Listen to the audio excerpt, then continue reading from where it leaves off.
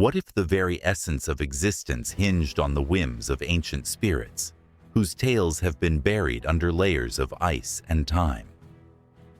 In the shadows of the frigid forests, where the whispers of the wind carry fragments of forgotten legends, a haunting figure looms, a goddess wielding the power of creation and destruction, her icy breath freezing the hearts of both mortals and gods alike. The air crackles with anticipation. Beneath the glow of the midnight sun, a battle brews among the deities, each struggling to claim dominion over the fragile world below. The tension is palpable, like a taut string ready to snap. The earth trembles, echoing cries of long-lost heroes who once fought against fate, their blood staining the very soil they defended. As the frostbitten trees sway ominously, the age-old struggle between light and darkness surges anew. Legends speak of an ancient artifact forged in the fires of creation, a treasure capable of tilting the balance of power. Yet, it lies hidden, shrouded in mystery. Who will seize it first? The cunning trickster, whose laughter masks schemes darker than the night, or the fierce warrior, bound by honor, yet haunted by the ghosts of those he could not save? Each heartbeat resonates with the weight of destiny. As the threads of fate intertwine, thickening the plot with every passing moment.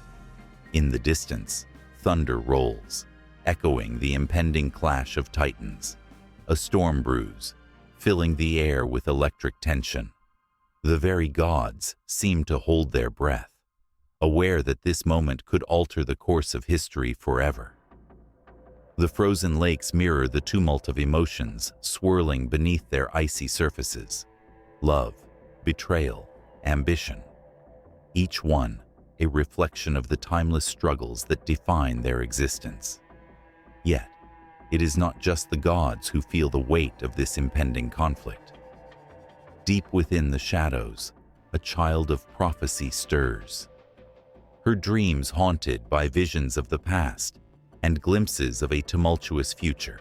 She grapples with the truths of her lineage, unaware that her fate intertwines with the ancient forces at play. Her awakening is a catalyst, a spark that could ignite a chain reaction, unraveling the fabric of both mortal and divine realms. As ancient trees creak and the ground quakes beneath the weight of expectation, the air thickens with the scent of impending change. Every creature senses it. The deer in the forest, the fish beneath the ice, even the stones that have witnessed countless seasons. They tremble, not just from the cold, but from the electric promise of chaos. What will emerge from the confluence of fate, ambition, and the raw power of the elements? As the storm reaches its zenith, an age-old question looms larger than ever. Can one truly wield the power of creation without inviting destruction?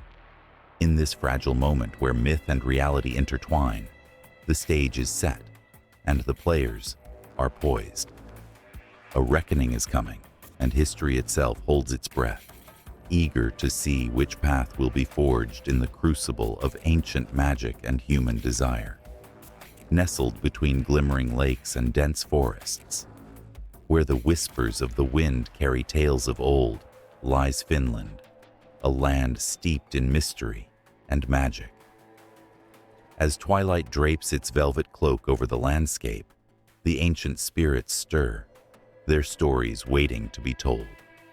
The air crackles with an energy, a reminder of the past, echoing the voices of the ancestors who once roamed this sacred earth. Each rock, each tree, holds a fragment of history, a testament to a time when gods and mortals walked hand in hand. In the beginning, there was the void, the cosmic nothingness known as Kala, where the primordial waters lapped against the shores of creation. It was from this abyss that the first sparks of life emerged, forming the foundations of a universe filled with miracles and terrors. From the depths of the water, The great fish, Ati, swam, a being of immense power, who shaped the world with each ripple of his fin. As the earth took form, so too did the pantheon of deities, who would come to embody the very essence of nature itself. The Finnish landscape, wild and untamed, became a canvas for the gods. Tapio, the ruler of the forest, watched over the creatures who called the woods home. With a crown of leaves and a heart full of wisdom, he guided the hunters and gatherers through the dense thickets. His wife, Mielikki, the goddess of the hunt, ensured that every arrow found its mark, every trap laid, would be filled with bounty. The forest breathed and pulsed with their divine presence, a living tapestry woven with the threads of myth and reality. But the storytelling did not remain confined to the deities. The early Finns, with their hearts attuned to the rhythms of nature, became the narrators of their own lives. They spoke of Kalevala, the epic saga that echoed through the ages, filled with heroic deeds and tragic losses, love stories and battles fought under the vast Finnish sky. Each word was a prayer, a bond to the past, preserving the wisdom of generations. The runos, songs, sung around flickering fires, echoed with the emotions of their lives, creating an unbreakable chain that connected them to their ancestors. Yet, amid the beauty, there was darkness. There were tales of Hisi, the malevolent spirit of the forest, lurking in the shadows, ready to ensnare the unwary traveler. The Finns honored the spirits of the land, offering sacrifices to appease the unseen forces that governed their existence. Fear danced at the edges of their stories, a reminder of the delicate balance between man and nature, life and death. The line between reverence and dread was thin, as every rustle in the underbrush could either signal a messenger from the gods or the approach of a spectral foe.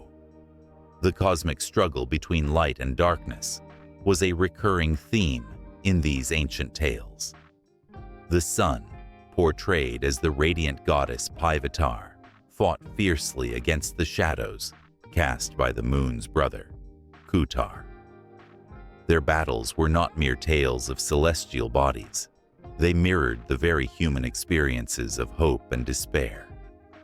As the sun rose and set, so too did the fortunes of the people, a reflection of their dreams and fears. Finland's mythology was not static.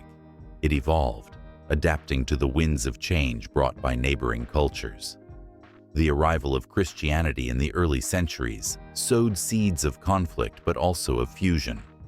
Some of the ancient tales were reshaped, woven into the new fabric of belief, while others resisted, clinging fiercely to their roots. The syncretism that followed created a rich tapestry of beliefs, where the old gods danced alongside new figures, reshaping the Finnish identity. The Sami people, with their own vibrant traditions, added layers to this mythological landscape. Their reverence for nature and deep understanding of the world around them intertwined with Finnish beliefs, creating stories that spoke of the northern lights as the spirits of the departed, dancing across the sky. The sacred reindeer, a symbol of life and sustenance, carried with it the weight of countless tales, each one revealing the intimate connection between the Sami and their land. Yet, as the stories flowed from one generation to the next, there was an ever-present tension, a struggle for survival against the encroaching modern world.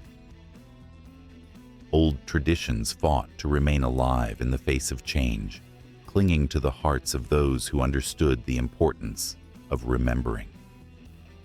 The sounds of the kantele, a traditional instrument, echoed in the air, carrying melodies that spoke of love, loss, and the wisdom of the ages.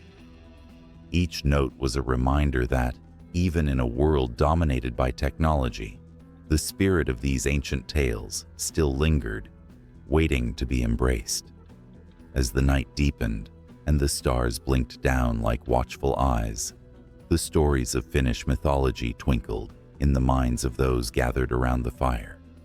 The flickering flames brought warmth, illuminating faces filled with wonder and reverence. The tales were not merely words, they were the lifeblood of a culture, pulsating with emotion, longing, and connection to the earth.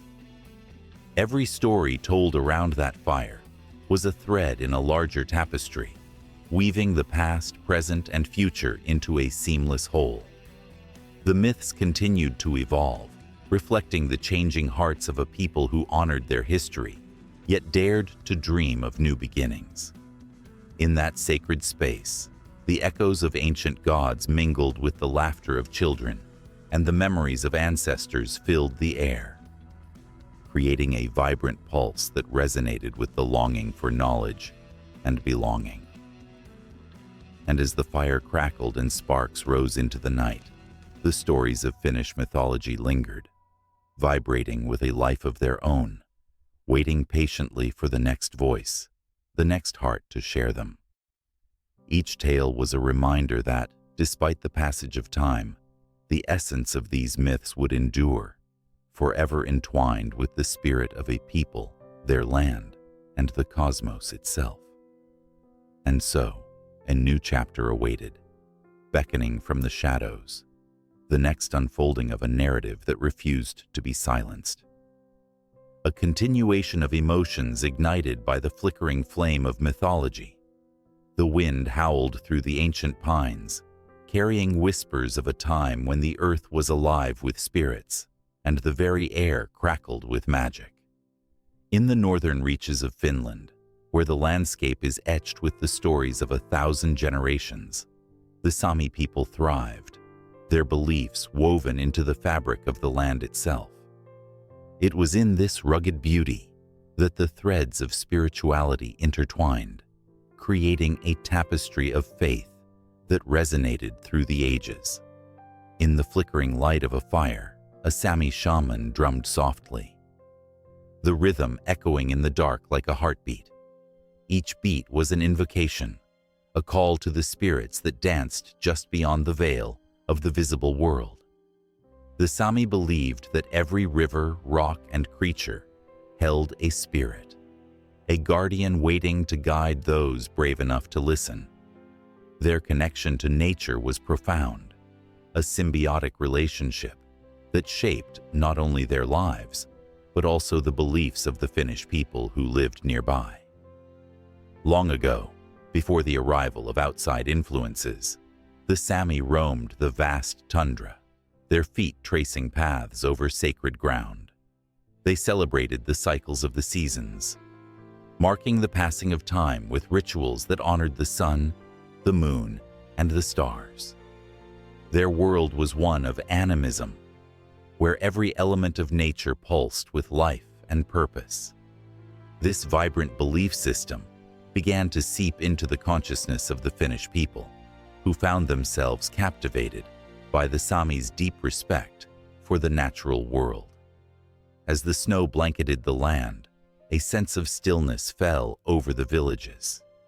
Yet, beneath this tranquil surface lay a current of energy, a belief in the unseen that thrummed like a pulse. Sami stories spoke of the Noid, a shamanic figure who could traverse the spirit realms, guiding souls and seeking wisdom. The Finnish, drawn to this mystical world, began to adopt the idea of a shamanic practitioner, blending it with their own folklore. The lines between belief systems blurred, creating a rich tapestry of shared spirituality. In the shimmering glow of the midnight sun, life flourished in ways that seemed almost magical. The Sami's reverence for the reindeer, which served as both a livelihood and a spiritual symbol, echoed through the hearts of the Finnish. They understood the delicate balance of life and death, the cycle that sustained them. Tales of the reindeer mother whispered through the forests, a figure representing fertility, protection, and connection to the wild. The Finnish people, inspired by the Sami's profound connection to the animal, began to honor the reindeer in their own ways, weaving the creature into their myths and rituals. Firelight flickered, casting shadows that danced like spirits across the walls of a wooden hut. Inside, an old woman recounted the tales of the Kalevala, the Finnish epic that intertwined with Sami legends. Heroes and spirits collided in these stories, merging cultures in a way that was organic and beautiful. The Finnish began to see the spirit world through Sami eyes, filling their hearts with reverence for forces unseen. Thunder rolled over the mountains, rumbling like the voice of a god.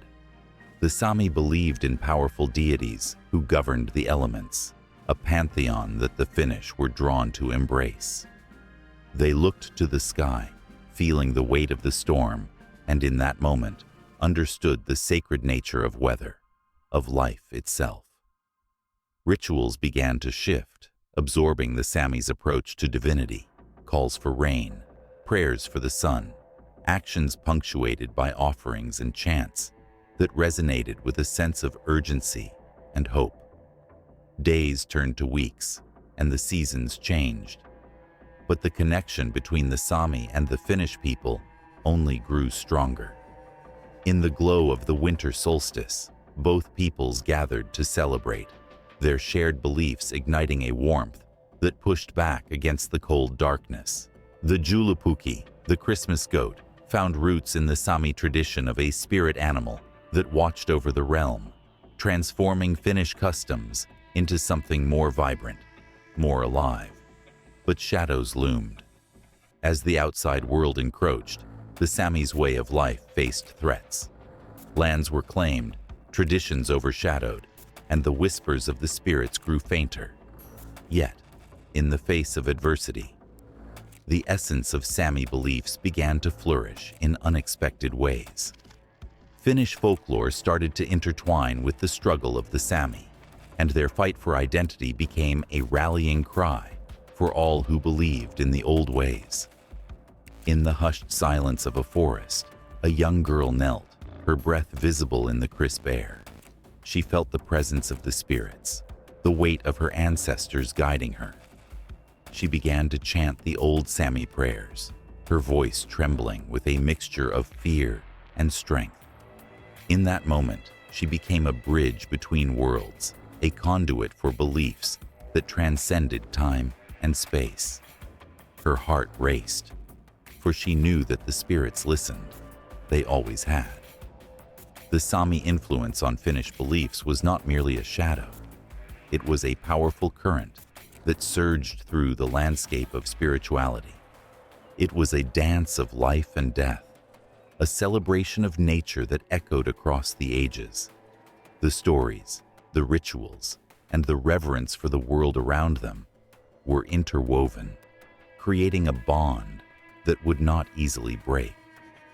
As the winds carried the sound of drums across the hills, both the Sami and Finnish people felt the pull of their shared history, a reminder that no matter the trials they faced, the spirits would always be there, watching, guiding, whispering through the trees, and dancing in the flickering light of the fire.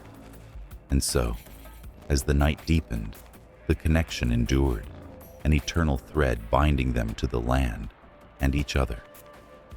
What came next was a rush of emotions, a wave of beliefs that washed over the people, drawing them closer to the essence of existence itself. The story continued, just as the song of the land flowed into the hearts of all who listened. Underneath the endless sky of Finland, where the forests whisper ancient tales and rivers hum old songs, there lies a treasure more valuable than gold, the Kalevala. This epic poem, woven together by the voice of Elias Lönnrot in the 19th century, is not merely a collection of stories. It is the lifeblood of a nation, a tapestry of myths and legends that pulse with the heartbeats of its people. Each stanza sings the origins of a world filled with gods, heroes, and creatures of unimaginable wonder.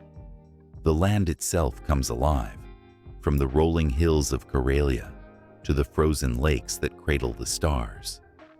Readers can almost touch the cool, wet earth as the heroes, like the wise Väinämöinen, tread softly through the woods, his every step echoing with the weight of wisdom and the thrill of adventure.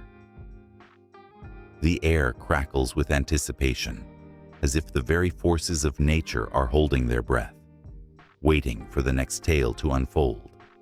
Väinämöinen, the eternal bard, can conjure songs that weave enchantments. He stands at the edge of a vast lake, his voice rising like mist in the morning air, calling forth the spirits of the water.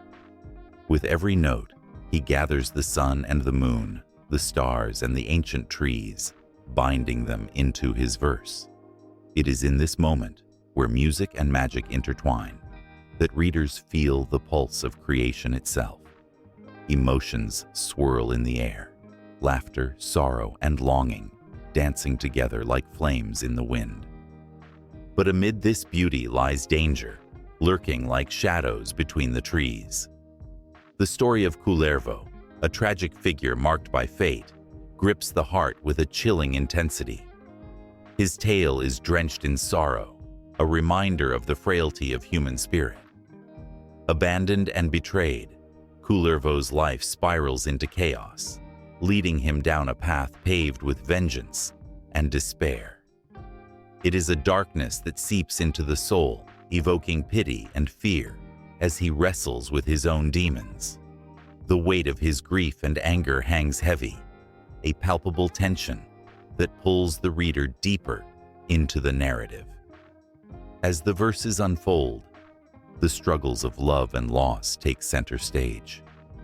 The beautiful maiden Aino, caught between duty and desire, becomes a symbol of longing and sacrifice.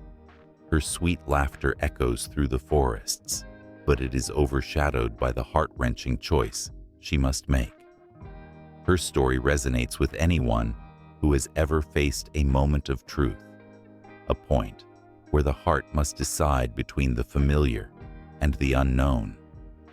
It is a reflection of the universal human experience, one that sends shivers along the spine and stirs the soul. Then there's the fierce and cunning Lemminkainen, who approaches life with an audacity that inspires both admiration and dread. His adventures are marked by reckless bravery, battles fought with unflinching resolve. Yet, there lies a haunting fragility beneath his bravado. His quest for love leads him to the chilling shores of death, where he must confront the very essence of mortality. The air thickens with suspense as fate teeters on a knife's edge, and readers find themselves breathlessly wondering if bravery alone can conquer the inevitable. The Kalevala is a mirror, reflecting the complexities of human nature. Every character embodies not just bravery or folly, but the full spectrum of emotions. Each line of the poem pulses with life, allowing readers to not only witness the epic battles and magical feats, but also to feel. The laughter, the tears, the agony of choice resonate in the air, drawing the audience closer, making them part of this age-old dance of creation and destruction. Across the verses, the themes of unity and conflict emerge. The clash between the peoples of Kalevala and Pohjola tells a tale as old as time, where the quest for knowledge, resources, and power ignites flames of rivalry. This is not just a battle of swords, but also of wills. Each side believes in the righteousness of their cause, and as the tension mounts, every reader feels the heat of conflict. It's a reminder of the very struggles that exist in today's world, echoing the reality that humanity has always wrestled with its desires and fears. And then, in a moment that feels almost divine, a glimpse of hope appears. The magical Sampo, a mystical artifact that brings prosperity, becomes the focal point of the epic's climax. Its creation is a dance of power, ambition, and ambition, and the quest for it not only tests the characters' resolve, but also unravels their deepest desires. The Sampo's allure draws everyone in, and the stakes grow higher with every passing verse, wrapping the listener in a web of suspense that feels almost electric. But even as the drama unfolds, the heart of the Kalevala remains rooted in the profound connection between people and nature. The landscape breathes alongside the characters, shifting with their triumphs and tragedies. From the gentle rustling of leaves to the thunderous roar of storms, the earth itself becomes a character, a silent witness to the unfolding saga. The reader can almost feel the chill of the northern winds and the warmth of the summer sun, each moment steeped in the essence of the land.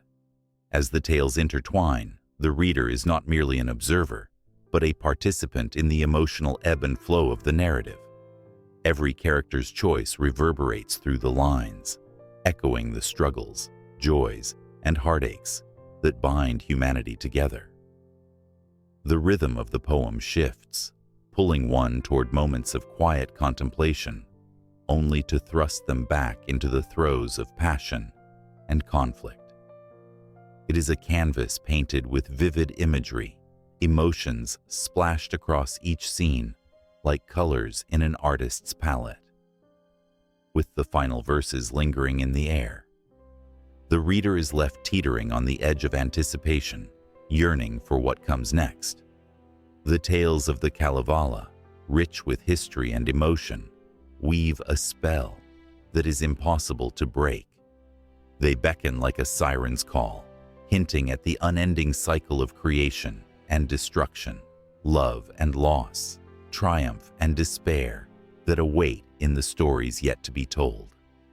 The heart races, the breath quickens, the journey continues, a thrilling whisper of what lies ahead in the tapestry of time. In the beginning, there was a vast void, an endless stretch of nothingness, where darkness reigned supreme. It was cold, empty, and unwelcoming, a place where dreams and hopes were swallowed whole by a relentless silence. But even in that silence, a stirring began, a whisper of potential that echoed through the emptiness, hinting at the wonders yet to come. Out of this chaos, a powerful force emerged, an ancient energy swirling with the promise of creation. This force was not just a spark, it was an awakening, a loud cry in the stillness of the cosmos. It danced and pulsed, a vibrant heartbeat against the bleak canvas of the void. As if responding to a forgotten call, the elements began to take form. Light flickered, and shadows twisted into shapes. The universe stirred, and with it, the first threads of order began to weave through chaos, like stars stitching themselves into the fabric of the night. From the depths of nothingness, the primordial waters roiled, deep and dark. They pooled together, reflecting the glimmers of light that began to break through the veil of chaos. In these waters, a figure emerged, radiant and powerful. This was the Creator, the architect of everything that was and would ever be. With a flick of their wrist, the waters parted, and from them arose land, solid and steadfast. Mountains surged skyward, valleys cradled secrets, and rivers carved their paths with purpose. Each formation sang with life, a testament to the Creator's will. But the Creator was not alone. From the depths of the earth and the vastness of the sky, other beings were born. Spirits of the winds and whispers of the earth gathered around the Creator, drawn in by the brilliance of this new world. They were the guardians of creation, tasked with shaping the land and nurturing the seeds of life that would soon sprout. There was a harmony, a beautiful melody of existence that filled the air, vibrating with the energy of possibilities. Yet, amidst the growing order, shadows lingered at the edges. A dark undercurrent of uncertainty unfurled, a reminder that chaos was never far behind. Whispers of discord echoed within the hearts of some of the newly formed spirits. They could sense the delicate balance between creation and destruction, and their minds wrestled with the allure of chaos. It was a tempting force, one that promised power and freedom, but threatened to unravel the tapestry that was being woven. As the sun rose for the first time, casting golden rays across the nascent world, the excitement of life began to take hold. Plants burst forth, stretching their leaves toward the light, while creatures of all shapes and sizes emerged from their hiding places, driven by an instinct stronger than themselves. The air was alive with the sounds of chirping birds, rustling leaves, and the gentle lapping of waves against the shore. The world was vibrant, a vivid painting in motion, and it seemed nothing could disturb this newfound peace. But chaos had its champions, those who languished in the shadows, biding their time. They watched as the Creator and the spirits infused life into the world, their hearts boiling with envy and desire. The first discordant note struck when a group of these rebellious spirits, yearning for liberation from the Creator's order, conspired to sow chaos. The balance was fragile, and they delighted in the thought of tipping the scales. And so, with a shiver of anticipatory dread, the seeds of rebellion were planted. A tempest brewed in the sky, dark clouds swirling as if summoned by the spirit of chaos itself. Lightning crackled, illuminating the world in blinding flashes, and thunder rumbled like the growl of a beast awakened.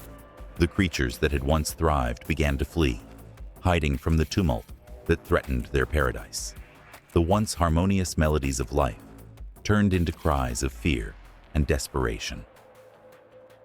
In that moment, the Creator felt the shift, a sharp pang in their heart as they witnessed their world being threatened.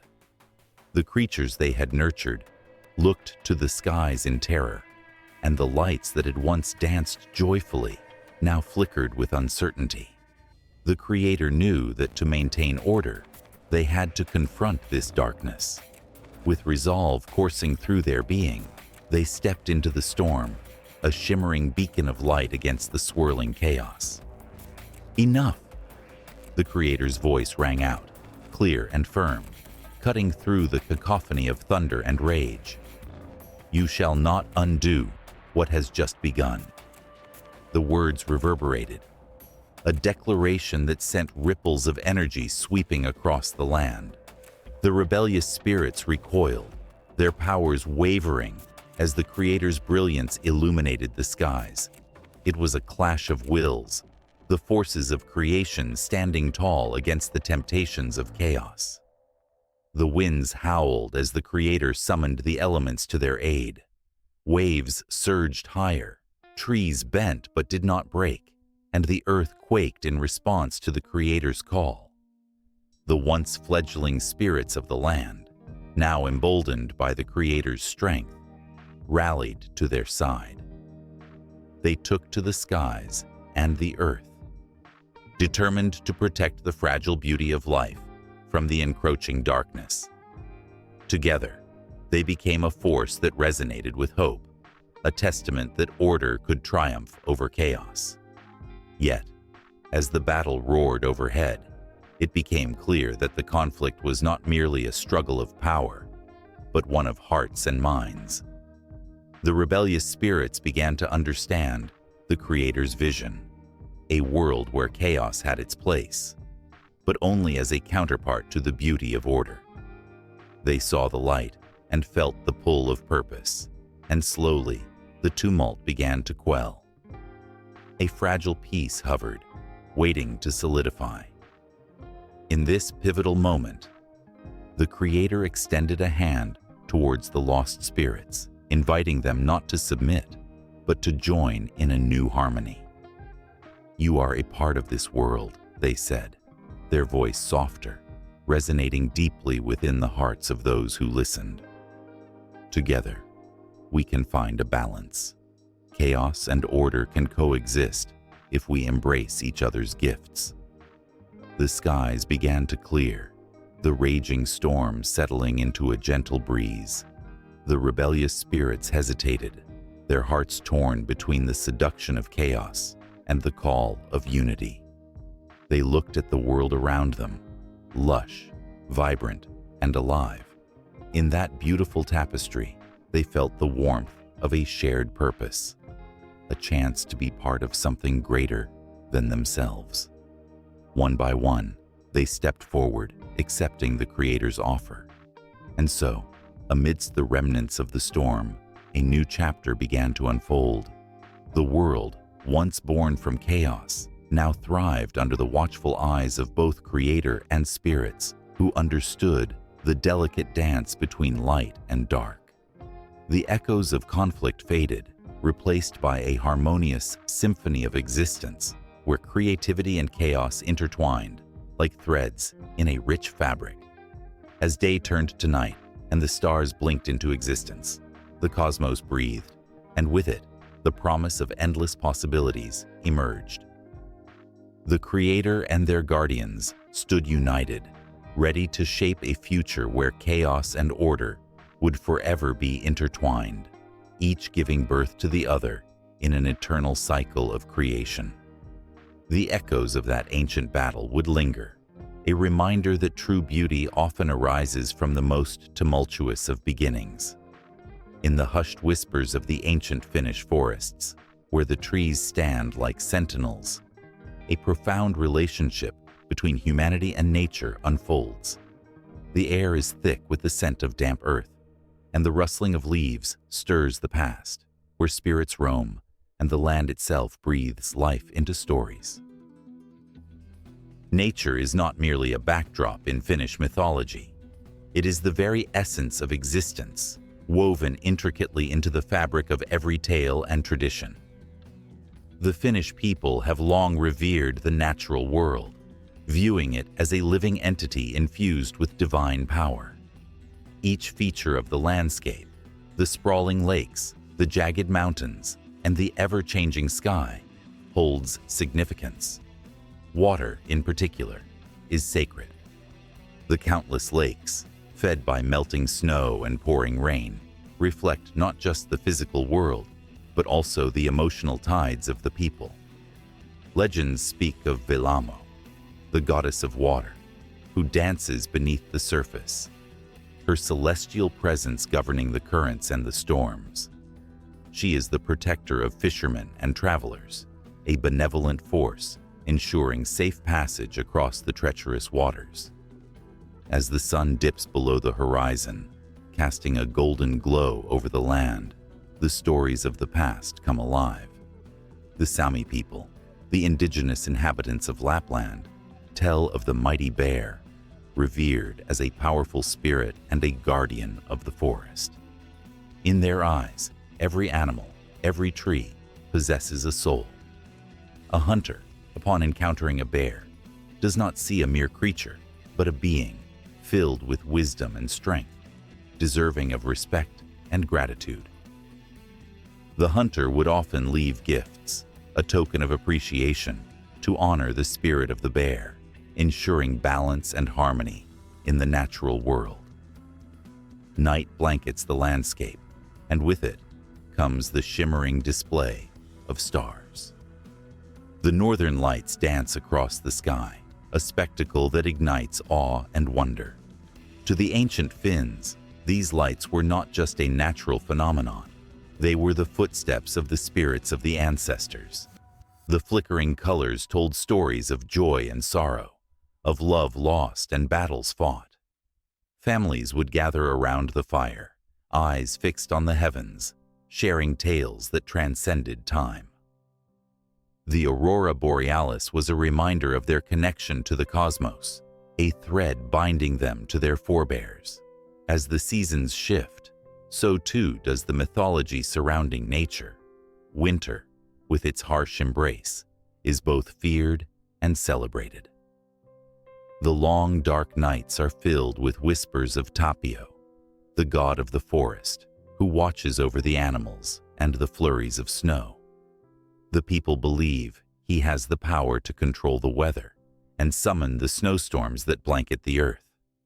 During the cold months, rituals abound to appease him, invoking warmth and light in a time of chilling darkness. They light candles and fill their homes with the scent of pine, hoping to draw his favor and protection. In spring, nature awakens with a vibrant burst of life. The thawing earth reveals flowers and fresh greenery, and the stories shift to those of fertility and rebirth. The goddess of spring, known as Julupuki, brings warmth and joy, ushering in a time of renewal. Children play under the blooming branches, laughter echoing through the valleys, creating an atmosphere of hope. It is a season where the connection between the human spirit and nature is most palpable, a dance of life where every blossom and chirp is celebrated. Amidst these changes, the forests remain a constant, a sanctuary filled with mysteries. The Finnish believe in the concept of Metsänväki, the spirit of the forest that protects its inhabitants. It is said that those who walk with respect will be blessed, while those who take without gratitude will incur the wrath of the forest spirits. The stories tell of lost travelers who found their way back home after making amends with the Metsänväki, offering apologies and gifts to the unseen beings that dwell among the trees. The forests are alive, pulsing with energy. Every shadow and rustle a reminder of the unseen world that exists alongside the visible. Emotion thickens as the tales weave through generations, each retelling adding layers of meaning. The bond between people and nature is not merely one of reverence. It is a relationship of reciprocity. The Finnish have always understood that they are part of the natural order, not separate from it. They honor the cycles of life, the rising and falling of the seasons, each heartbeat of nature echoing in their own. As dusk falls once more, the sound of a distant drumbeat reverberates through the air, a call to gather, to remember. The people come together, their faces illuminated by the flickering flames of a bonfire. They sing songs of the earth, their voices rising like smoke into the night sky. The tales of ancestors who danced with the spirits, who traversed the forests, are alive in their hearts. Nature is not just a setting in these stories. It is the very core, the rhythm that binds them all together, a reminder that every leaf, every drop of rain carries the weight of history, a legacy of love and survival. As the flames crackle and the stars twinkle overhead, the listener can feel the heartbeat of the earth, a reminder that the stories are far from over.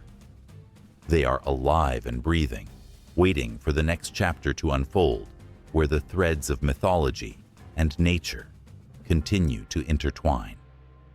The connection is palpable, an unending cycle of reverence and respect, propelling the narrative forward as the night deepens, ready to unveil more wonders that lie ahead. In the twilight of a whispering forest, where the trees sway to an ancient rhythm and shadows dance with flickering light, one could almost hear the soft murmurs of the old gods. The air is thick with the scent of pine and damp earth, a reminder that long ago, the Finnish landscape was alive with more than just nature. It was a tapestry woven with the threads of divine beings, each one embodying the hopes, fears, and dreams of a people who walked the earth beneath their watchful eyes. The heartbeats of these deities echo still, resonating with a power that stirs emotions buried deep within the soul. In the Finnish pantheon, each deity emerges from the mists of time, like a figure carved from the very stones of the earth, raw, powerful, and undeniably captivating. They are not mere figures of mythology. They are the guardians of nature, the spirits of the land, the whispers of the wind. There is Ukko, the thunder god, whose voice rumbles like a storm across the sky. He wields a hammer that commands the elements, a force of nature that demands respect and awe. Farmers revered him, praying for rain during droughts and sunshine during harvests, for they knew that their fates were intertwined with his whims. Each clap of thunder was a reminder of his presence, a signal that he was watching, listening, ready to respond. Then there is Akka, the goddess of fertility, who cradles the earth in her nurturing embrace. She is depicted as a wise elder, her hands worn yet gentle, filled with the wisdom of countless seasons. Communities would gather at her shrines, offering bread and milk as tokens of gratitude for the bounty she provided. The memory of her blessings lingers, like the fragrance of wildflowers in spring, stirring a deep sense of comfort and belonging. Her connection to the land is profound. She is the heartbeat of every seed that germinates, every flower that blooms. Yet, not all deities brought comfort. Louhi, the formidable mistress of the north, strikes fear into the hearts of those who dared to cross her path. With her dark cloak billowing like a storm cloud, she commands the spirits of the cold and the mountains. Legends tell of her fierce protection over the Sampo, a mythical object that brings prosperity and fortune. Many have sought her favor, but few return unscathed. Her story is woven with threads of ambition and consequence, a reminder of the often blinding desire for power that can lead even the noblest of souls astray. The waters, too, are alive with spirits. Ahti, the god of the sea, rules the depths, his realm a place of both beauty and terror. Fishermen would invoke his name before casting their nets, hoping for a bounty that could feed their families. But the ocean is fickle, its moods shifting with the tides, and Ahti's laughter could quickly turn to anger. The crashing waves tell tales of ancient ships lost to his depths, reminding all who hear them of the delicate balance between reverence and recklessness. And then there are the Lemminkainen and his kin, deities steeped in the fabric of heroism and adventure. The tales of their exploits ripple through the ages, full of bravery, love, and the eternal struggle against darkness. They are the champions of humanity, embodying the qualities that inspire, that ignite a fire in the heart. Their stories echo through the valleys and mountains, reminding the Finnish people of their own strength and resilience in the face of adversity. Amidst these powerful figures, the spirits of the forest, Tapio and his wife, Mielikki, dance in harmony with nature itself. Tapio, the god of the woods, is the protector of animals and the guardian of hunters. His presence is felt in the rustling leaves and the gentle footsteps of creatures that roam the wilderness. Mielikki, the goddess of the hunt, is his counterpart, embodying the grace and skill needed to coexist with the wild. Together, they nurture the delicate balance of life, their love story woven into the very fabric of the Finnish psyche, a tale as old as time itself. As night descends and the stars begin to twinkle like distant lanterns, the stories of these deities resonate more deeply. They are not just tales told around a fire, they are the very essence of Finnish identity. Each name invoked carries the weight of history, the passion of generations who sought guidance and solace in the divine. The landscape of Finland is a canvas painted with their deeds, a living testament to the intertwining of nature and spirit. With every whisper of the wind, every rustle of the leaves, the deities invite the people to remember them, to call upon their power during times of need. They exist in the silence of the woods, the rush of rivers, and the caress of the breeze. Their presence lingers in the hearts of those who venture into the wild, a reminder that they are never alone. The Finnish pantheon, vibrant and alive, pulses through the land. It is a world where the boundaries between the mortal and the divine blur, where legends walk among the living, and where every rock and stream holds a story waiting to be told. The deities, with their triumphs and tribulations, shine like beacons of hope and caution, inviting a dance with fate itself. They beckon the brave, the curious, and the lost to engage with the very essence of existence, a thrilling call that reverberates through the ages, leaving a trail of goosebumps and wonder in its wake. Storm clouds gathered on the horizon, dark and looming, as the wind whispered secrets of ages past. In the village below, villagers paused in their work, gazing upward, sensing the tension in the air. They knew, without a doubt, that Ukko was near. His presence felt in the crackling electricity that danced through the atmosphere. This was no ordinary thunderstorm. It was a sign of Ukko, the thunder god, ruler of the skies, descending to earth once more. In ancient Finland, Ukko was not merely a figure of folklore, but a force of nature, revered and feared by those who honored him. The villagers held their breath as the first rumble of thunder echoed, trembling deep within their chests. They had learned to respect Ukko's moods. When he was angry, the heavens would unleash torrents of rain, and lightning would strike with a fury that could level forests. But when he was pleased, the sun would shine brightly, nourishing the fields and filling the lakes with fish. Legends told of Ukko's mighty hammer, a sacred artifact capable of splitting the very sky. Forged from celestial metal and imbued with the power of creation and destruction, Ukko wielded it with grace and authority. The villagers would gather, eyes wide with reverence, as they listened to the elders recount stories of how Ukko vanquished giants and brought down storms to replenish the earth's life-giving waters. On stormy nights, when the wind howled and the rain lashed against the windows, mothers would gather their children close, recounting tales of Ukko's great battles. "He is the guardian of our harvests," they would say, "the protector of our homes." Such words filled the children with awe, their imaginations ignited by visions of a god, bold and powerful, soaring through the sky on a chariot of thunderclouds, draped in robes of shimmering lightning. As the storm rolled in, the villagers prepared themselves for Ukko's arrival.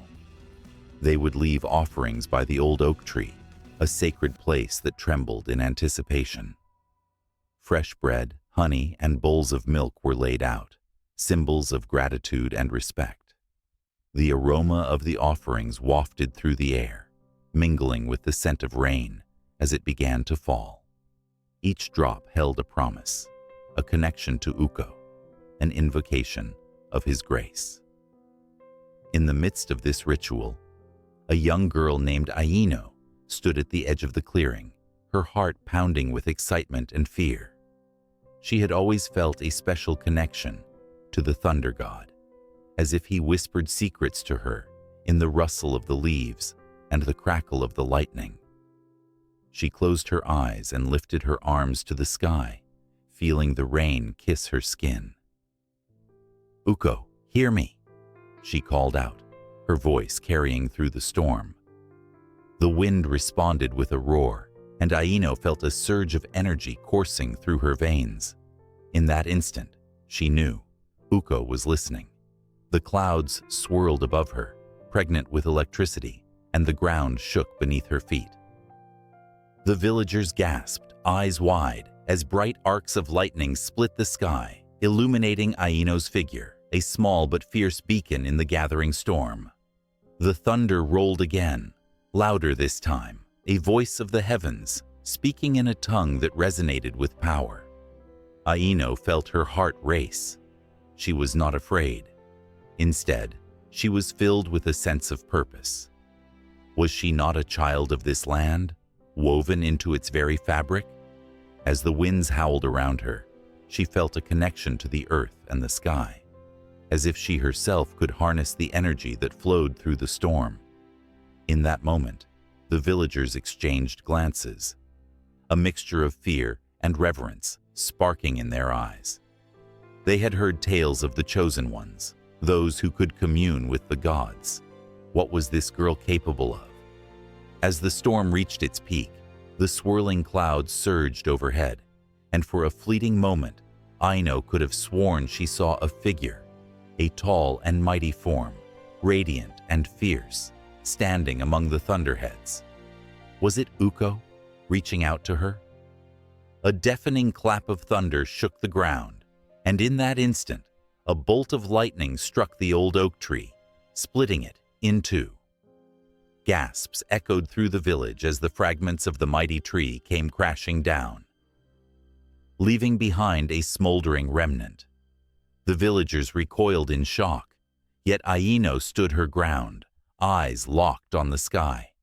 The storm lessened, the winds calmed, but the energy lingered, electric and alive. Aino felt a rush of emotions, fear, exhilaration, a profound sense of belonging. The villagers began to chant, their voices rising in harmony, calling upon Ukko to bless them, to protect them. Each word felt like a bridge connecting the earthly realm to the divine, channeling their hopes and fears into the storm. As the rain fell softer, Aino turned her gaze upward, feeling the pull of something greater. It was as if Ukko himself was inviting her into a world of possibilities, an endless expanse where thunder roared like a battle cry, and lightning painted the sky in vivid colors. Could she be a vessel for his power? The thought ignited a fire within her, igniting a spark of destiny. In the coming days, stories of Aino's communion with Ukko spread through the village like wildfire. The elders whispered about her extraordinary connection to the thunder god, and her presence transformed the community.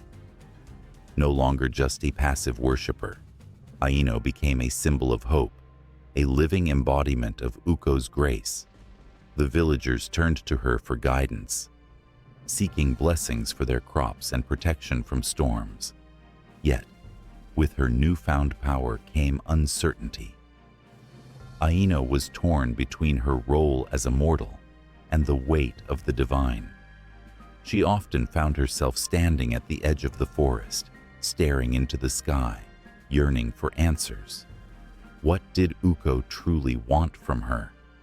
The clouds would swirl ominously, as if echoing her internal struggle. Each rumble of thunder felt like an answer, yet remained tantalizingly out of reach. Then, one fateful evening, as dusk settled over the land, Aino heard the familiar crackle of energy in the air. It was a sound she had come to know intimately. Yet this time, it felt different, urgent. The clouds rolled in thick and heavy, and she sensed Ukko's presence, more powerful than ever. She hurried to the village, her heart pounding, the whispers of the wind urging her forward. The villagers had gathered, their faces drawn with worry. A tempest was brewing, one that threatened to consume everything they held dear. Aino's breath caught in her throat. This was not just a storm, it was a test, a call to action. Would she rise to meet Ukko's challenge? Would she be the bridge between the earth and the sky, the protector of her people against the wrath of the thunder god? As the first flash of lightning illuminated the darkening sky, Aino stood tall, feeling the pulse of the storm in her veins. She knew this moment would change everything. The wind howled, urging her forward, and she could almost hear Ukko's voice within the thunder, a call to become something greater than herself. The villagers watched in awe, their eyes filled with hope and fear, as Aino lifted her arms to the heavens once more. This was not just about survival, it was about embracing the storm, about finding her place in a world where the divine intertwined with the ordinary. The air crackled with tension, and as she stood there, heart racing, spirit soaring, Aino felt the weight of destiny settle upon her shoulders. The storm raged on, and she was ready to face it. In a world where the sun kissed the earth and the winds whispered ancient secrets, there existed a goddess whose very essence was entwined with life itself. Akka, the Earth Mother, stood majestic, a towering figure whose presence radiated warmth and strength. Her long, flowing hair resembled the lush meadows, rich and green, teeming with promise. Beneath her feet, the soil pulsed with vitality, every inch a testament to her nurturing spirit. As the seasons cycled, Akka's heart beat in rhythm with the land. Each spring, she awakened to the vibrant call of flowers bursting into bloom, their colors a celebration of rebirth. She could hear the joyful laughter of children playing among the blossoms, a sound that filled her with a profound joy. It was a sound of hope, of life, of dreams yet to unfold. But beneath that laughter lay whispers of longing and sacrifice, for the path to fertility was often fraught with trials. In the villages dotted across the sweeping plains, the people revered Akka, their prayers rising like smoke from sacred fires. They gathered under her watchful gaze, their faces illuminated by flickering flames, eyes filled with desperation and hope. Each offering, a sheaf of grain, a painted stone, carried the weight of their wishes. They sought her blessing, pleading for bountiful harvests and healthy children. And in those quiet, reverent moments, Akka listened, her spirit intertwined with their aspirations. Yet there were darker times, when the earth lay barren, cracked under the relentless sun. During those seasons, the air thick with despair, the villagers felt the absence of their beloved goddess. It was during a drought that a young woman named Ilara, burdened with sorrow, ventured into the heart of the forest. There she sought Akka with a heart full of yearning. Ilara sat at the base of the oldest tree, its gnarled roots reaching deep into the earth, as if trying to touch the very soul of Akka. "Mother," she cried, her voice trembling, "I am lost without your touch. Please, return to us." The forest listened, holding its breath as silence enveloped her. Just when hope seemed a distant star, a gentle breeze stirred the leaves, carrying with it a whisper, a promise. Akka was near. As the sun dipped below the horizon, painting the sky in shades of crimson and gold, Ilara felt a presence wrap around her like a warm embrace. Suddenly, the ground trembled slightly, and from the depths of the earth, a soft glow emerged. It illuminated the darkness, revealing vibrant roots, teeming with life. The goddess herself, with eyes like the clear blue sky and skin like rich brown earth, appeared before Ilara. "Child of the earth," Akka spoke, her voice resonating like the soft rumble of thunder. "Your pain echoes across the lands. Your cries have reached my heart. I am always here, even when the soil seems dry." Tears streamed down Ilara's face as she knelt, overwhelmed by the goddess's presence. Akka extended her hand, and the touch was like cool water on parched skin. With that single gesture, the ground sighed as if awakening from a long slumber. The trees began to tremble, their leaves rustling with excitement, and flowers erupted in a riot of colors, painting the world anew. The scent of earth after rain wafted through the air, sweet and intoxicating. Ilara could hardly believe her eyes. Life was returning, and Akka had breathed hope back into the land.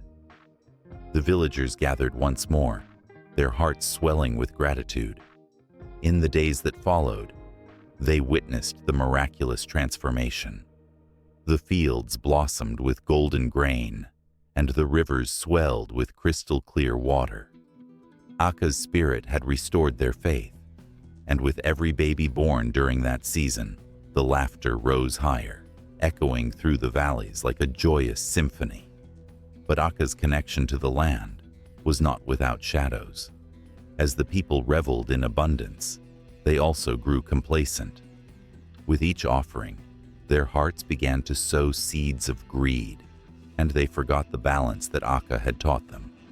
They took, forgetting to give back to the earth, forgetting that the cycle of life was a delicate dance between receiving and offering. In the depths of the forest, Akka felt the shift. She could sense the imbalance, a tightening grip around her heart. The once vibrant colors of the land began to dull, the laughter turning into hollow echoes. She knew she had to remind her children of their connection to the earth, of the respect that must be woven into their daily lives. One stormy night, as dark clouds gathered above, she summoned the winds and rain, unleashing a tempest that shook the very foundations of the villages. The villagers awoke, startled and frightened. As torrents of rain fell, flooding their homes and washing away their comforts. Amidst the chaos, they cried out for Akka, pleading for her mercy. In the eye of the storm, the clouds parted, and there she stood. Akka, radiant and fierce, her eyes blazing with the power of nature. "You have forgotten," she thundered, her voice echoing through the valley. "You are not separate from this earth. You are a part of it, and every action ripples across the fabric of life." Trembling with fear and awe, the villagers listened. They saw in her eyes the depth of their mistake, the disconnection that had grown like a weed in their hearts. Akka, the Earth Mother, stood as a reminder of the harmony that must be restored.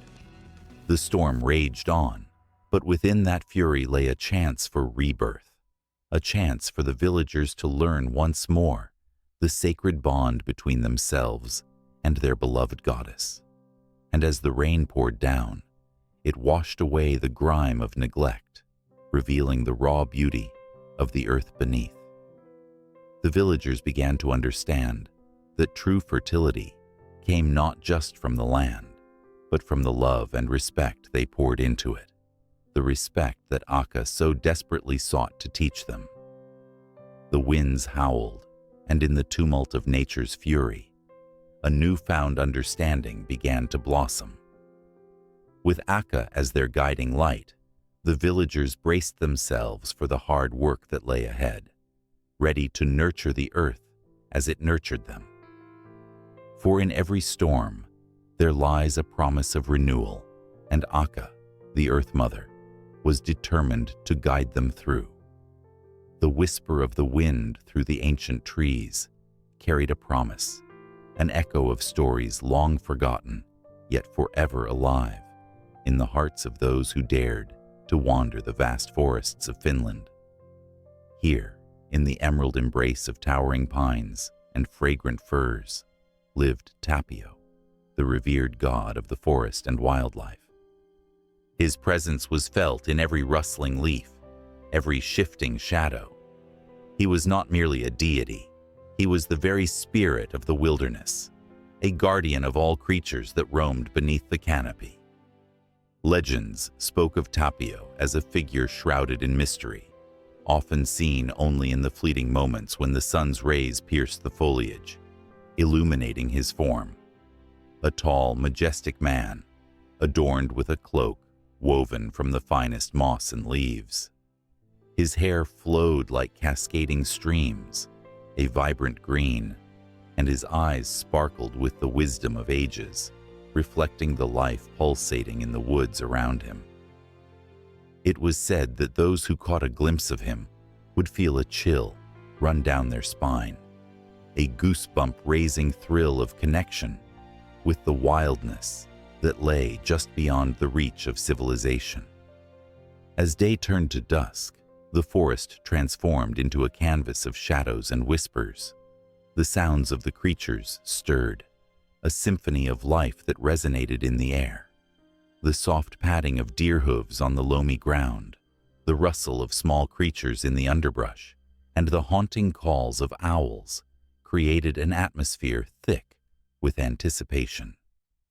The animals were aware, sensing the presence of their god, their protector. Each creature held a sacred understanding of their place in the delicate balance of nature that Tapio safeguarded. But this was no ordinary evening. A sense of unease lingered like a distant storm cloud on the horizon. The trees seemed to lean closer, their gnarled branches whispering of danger, of human encroachment that threatened to silence the very heart of the forest. Tapio felt the anxiety ripple through the land. It was not just the trees that spoke to him. The winds carried the cries of the voiceless, the animals that were losing their homes to the unyielding march of progress.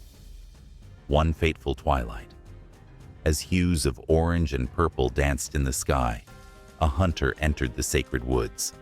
Armed with the tools of his trade, he ventured deeper into the thicket, driven by ambition, blinded to the beauty around him. He sought not only to feed his family, but also to conquer the wilderness. Each step he took was a jarring note in the symphony of life that Tapio cherished. The god of the forest sensed the disturbance, the sharpness of the hunter's intentions, cutting through the serene air like a dagger. As the hunter crept silently through the underbrush, Tapio unleashed the wild magic of the forest. The wind picked up, swirling with a sudden ferocity. Branches cracked, leaves fluttered like frightened birds, and a low growl rumbled through the ground, a warning. But the hunter, steeped in pride and determination, pressed on, oblivious to the chaos he was stirring. Suddenly, from the depths of the shadows, a magnificent elk emerged, its antlers sprawling like the branches of the oldest tree. The hunter's breath caught in his throat, a mix of awe and hunger. In that moment, everything shifted. Tapio, watching from the veil of the trees, felt a surge of urgency. The elk stood tall, embodying the strength of the forest, but the hunter's eyes glinted with greed. Would he heed the warning, or would he continue his pursuit, risking the wrath of a god? The air crackled with tension. The elk's gaze locked onto the hunter, who froze in that moment, a flicker of recognition crossing his face. The creature was not merely prey. It was a spirit of the forest, a living connection to the wild. With a sudden movement, the elk turned and bounded away, its grace a stark contrast to the heavy footfalls of the hunter. The chase ignited. The hunter's heart raced with adrenaline, but the forest stirred around him. Trees bent slightly, as if guiding the elk. Roots shifted to trip the hunter, and the brush thickened to obscure his path. In the distance, a faint sound echoed through the trees, a low rumbling growl that resonated like thunder, vibrating through the very earth. Tapio, in his fury and protectiveness, called upon the spirits of the forest. With every breath he took, he drew upon the life force of the woods, rallying the animals to his side. Squirrels chattered anxiously, birds took to the sky, and wolves howled in solidarity. Together, they were an army of the wild, united in their defense against the encroaching darkness. The hunter, now lost in a labyrinth of trees and shadows, felt a chill seep into his bones. He could no longer tell where he was or how to escape. Panic surged within him, and for the first time, He understood the true nature of the forest. A place of beauty, yes, but also a realm of power, where the spirits were alive and vigilant. The sounds of the forest morphed into a cacophony, a warning that engulfed him. It was not just a hunt. It was a confrontation with something far greater than himself. In that moment of desperation, the hunter's heart began to change. He felt the weight of his choices, the realization that he was part of this landscape, not above it. The trees, the creatures, they were all interconnected, a web of life that could not be so easily severed. But would it be enough to turn back? Would the shadows of pride and ambition allow him to retreat, to listen to the whispers of the forest? As the elk bounded further into the depths of the woods, Tapio watched with bated breath, his energy flowing through the very roots of the trees. He felt the tension rise, the fate of the forest hanging in the balance. In that charged space between man and nature, a decision loomed. The line between hunter and hunted blurred, and the forest held its breath, waiting for the outcome that would echo through the ages. The moon hung low over the darkened waters, casting shimmering silver trails that danced like spirits across the surface. Beneath that serene facade, a world of secrets churned, murmuring tales of triumph and despair. Here, in this endless expanse, Ahti reigned supreme, a god born from the depths of the cold, unforgiving lakes and rivers. His presence felt in every ripple, every wave. In the quiet hours of the night, fishermen would often share stories of Ahti, their voices hushed with reverence. They spoke of how he could be both a gentle guide and a fierce adversary, depending on the whims of the waters. Old men, their faces weathered by time and hardship, would lean in close, recounting how Ahti shaped their lives, sometimes blessing them with bountiful catches, other times testing their resolve with storms that could swallow a boat whole. As dawn broke, the fishermen would set out, their small wooden boats barely making a sound against the stillness of the lake. They would whisper his name, a prayer suspended in the air, carving into the morning mist. Ahti, grant us favor, they would murmur, casting their nets into the depths, trusting that the god of the waters was listening. But to catch Ahti's favor was no simple task. The waters were as unpredictable as the moods of a capricious deity.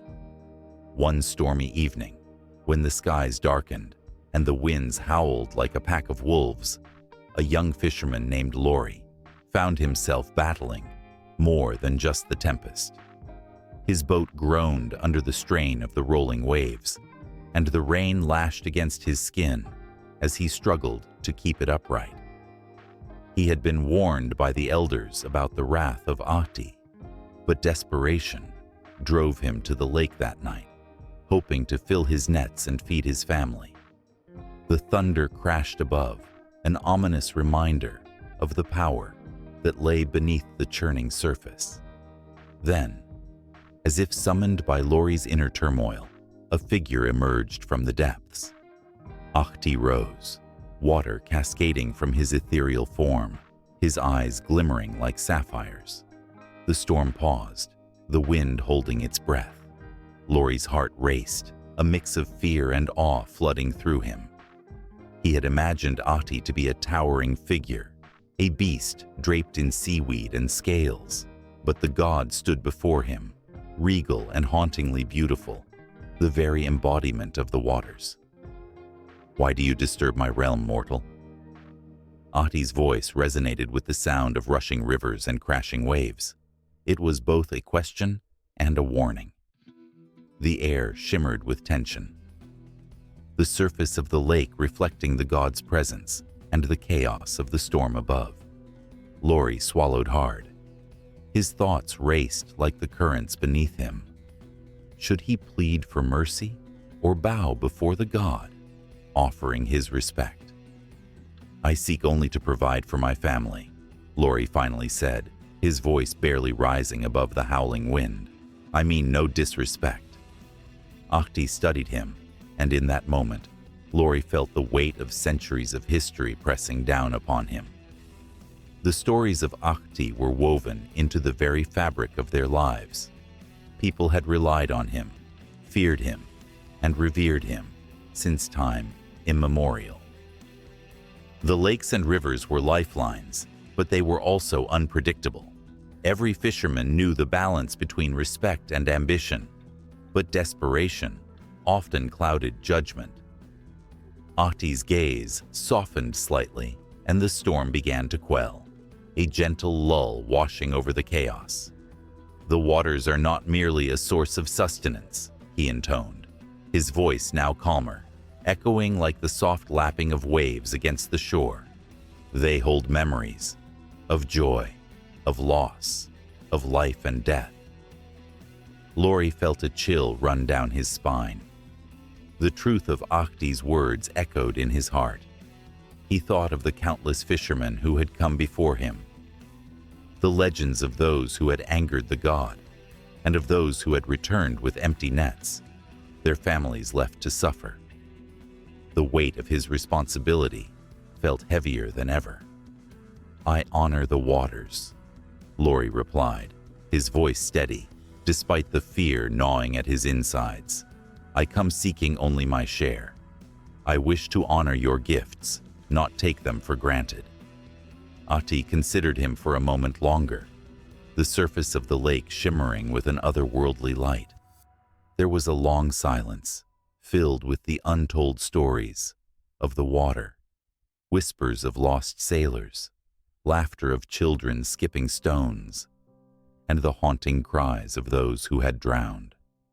"Then listen closely," Ahti finally said, his voice resonating like thunder, but softened by a current of understanding.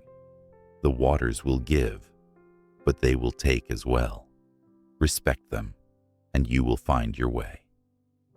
With that, Ahti vanished beneath the waves, leaving Lori alone in the stillness. But the calm was deceptive.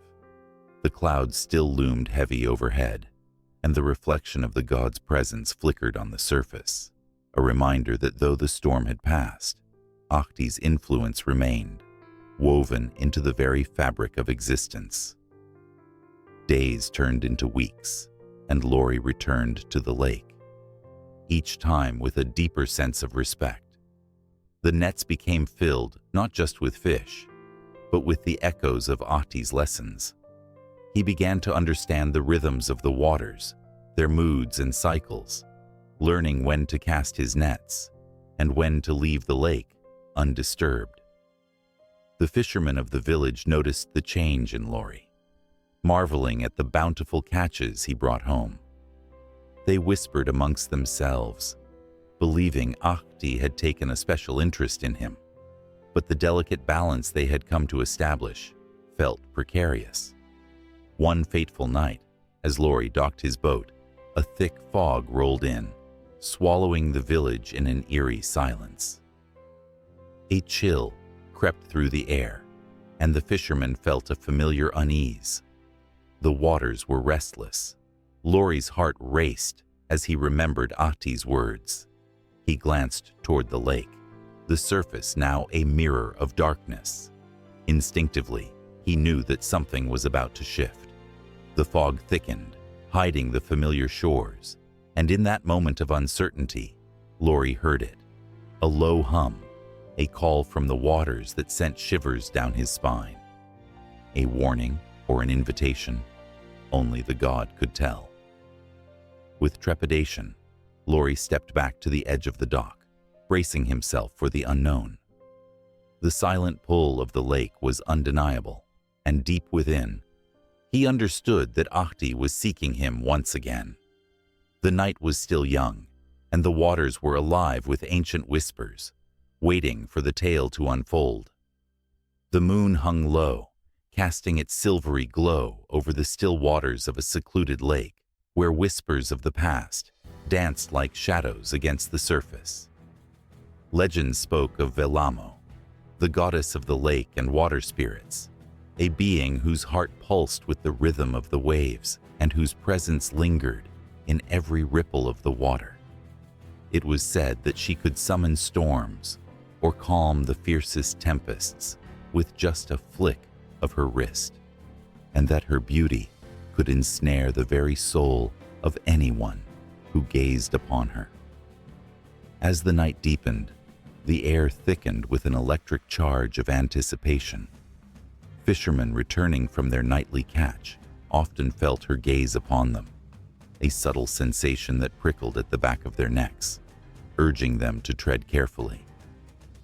For Väinämöinen was not just a goddess, she was a protector of the lakes and rivers, guarding the secrets that lay beneath the surface. Her spirit was woven into the very fabric of the waters, creating a bond that united the land and its people. Tales of her deeds spread like wildfire. It was whispered that she could be seen dancing on moonlit nights, her long hair cascading like waterfalls around her shoulders, shimmering with the light of 1,000 stars. On such nights, she invited the water spirits, mischievous creatures that played in the depths, to join her in a celebration of life and magic. Together, they would perform a spectacular ballet of light and sound, turning the lake into a canvas of shimmering beauty.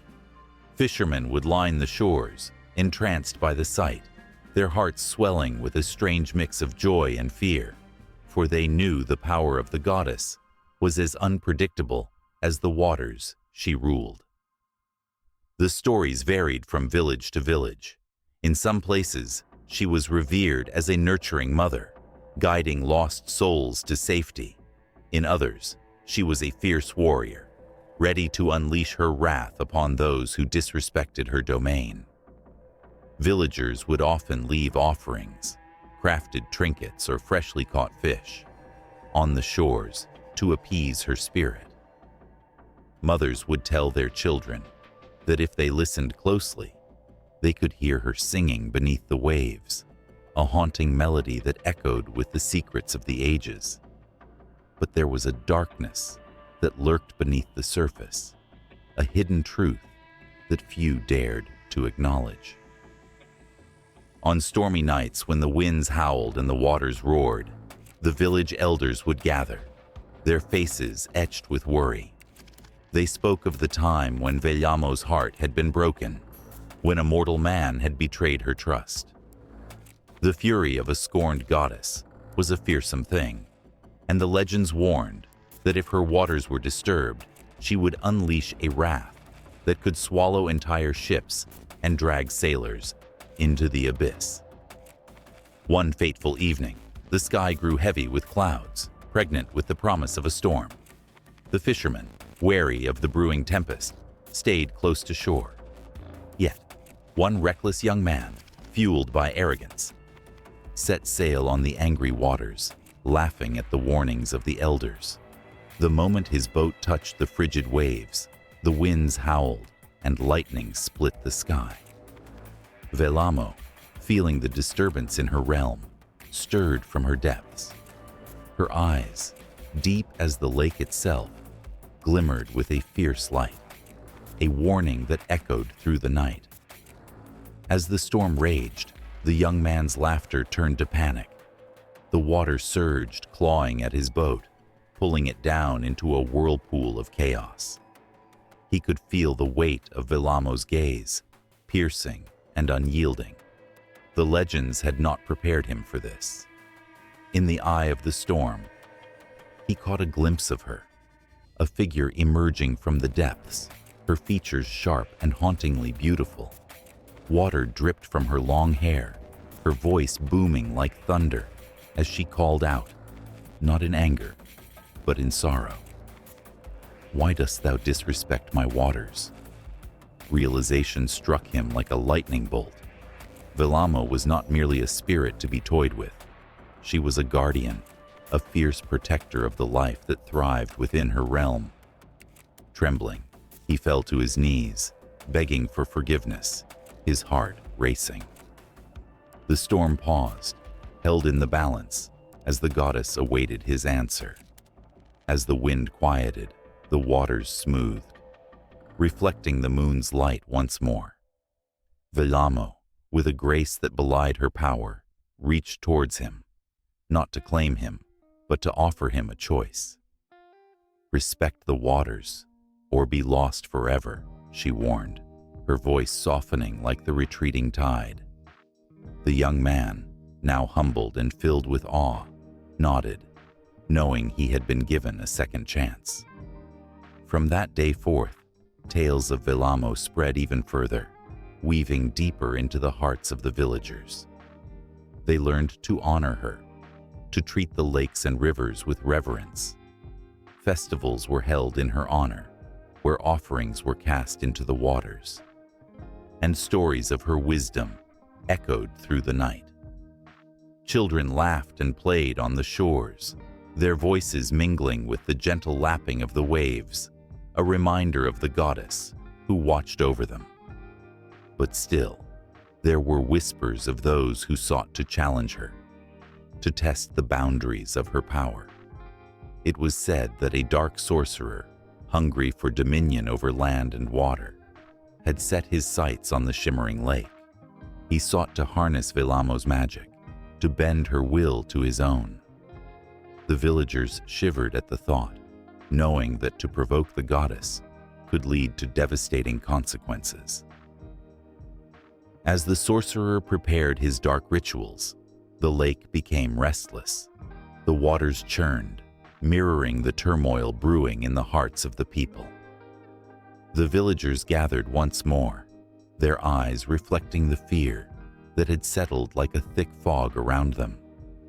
They could almost hear Väinämöinen's voice, a soothing whisper in the wind, urging them to stand together, to protect their home. In the depths of the lake, Väinämöinen felt the encroaching darkness, a coldness that seeped into her bones. Yet she also felt the warmth of hope emanating from the villagers, a bond forged through respect and love. As she prepared to confront the sorcerer, she realized that the strength of her waters was not solely in her own might, but in the unity of those who believed in her. The clash was inevitable, a convergence of light and shadow. The lake trembled as Väinämöinen rose to meet the sorcerer, a shimmering figure against the stormy sky. Power crackled in the air, a silent promise that the outcome would shape the fate of all who lived by the water. And as the darkness loomed closer, the villagers stood at the edge, hearts pounding, waiting for the tide to turn. Their fate was intertwined with that of Väinämöinen, the goddess of the lake and water spirits. And the battle for their future had just begun. The air hung heavy with a damp chill, the kind that made breath visible, hinting at the specters that lurked just out of sight. It was here, in the shadowy embrace of Tuonela, the underworld, that the dead walked, a place wrapped in a shroud of silence, pierced only by the sound of water lapping against the shore. The river of death, known as Tuoni, snaked its way through the dark landscape, its waters a mirror to the sorrowful souls that passed through its depths. This river was not mere water. It was a passage, a boundary that separated the living from the dead. Whispers of those who had crossed floated on the air, tales of sorrow and regret echoing faintly, as if the very essence of their emotions lingered in the mist. Once, long ago, the souls of the deceased would gather at the riverbank, waiting for the ferryman, a grim figure who would transport them across the dark waters to their final resting place. The darkness was alive with the stories of the lost, each soul carrying its own weight of memories and unfinished business. In the thick of the fog, a figure moved slowly, her feet dragging as if weighed down by an invisible chain. She was a woman of grace, but her beauty was overshadowed by an aura of despair. Her name was Lena, and she had come to Tuonela not by choice, but by the cruel twist of fate. The love of her life had been taken from her, snatched away by the relentless hands of death, and she had followed him into the shadows, determined to find a way to bring him back. As Lena approached the river, she felt the icy fingers of Tuoni reaching out to greet her. The water shimmered with the light of 1,000 stars, each one a soul lost to the depths. The sight was both haunting and beautiful, a cruel reminder of what lay ahead. The memory of their laughter echoed in her mind, the way their hands had fit together perfectly. She could almost feel his warmth beside her, his presence a ghostly whisper that urged her to keep moving forward. Suddenly, a low rumble echoed from across the river, the sound of a dark boat slicing through the water. The ferryman emerged, cloaked in shadows, his face hidden beneath the hood.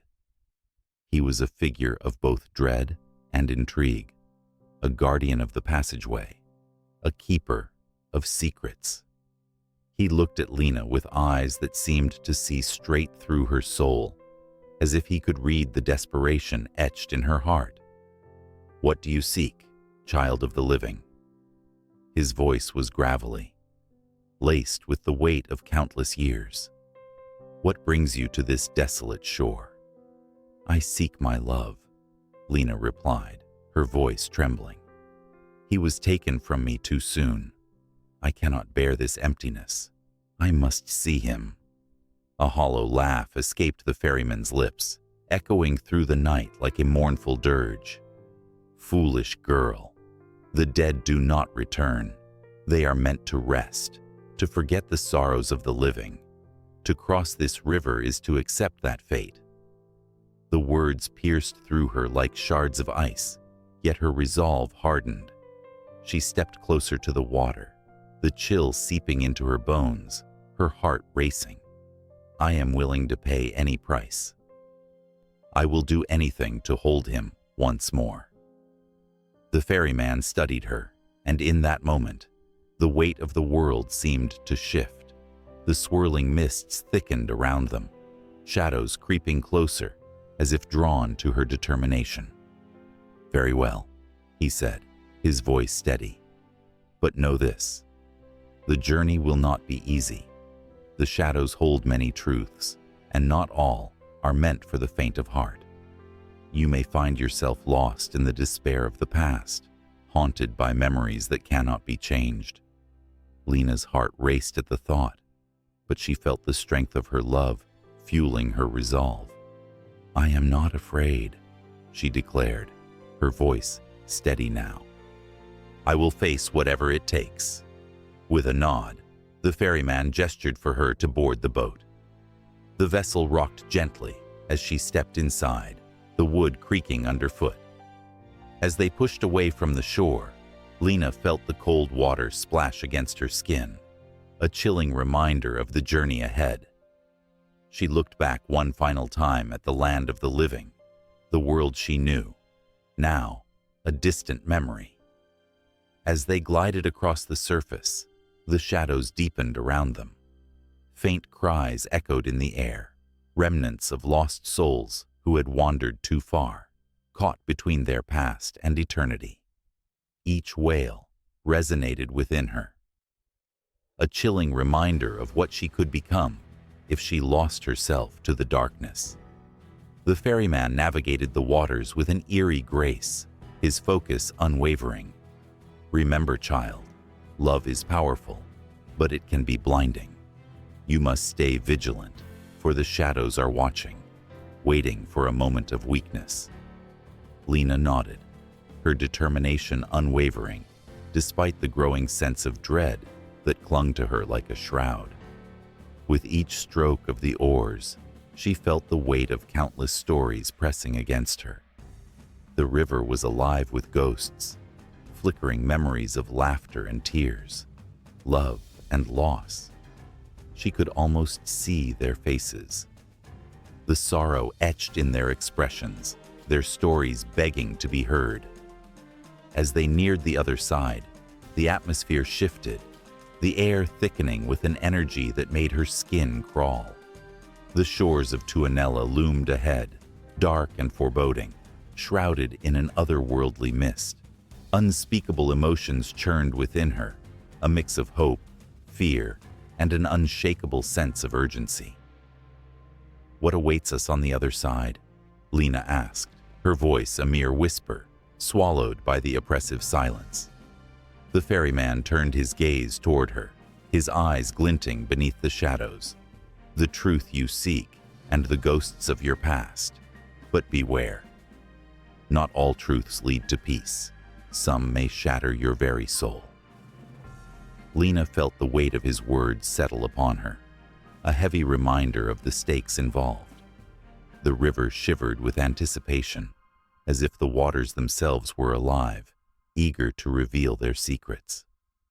As the boat bumped against the dark shore, Lena's heart raced, her breath catching in her throat.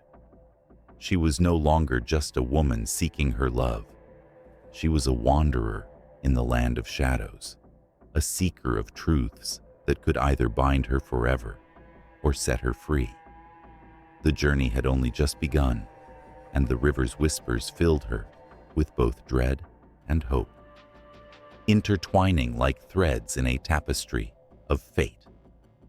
She stepped onto the banks of Tuonela, every heartbeat echoing with the promise of what lay ahead, a promise that may lead her to the love she sought, or to the very depths of despair. The shadows beckoned, and she took her first step into the unknown. In the stillness of a Finnish forest, where the air is thick with the scent of pine and the whispers of ancient trees, a woman stands before an ancient tombstone, her breath catching in her throat. The stone is weathered, worn smooth by time, yet it commands respect, holding echoes of lifetimes lived long before her.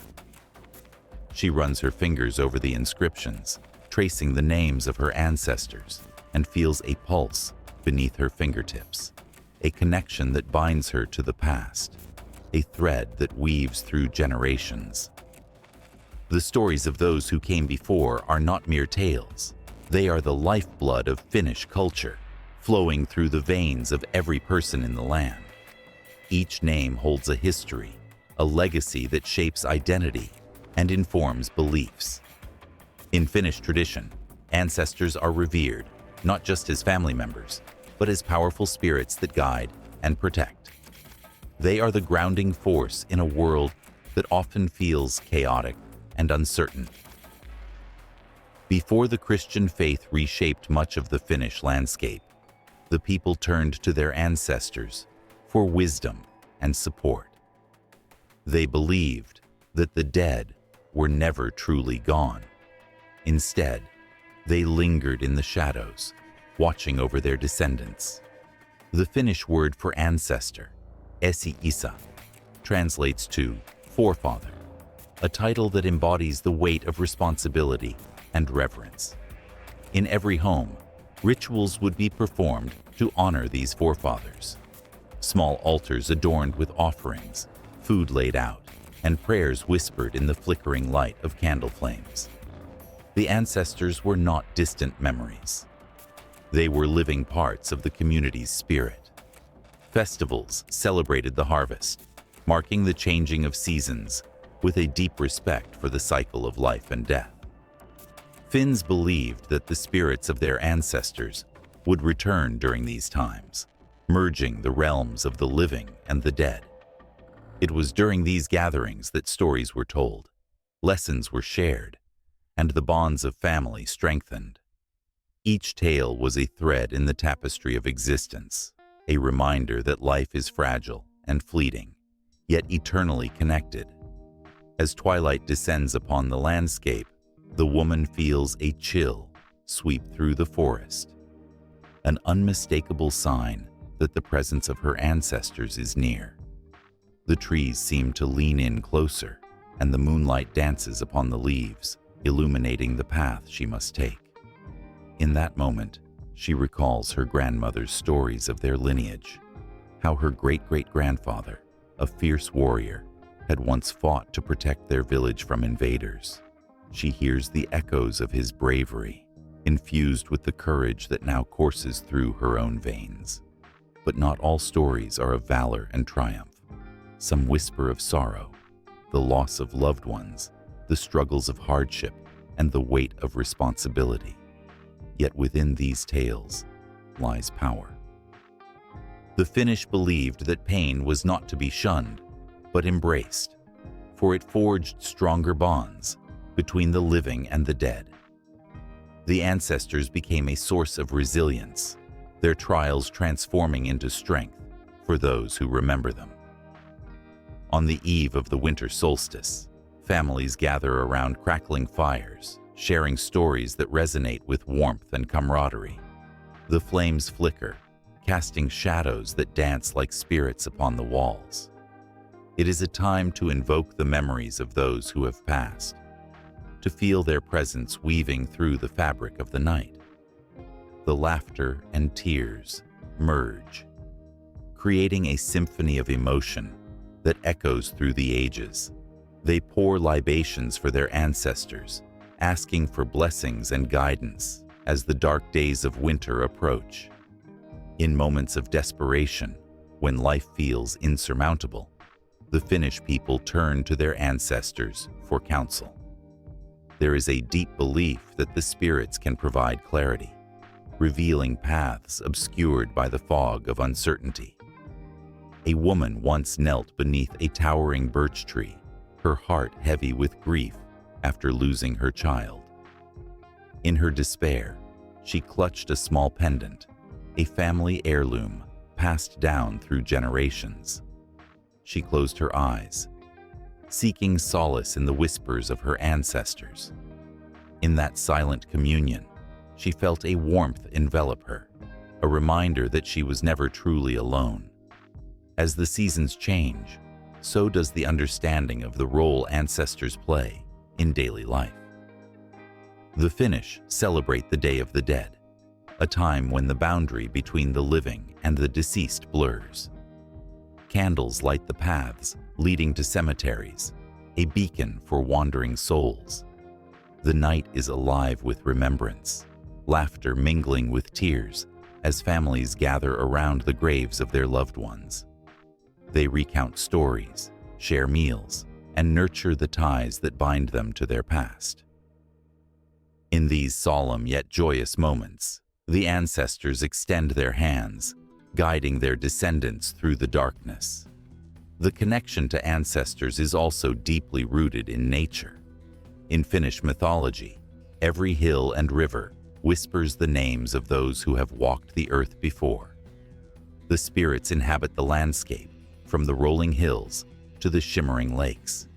The ancient belief in nature spirits, or haltijas, intertwines with the reverence for ancestors, creating a rich tapestry of belief that endures despite the passage of time. When a child runs barefoot through the grass, they are not just playing. They are dancing with the spirits of their forebears, feeling the pulse of their heritage. In every village there are storytellers, elders who carry the weight of history upon their shoulders. They weave tales that grip at the heart, recounting how their ancestors overcame adversity, showing the value of unity and strength. These stories are not just entertainment. They are lessons etched in the annals of time, ensuring that the spirit of resilience endures. The flicker of candlelight in the storyteller's eyes mirrors the flames of their ancestors' passions, igniting a fire in the hearts of all who listen. As the woman leaves the cemetery, the shadows stretch around her, and the forest seems to hum with life. She carries the stories of her ancestors, the weight of their legacy pressing gently against her heart, reminding her that she is part of something greater. The connection is profound, a reminder that life is a continuous thread, weaving through those who have come and those yet to arrive. She walks on, feeling the presence of her forefathers guiding her steps, leading her toward the next chapter of her own story, where the past and future intertwine in a dance as old as time itself. In the hushed moments before twilight, when the sun kisses the horizon and paints the sky in hues of orange and violet, a whisper lingers in the air, an echo of ancient beliefs that have traversed the ages. For centuries, civilizations have pondered the essence of existence, giving life to the concept of the soul, or sielu, as it resonates in Finnish culture. This is no mere abstraction. It is a pulsating energy, a flame flickering within every heart, illuminating the path of life and beyond. In the earliest Finnish folklore, the soul was not confined to a body or a single identity. It was perceived as a delicate thread connecting the individual to the universe. Tales were spun around the idea that the sielu could separate from the body, wandering through the forests, the rivers, and the skies, seeking wisdom from the spirits that inhabit all things. Older generations would gather around crackling fires, telling stories of ancestors whose sielus traveled to distant realms during dreams, coming back with messages of love, warnings, or guidance. As the wind rustled through the trees, it carried with it the sighs of those who believed in the duality of existence, the physical and the spiritual.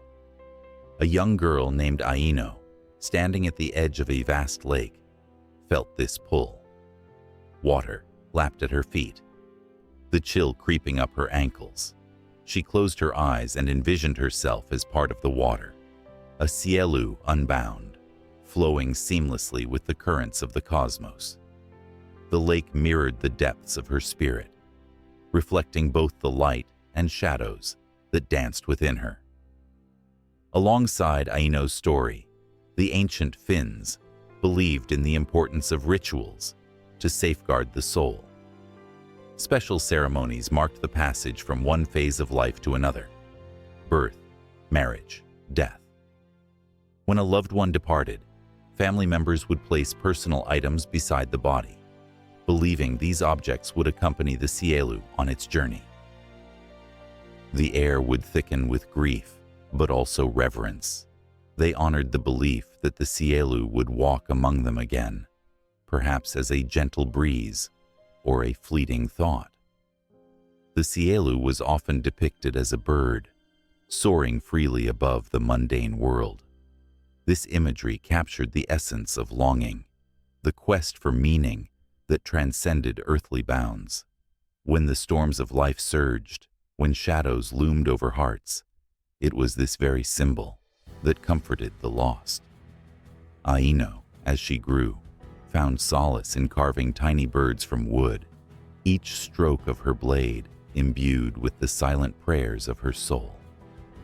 As the years passed, Aino witnessed the changing tides of belief in her village. The advent of Christianity brought new interpretations, reshaping the spiritual landscape. The idea of a singular soul, judged in the afterlife, clashed with the ancient view of a sielu that was part of an endless cycle of existence. Yet, amid these transformations, whispers of the past clung to the populace, like the morning mist over the lake, refusing to dissipate entirely. The elders spoke of the journey after death, of the sielu venturing through a mystical forest where every tree held memories, every stone a lesson. In this enchanted wood, the spirits of ancestors awaited, guiding the newly departed toward the horizon where the sun dipped into the embrace of the night. Aino listened, her heart racing with a mix of terror and awe, envisioning her own journey. What would await her on the other side? Would she recognize the faces of those she had lost, their sielus intertwined with hers in that ethereal realm? One fateful day, tragedy struck, shattering the fragile peace of the village. Aino's beloved brother fell ill, his laughter replaced by a haunting silence. The entire village gathered, casting worried glances at one another, their hearts heavy with the fear of loss.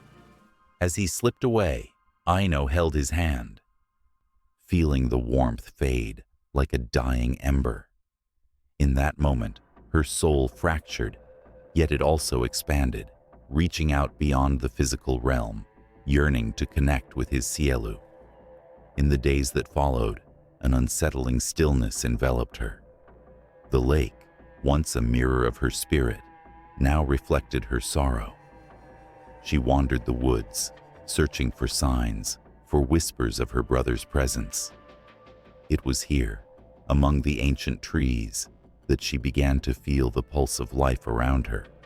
The rustling leaves, the fluttering birds, all resonating with a familiar energy.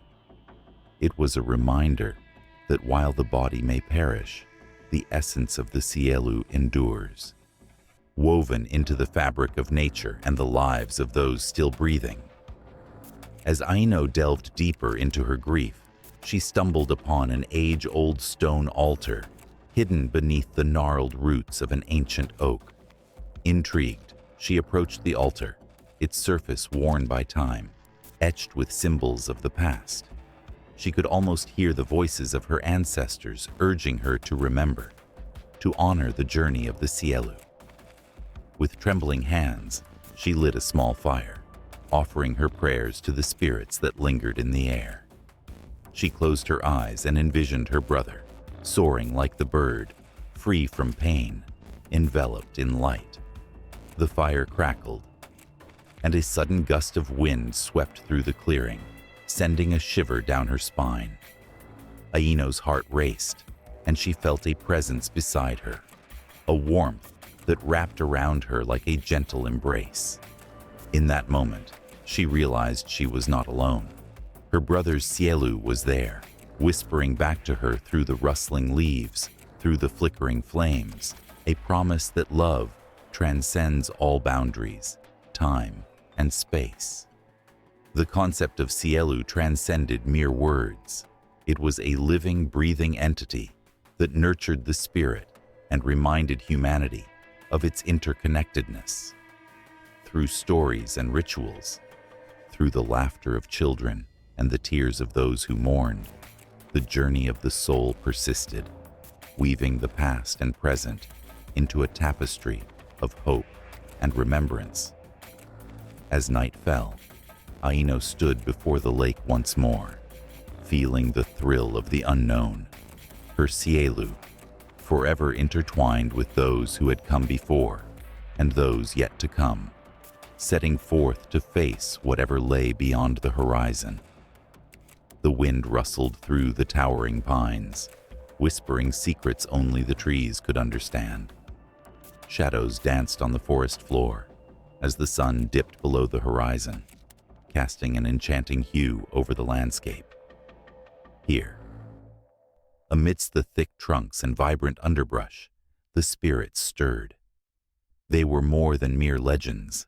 They were the Haltijas, guardians of the woods, woven into the very fabric of nature. For countless centuries, these beings, elusive and enigmatic, watched over the forests of Finland. The ancient Finns believed that each forest was alive, a sentient entity, home to its own Haltija. These spirits embodied the essence of the land, the strength of the oaks, the grace of the birches, and the resilience of the snow-laden ground. They were the protectors of the fragile balance between the human world and nature. When humans encroached on their domain, the Haltijas would stir, their rest disrupted, their presence felt like a cold breath against the skin. Legends passed down through generations spoke of encounters that sent shivers down the spine. There were tales of hunters who ventured too deep, mesmerized by the beauty of the untouched wilderness.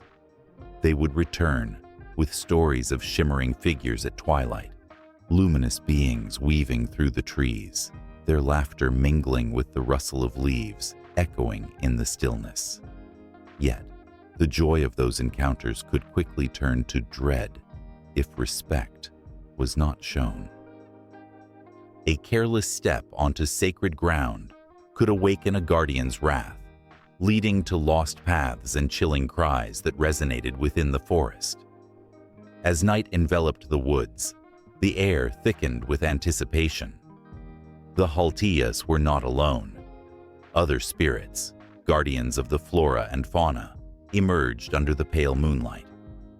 The nymphs of the stream flitted about, their laughter like the babbling of water over stones, while the wise old otter stood as a sentinel, watching over the rivers. Creatures of all kinds revered these spirits, understanding the gravity of their roles as keepers of balance. But not all was harmonious. The encroachment of civilization brought with it a shadow, a dark reality that threatened the realm of the Haltiyas. As trees fell to axes and streams ran dry, the guardians felt the weight of despair. The once vibrant songs of the forest dimmed, replaced by a haunting silence that filled the air with unease. Tales of angered spirits spread through villages, cautioning against the wrath that awaited those who disrespected the land. Farmers spoke in hushed tones of fields that yielded no harvest after the trees were cut. Hunters returned empty-handed, their bows useless against the silent, watchful eyes of the forest. One evening, under a sky littered with stars, a young girl named Aino wandered into the woods, drawn by a mysterious pull. It was said she had the heart of a protector, a rare gift among her people.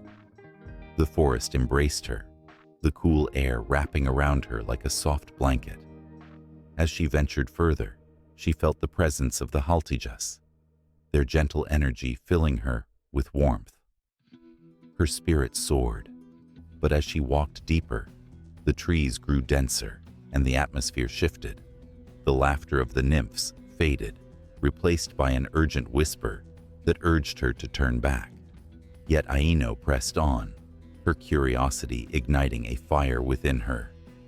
Suddenly, a chilling howl echoed through the trees, sending a thrill of fear racing down her spine. The ground trembled as a shadow emerged, a massive guardian, its eyes glowing like embers. This was no ordinary Haltija. It was a protector of the ancient glen, a being woven from the very essence of the forest itself. Its presence was awe-inspiring, and yet Aino sensed a deep sorrow in its gaze. As the spirit approached, Aino felt a connection, a bond forged by her respect for the land. She knelt, her heart pounding, and spoke softly. "I am here to listen." The guardian paused, its formidable form softening. It communicated through visions, images of the forest thriving, the rivers flowing freely, and animals living without fear. Then came the darkness, the axes, the smoke, the silent screams of dying trees. Aino gasped, tears streaming down her cheeks as the weight of destruction washed over her. The Haltija, sensing her empathy, began to shift. The shadows that clung to its form receded, revealing a beauty that radiated hope. It extended a hand, and from its fingertips, a single glowing seed floated towards Aino, a symbol of rebirth. It glimmered with the promise of renewal. "Plant this," the spirit urged, its voice like the rustling leaves, "and carry my message to your people. There is still time to mend the bond between us." With trembling hands, Aino accepted the seed. As she clutched it to her chest, the guardian's form began to dissolve into the mist, leaving behind a lingering essence of strength and resilience. The forest sighed, a breath of relief echoing through the trees. The Haltijas were still alive, still watching, but they needed the courage of those willing to stand for the land. From that night on, Aino became a bridge between worlds, a voice for the trees that whispered their stories in the wind. Her journey was just beginning, and with every step, she felt the gaze of the Haltijas behind her, guiding her, urging her forward into the unknown. The forest pulsed with life, a rhythm that resonated with her own heartbeat, intertwining their fates. As she emerged from the woods, the first light of dawn broke on the horizon, illuminating her path. With the seed safely tucked away, Aino knew the real challenge lay ahead. The townsfolk were skeptical, their hearts hardened by years of separation from the natural world. But she also understood that the spirit of the forest echoed in every one of them. They just needed to remember. The whispers of the Haltijas wrapped around her, coaxing her along, and as she walked back to her village, she felt the weight of history upon her shoulders. The stories of guardians long forgotten and the battles fought to protect the sacred land surged within her. She would fight for the spirits, for the fallen trees, and for the delicate balance that hung by a thread, all while the shadows of the forest loomed, reminding her that the guardians were ever watchful, ever present, and a call to arms had just been sounded. In the hushed stillness of an ancient forest, where the trees whisper secrets and shadows dance upon the ground, a figure moves with grace. Clad in animal skins, adorned with beads and feathers, the shaman holds a wooden staff, worn but powerful. As twilight descends, the air fills with a palpable tension, a crackling energy that pulls at the very fabric of reality. The shaman, a bridge between worlds, steps into a sacred space, ready to call upon the spirits that dwell beyond the veil. Finnish mythology weaves a rich tapestry of gods, spirits, and the natural world. But at the center of this intricate design stands the shaman. Known as Noita, these spiritual leaders were not just healers or guides. They were powerful mediators who traversed the boundaries of the seen and unseen. With a heartbeat that matched the rhythm of the earth, they sought to understand the mysteries that lay hidden in the landscape around them. The shaman's role was steeped in tradition, woven through generations like the intricate patterns of a woven tapestry. Families would gather around the fire, their faces illuminated by flickering flames, as stories of the Noita were told. Tales of shamanic rituals that brought rain to parched fields or healed the sick filled the air. Each story rich with emotion, each word a thread binding the community together. A child's eyes would widen with wonder as they listened, their imagination ignited by visions of swirling spirits and ancient deities. In the depths of winter, when the sun barely graced the sky, the shaman's power surged. With every pulse of the drum, every chant that echoed through the icy night, they entered a trance, a dance with the spirits of the ancestors. It was a sacred communion, a moment when the past and present intertwined, illuminating the path ahead. In these moments, the shaman became more than a person. They embodied the spirits themselves, channeling their wisdom to guide the living. One powerful story echoes through the ages, a tale of a shaman who faced the wrath of a powerful spirit. The villagers had fallen ill, the crops withering under a relentless sun. Desperation hung thick in the air, a fog that clouded hope. The shaman, resolute, ventured into the depths of the forest, seeking the spirit responsible for the plight of her people. The trees loomed like ancient sentinels, and the wind carried the whispers of those who had come before. As she reached a sacred grove, the atmosphere shifted. The ground trembled beneath her feet, and the very air crackled with energy. Shadows coalesced into a figure, a towering spirit with eyes like burning coals. The shaman's heart raced, yet she stood firm, drawing on the strength of her ancestors. With each word spoken, she wove a tapestry of truth, calling upon the spirits to reveal their intentions. The spirit roared, a sound that shook the earth itself, but the shaman's voice cut through the chaos like a beacon of light. Through her determination, she forged a connection, not through fear, but through understanding. The spirit, once wrathful, softened, revealing the roots of its anger, a misunderstanding that had festered over time. In that moment of vulnerability, the shaman extended compassion, offering a path to healing for both her people and the spirit. It was a dance of balance, an example of how the shaman did not merely seek to command, but to harmonize with the forces around them. The shaman's spirit journey did not end there. With her newfound ally, she returned to her village, a vibrant story pulsating in her heart. As she shared the tale of her encounter, life surged back into the homes. The villagers, united by hope and the power of the shaman's words, began to heal. It was not just the crops that thrived, but the bonds of the community. Their faith in the unseen strengthened. Around the fire, the shaman was no longer just a mediator. She became a symbol of resilience, a reminder that the world is filled with unseen connections. Each heartbeat echoed with the spirits of the earth, and each breath taken was a tribute to the delicate balance of life and death, joy and sorrow. The stories of the Noita became a living tapestry, a legacy passed down through the whispers of the forest. In the northern reaches of Finland, where the auroras dance like ethereal ribbons in the sky, the role of the shaman was not confined to the physical realm.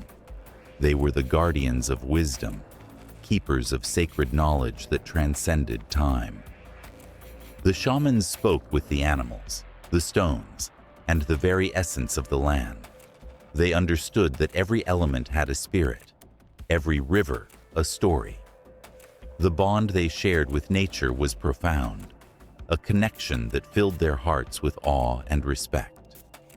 The legacy of the shaman endures in the echoes of laughter, in the embrace of a loved one, and in the stories told under the starlit sky.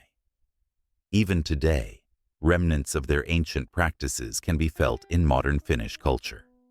The spirit of the Noita whispers through the songs sung at festivals, in the rhythms of the drums, and in the rituals that celebrate life. As the night deepens, the forest holds its breath, waiting. The shaman prepares for another journey, each moment a pulse of anticipation. With the moon rising, illuminating the path ahead, a new adventure beckons, a call to the spirits of the past and the promise of what lies ahead, where the boundaries of time blur, and the dance between the seen and unseen continues in a delicate balance, one that the Noita has always understood. The air shimmers with possibilities, each heartbeat a reminder that the story is far from over. In the dim light of a chill autumn evening, shadows twisted and danced among the trees, and a hushed whisper echoed through the thickening fog. Deep in the forests of Finland, where the air was heavy with ancient secrets, something stirred, a presence that was both enchanting and terrifying. The legends of mythical creatures were not mere stories to chase away the dark. They were warnings, reminders of the unseen forces lurking just beyond the edge of the known world. Hisi, a creature born from the soil and spirit of the land, was said to roam the forests, a shadowy figure that embodied both mischief and malice. With a face that shifted like the shape of a cloud, it was said that the Hisi could change its form to lure the unwary. Farmers spoke in hushed tones of the strange sounds that filled the night air, the rustling of leaves that should not be disturbed. How many had wandered too close, only to vanish without a trace?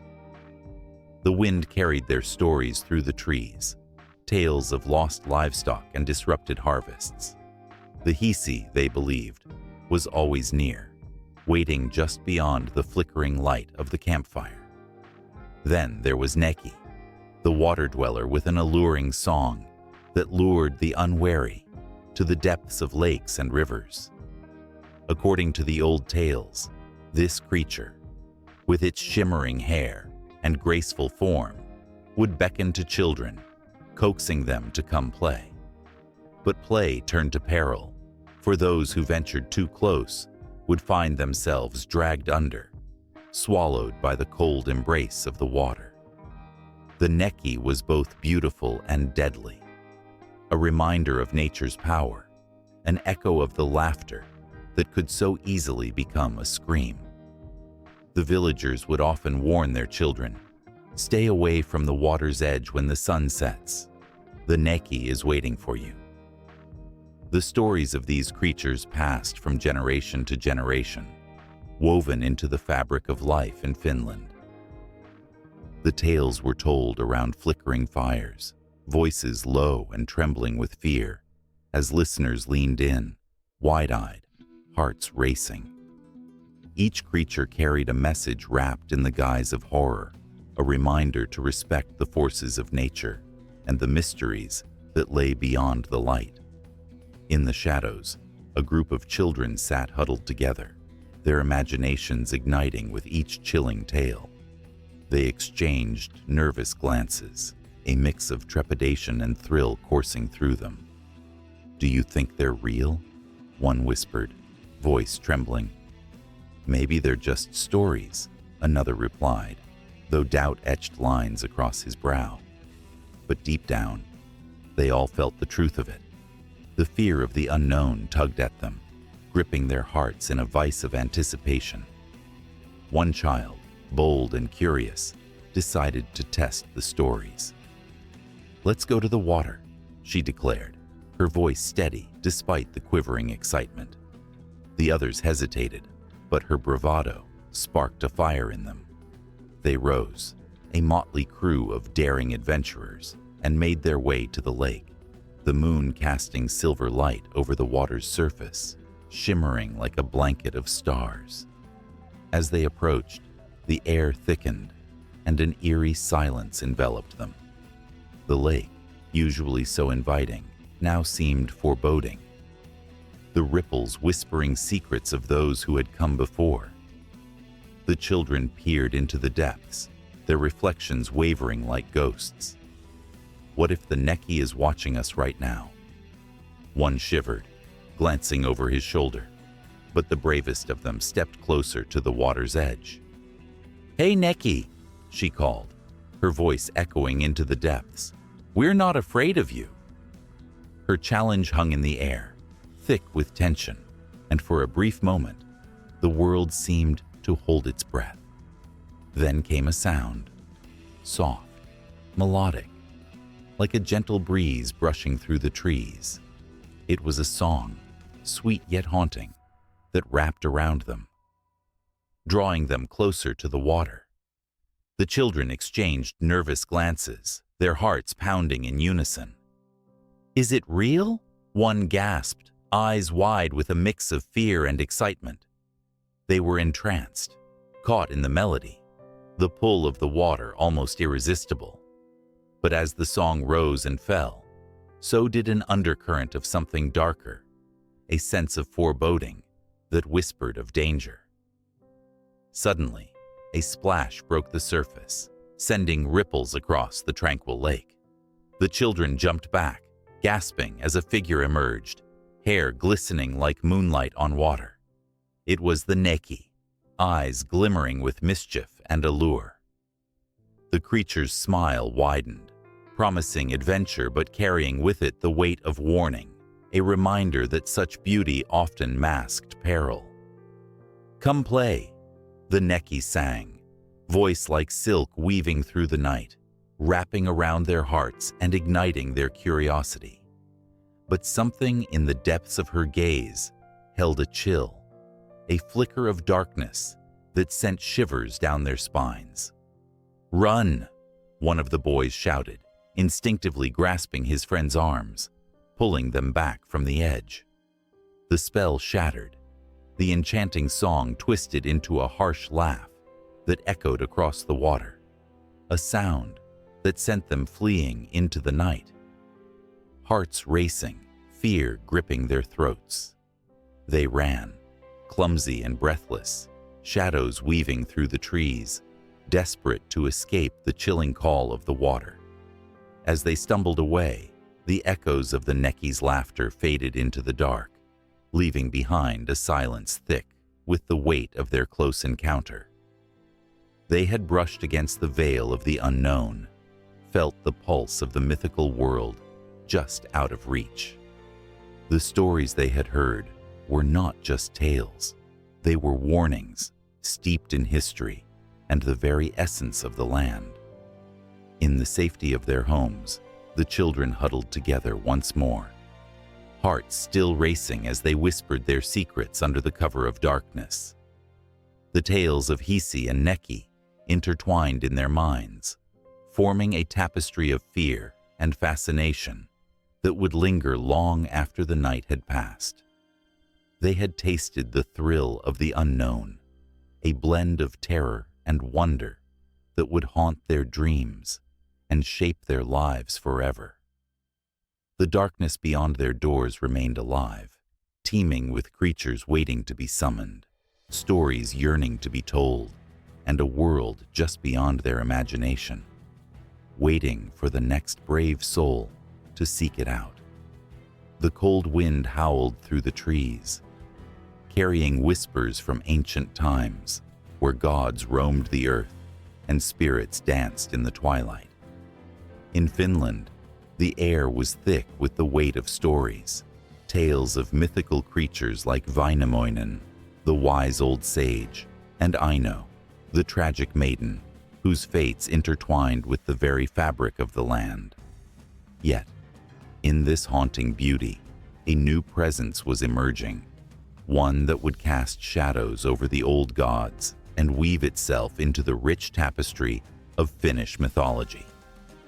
As Christianity began to take root in Finland during the 12th century, the landscape of belief transformed. The gentle hum of the old ways was met with the fervent chants of missionaries who brought a message of salvation and a singular God. The clash was not merely a battle of faiths, but a profound shift, akin to a storm sweeping through a peaceful village. The echoes of the past struggled against the tides of change. Tales of the Earth Mother, Ilmatar, and the endless struggle between the hero and the dark forces began to intertwine with the teachings of Christ, creating an intricate dance of belief and tradition. The early missionaries, with their unwavering commitment, traveled through dense forests and across frozen lakes, armed with nothing but their faith and a desire to enlighten. Their mission was both noble and daunting, as they ventured into a land steeped in pagan beliefs. Each stone, each grove, and each gust of wind spoke a language older than time itself. Yet, the new faith would not be easily embraced. The old gods were not just figures of folklore. They represented the very essence of nature, the seasons, and the cycles of life. In the villages, evenings were filled with stories told around flickering fires, where the elders recounted the deeds of the mighty heroes, their voices rising and falling like the flames. The people listened, captivated, as the gods battled chaos and brought order to the world. But with the advent of Christianity, these tales began to take on new meanings. The fearsome tales of the underworld, governed by the goddess of death, became mere shadows, and the vibrant celebrations of nature were slowly dulled by the promise of eternal life and a distant heaven. Yet, amidst this tension, a strange and beautiful synthesis began to emerge. The old stories did not vanish into oblivion. Instead, they transformed. The figure of Väinämöinen, once a demigod, symbolizing wisdom and the spirit of nature, gradually took on shades of a prophet, embodying the merging of ancient wisdom with new teachings. He became a bridge between the old world and the new, a figure who could speak to both the earth and the heavens. The myths of creation, too, bore the marks of this transformation. In the beginning, there had been the silent sea, the void, and from it emerged the first beings, a tale echoing the biblical creation story. But where Christianity spoke of a singular creator, Finnish mythology sang of a multitude of spirits, each with their own purpose and place. The two narratives began to intertwine, each influencing the other, like rivers, converging into a larger sea. As the sun dipped below the horizon, the villagers gathered to honor their ancestors, pouring offerings into the earth as they had for generations. With the arrival of Christianity, these rituals found new expressions. The sacred places of the old gods slowly became sites of Christian worship, but remnants of the past lingered. The sacred oak, once a symbol of thunder and protection, now stood near a church, a reminder of the old ways. It was here that the two worlds met, where the reverence for nature continued to pulse beneath the surface of new beliefs. The stories of the old gods were not easily silenced. Instead, they adapted and evolved, weaving in themes of sacrifice and redemption that echoed the Christian narrative. The tragic love of Aino, who chose to drown rather than marry a man she did not love, found parallels in the tales of sacrifice told in the Bible.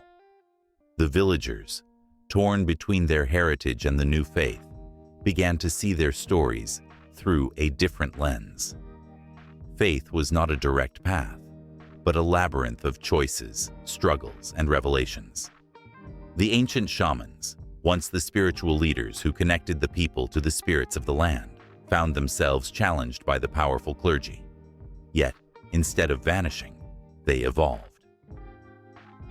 Some shamans began to adopt Christian symbols, blending them into their rituals. The cross appeared alongside the sacred stones, a testament to the resilience and adaptability of belief. The church, in its effort to convert the populace, began to realize that to erase the old ways would be akin to uprooting the trees from the soil. As the years passed, the stories began to flow freely again, enriched by the duality of belief.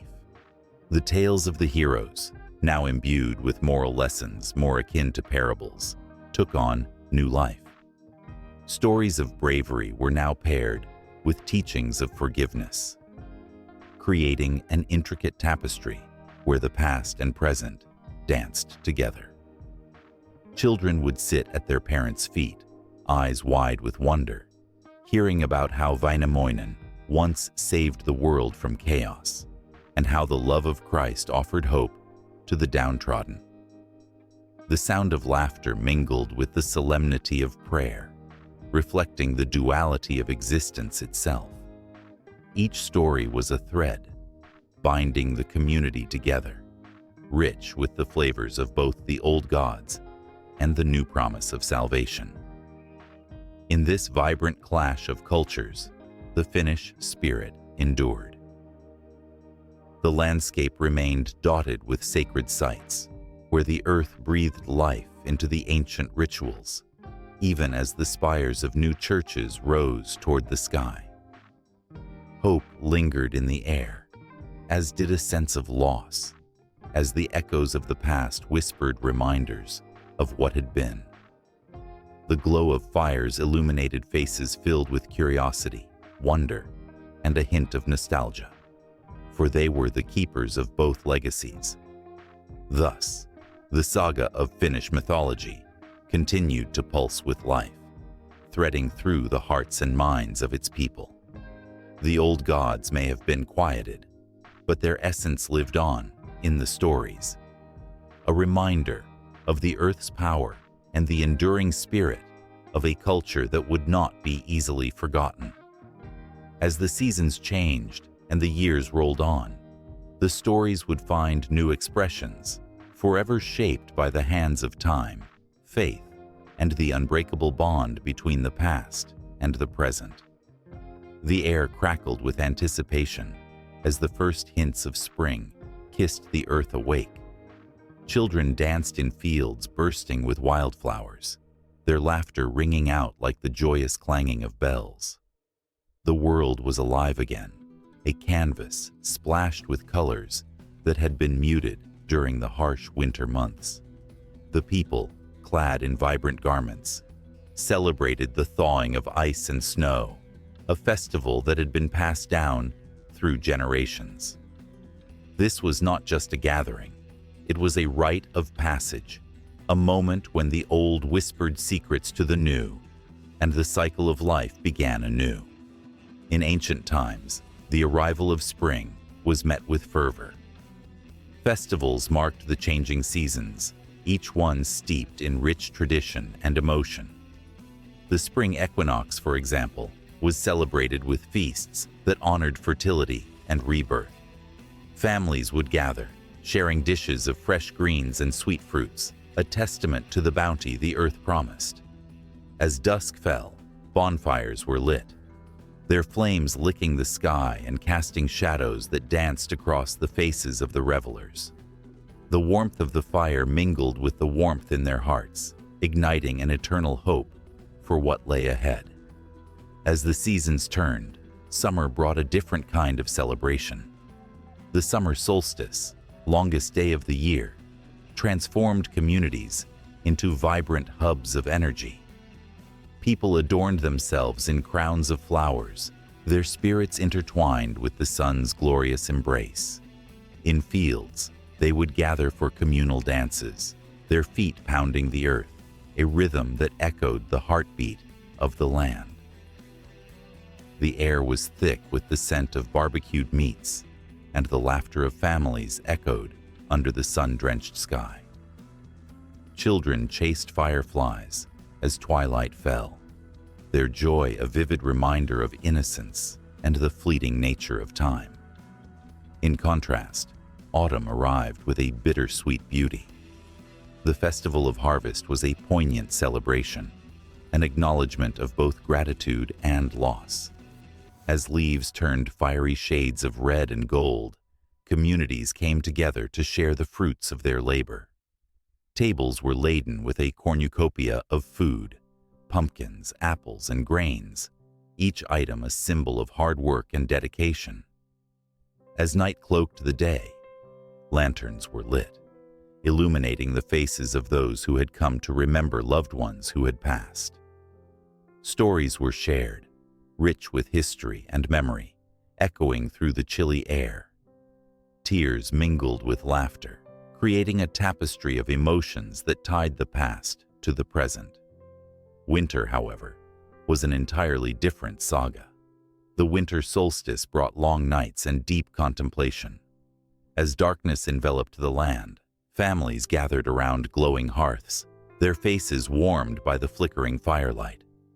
The festival of Yule was a time for reflection, to remember the warmth of the sun and the promise of its return.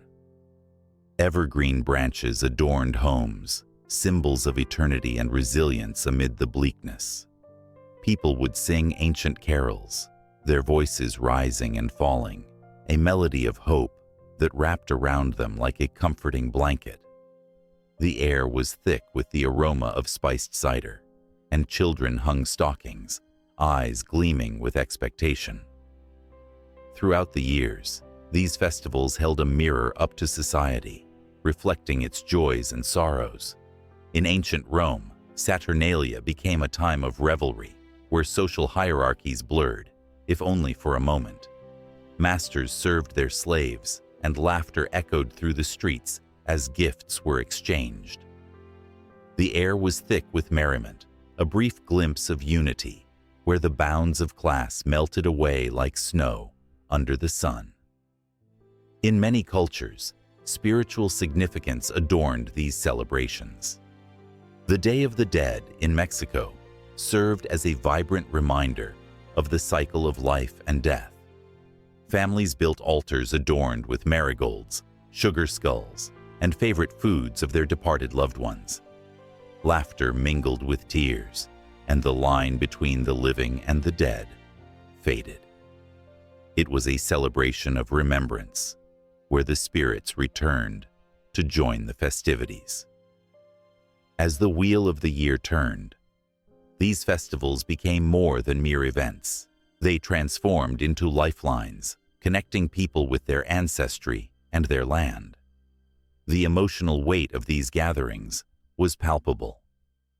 When autumn leaves fell, it was as if nature mourned the passing of time, reminding them of life's transience. Yet, with each festival came the promise of new beginnings, a soothing balm for the aching heart, a reminder that seasons change, yet the cycle endures. In every corner of the world, these rituals pulsed with life, each one a part of a greater narrative that spanned across ages. The drumbeats of Africa echoed with stories of heritage, while the lantern festivals in Asia illuminated the hopes and dreams of countless souls. From the ancient rites of the Celts to the joyous parades of Mardi Gras, each celebration was a testament to human resilience and creativity. As night fell on these vibrant gatherings, the stars twinkled above like a sea of dreams, and the flicker of candles cast shadows that danced along ancient walls. The air buzzed with stories waiting to be told, with secrets of the past entwined with the present. Each festival was a bridge, connecting generations, an unbroken chain that linked the hearts of those who celebrated. With every laugh, every tear, every raised glass, they embraced the rhythm of time, summer's joy, autumn's reflection, winter's warmth, and spring's promise. The seasons were not just markers of time. They were living memories, woven into the very fabric of their existence. Each year, as the cycle began anew, the people felt a sense of continuity, a thread that tied them to their ancestors and their descendants. And as the last embers of the fire faded into the night, and the final songs were sung, the spirit of the festivals lingered like a gentle breeze, promising the return of warmth and joy once again. The seasons would continue to change, and with them, the celebration would carry on, forever intertwining life, love, and the sacred dance of existence. The stories were far from over. They would echo through time, waiting for the next gathering, the next heartbeat of the earth, the next celebration of life as it unfolded in its myriad forms. A crackling fire danced in the center of a dimly lit room, casting shadows on the walls, filled with the faces of ancestors long gone. Each flicker held a whisper of the past, a heartbeat of a culture that thrived in the cold embrace of the Nordic nights. As the flames licked the air, a storyteller sat among a group of eager listeners, the anticipation thick as the smoke swirling above them. In his hands, he held a wooden staff, worn smooth by time and touch, a token of the many stories it had witnessed. The storyteller began, his voice low and melodic, weaving a tapestry of tales that spanned centuries. Each word was a thread connecting the present to the past, grounding the listeners in a shared history that echoed through their very bones. Tales of heroes battling giants, of wise women who danced with spirits, and of the eternal struggle against the relentless winter. These stories were not just tales. They were the lifeblood of Finnish culture, nourishing the spirit and binding communities together. Oral tradition in Finland is not merely a relic of the past. It is the vibrant pulse of a culture that has faced invasion, hardship, and the chilling isolation of its landscape. From the ancient runes sung by the Kalevala's bards to the lilting tales told by the fireside, oral tradition has become a vessel for emotions too deep for mere words on a page. It creates a bridge from one generation to the next, where wisdom is passed down in the form of stories, alive and breathing, adapting yet remaining true to their essence. In the frigid winters, when snow blanketed the earth and silence reigned, families would huddle together, sharing tales that made their hearts beat a little faster. The air would crackle not just with the sound of the fire, but with the thrill of shared imagination. They spoke of Väinämöinen, the wise old sage who sang the world into existence with his enchanting voice, and of Lemminkainen, the brave adventurer whose quests tested the limits of bravery and love. These stories were more than entertainment. They were lessons, reminders of bravery, love, and sacrifice. As the flames flickered, the listeners could feel the warmth of their ancestors surrounding them, urging them to remember, to honor, to tell. As the tales unfolded, the storyteller's voice swelled with emotion, capturing the essence of longing and nostalgia. One could almost see the ice breaking on the lakes as spring emerged, as if the stories themselves were thawing the frozen hearts of the listeners. Each narrative was a call to remember their roots, a reminder of a time when the land was wild and the spirits of nature walked among them. The tales painted vivid pictures of ancient rituals where the community gathered to honor the earth and its cycles, invoking spirits with songs that rose like smoke into the starry sky. The history of oral tradition in Finland stretches back to a time when the land was inhabited by tribes living in harmony with nature. The Sami people, with their deep connection to the northern lights and the reindeer that roamed the tundra, shared stories that taught respect for the land and its creatures. Their voices echoed across valleys, reminding all who listened of the delicate balance of life and the reverence required to live within it. The oral tradition was not merely a recounting of events, but a sacred dialogue with the universe, where each story was imbued with the essence of the teller's experience. In the villages, storytelling was both an art and a rite. Festivals celebrated the arrival of spring with tales of renewal, while the harvest season brought forth stories of abundance and gratitude. The storytelling circles became the heartbeat of the community, a place where laughter mingled with tears, where joy and sorrow intertwined. It was here that children learned the values of their people, absorbing wisdom in the same way they absorbed the warmth of the sun. As generations passed, the stories evolved, mirroring the changes in society. With the arrival of Christianity, many traditional tales were woven into new narratives, a fusion that transformed but did not erase. The tales of the old gods found their place alongside the stories of saints, creating a rich tapestry that celebrated both heritage and faith. The oral tradition became a powerful tool for resilience, allowing the Finnish people to preserve their unique identity in the face of external pressures. Yet, the shadows of history also loomed large. The Finnish language faced threats of extinction, and with it, the stories risked fading into silence. The fireside tales that once rang clear began to whisper softly as modernization swept through the land. But the spirit of storytelling refused to be extinguished. With renewed passion, a movement emerged in the 19th century to collect and preserve these narratives. Scholars and poets sought to capture the essence of the oral tradition, penning them down in books that would stand the test of time. One particular collection, the Kalevala, emerged as a beacon of national pride, a poetic epic that celebrated the very core of Finnish identity. Yet, even as the words were inked onto pages, the essence of oral tradition lived on.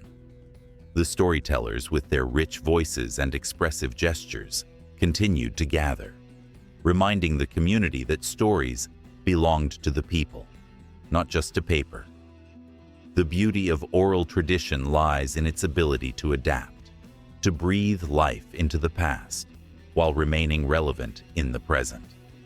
It thrives in the laughter of children gathered around a fire, their eyes wide with wonder as they listen to tales of courage and love. It flourishes in the whispered legends shared between friends, where every telling is a new interpretation, a fresh spark igniting the familiar flames of memory. As the storyteller's voice rose to a crescendo, igniting the passions and dreams of those who listened, the boundary between imagination and reality blurred. The fire crackled, casting an enchanting glow that drew everyone closer, their hearts beating in unison with the rhythm of the tales. Each story was a thread, weaving an intricate pattern of shared humanity, reminding them of their interconnectedness through time and space. And as the night deepened, the flickering shadows danced like the spirits of ancestors, celebrating their legacy. The stories continued, and with them, the importance of oral tradition thrived, a living testament to the heart of Finnish culture, urging every listener to carry the flame forward, to tell, to remember, to live. In the dim light of an ancient forest, where the trees whispered secrets older than time, the air shimmered with magic. Here, the echoes of powerful women, both goddesses and heroines, lingered like the scent of wildflowers. Each branch swayed gently, cradling the stories of those who had walked the earth long before. The stories of these women soared through the clouds, their legacies woven into the very fabric of Finnish mythology. At the center of it all stood Väinämöinen, the wise old sage, revered yet humbled by the women who shaped his world. But it was not just the heroic deeds of men that weaved the tales of Finland. The strength of women surged through every legend. From the deep waters of the lakes to the highest peaks of the hills, their presence shimmered like the northern lights, captivating and fierce. One such figure was the goddess of love and fertility, Akka. She was said to cradle the earth in her arms, nurturing the soil and all that it bore. Farmers prayed to her, offering gifts of bread and milk, hoping for her blessings to ensure a bountiful harvest. Akka, with her warm embrace, brought life to the barren fields, her laughter echoing in the rustling leaves. Yet, she was more than a provider. She was a fierce protector of women, guiding them through the trials of motherhood and womanhood. In her presence, women found strength, the courage to fight through their darkest days, and the power to reclaim their stories. Near the shimmering lakes, where the waters sparkled like diamonds, the tale of Aino unfolded. Aino was a beautiful maiden, blessed with both grace and sorrow. Caught in the web of fate, she was pursued by Väinämöinen, who, despite his wisdom, could not see her heart was not his to claim. As her story unraveled, the tension grew, spiraling like the waves of the lake in a storm. Aino's spirit broke under the weight of expectations and longing. In a moment of heart-wrenching choice, she plunged into the depths of the lake, surrendering to the waters rather than bowing to a life that felt wrong. Her spirit transformed into a water nymph, forever haunting the rippling surface, a reminder of the fierce autonomy that women sought. Then there was Louhi, the mistress of the north, a figure cloaked in mystery and power. She ruled over the cold, vast lands with an iron grip, embodying the untamed forces of nature. Louhi was no mere villain. She was a force to be reckoned with, feared and respected in equal measure. The people spoke of her with hushed tones, acknowledging her unparalleled strength and fierce loyalty to her own. Yet, beneath the surface lay an unwavering desire for balance. When her daughter was stolen, the fury that surged through Louhi could ignite the frozen lakes. Her determination to reclaim what was hers pushed her to challenge even the bravest of heroes. The blood of these women flowed through the veins of Finnish mythology, their stories interlacing with the fates of countless others. There was Kyllikki, a woman of both beauty and bravery. Torn between love and duty, she made a fateful choice that would carve her legacy into the annals of time. Her love for a young hero named Lemminkainen was fierce, yet she wrestled with her choices like a lioness protecting her cubs. As Lemminkainen ventured into the icy depths of a great river, Kyllikki's heart raced, balanced on the edge of hope and despair. Would he return? Would she find the strength to let go or hold tight? Her story danced on the winds, echoing the eternal struggle between love and fear. As shadows lengthened, tales of the goddess of the hunt, Mythology, filled the air. She guided the skilled hunters through the dense forests, her presence like a gentle whisper among the rustling leaves. Mythology was a bridge between life and death, guiding both the hunted and the hunter. Her spirit soared with the eagles, a reminder of the sacred bond between nature and humanity. Yet, she too faced challenges, as the encroaching forces of men threatened the delicate balance of the world she cherished. With a fierce heart, she stood her ground, teaching the hunters the importance of respect and patience, her lessons etched like constellations in the night sky. And then, there was the tragic figure of Marjata, a maiden whose tale veered from the path of tradition. Pregnant and alone, she faced the scorn of society, the weight of judgment heavy on her shoulders. Yet, Marjata's strength lay not in defiance, but in acceptance. Her journey was not just about motherhood. It was a testament to resilience in the face of adversity.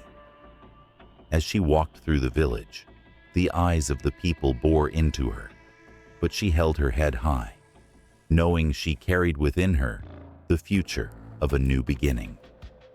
Each of these women resonated with the courage and complexity of the human experience, their stories intertwining in an intricate dance of love, loss, and redemption.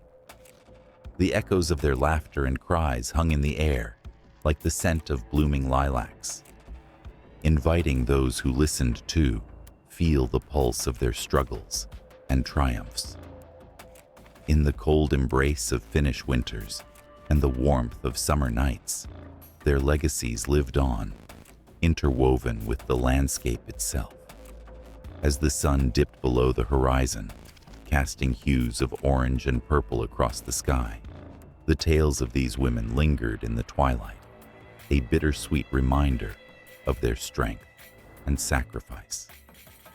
The forest, now dimly lit, stood as a guardian of these stories, ever watchful as the world turned. The promise of new legends danced on the horizon, whispering of the ever-present cycle of life, death, and rebirth. The chapter of these remarkable women, far from closed, continued to ripple through time, their spirits alive in the hearts of those who dare to listen. The air was thick with mist, a veil that cloaked the lakes and mountains of Finland in an ethereal glow. As the first rays of dawn kissed the surface of the water, the world held its breath. It was a moment where time seemed to stand still, and the whispers of ages past echoed through the tranquil landscape. Each ripple in the lake carried tales of ancient beings, of gods and goddesses who walked the earth long before mankind laid claim to these wild places. Legends spoke of Väinämöinen, the wise old sage, whose voice could summon the winds and whose songs shaped the very fabric of the land. He roamed these shores, his footsteps barely leaving a mark, and it was said that if you listened closely, you could still hear his melodies dancing on the breeze. The lakes were his mirror, reflecting not just the skies above, but the stories of creation itself. As the light flickered across the water, it was as if Väinämöinen's spirit was awakening, urging the living to remember the sacred harmony that once existed between man and nature. Mountains rose in the distance, ancient sentinels standing guard over the realm of spirits. They were not mere stone and earth.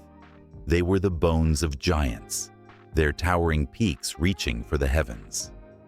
The tales told of Tapio, the god of the forest and protector of wildlife, who ruled these heights with a gentle hand. Hunters would offer him gifts of berries and dried meat, hoping for a bountiful catch in return.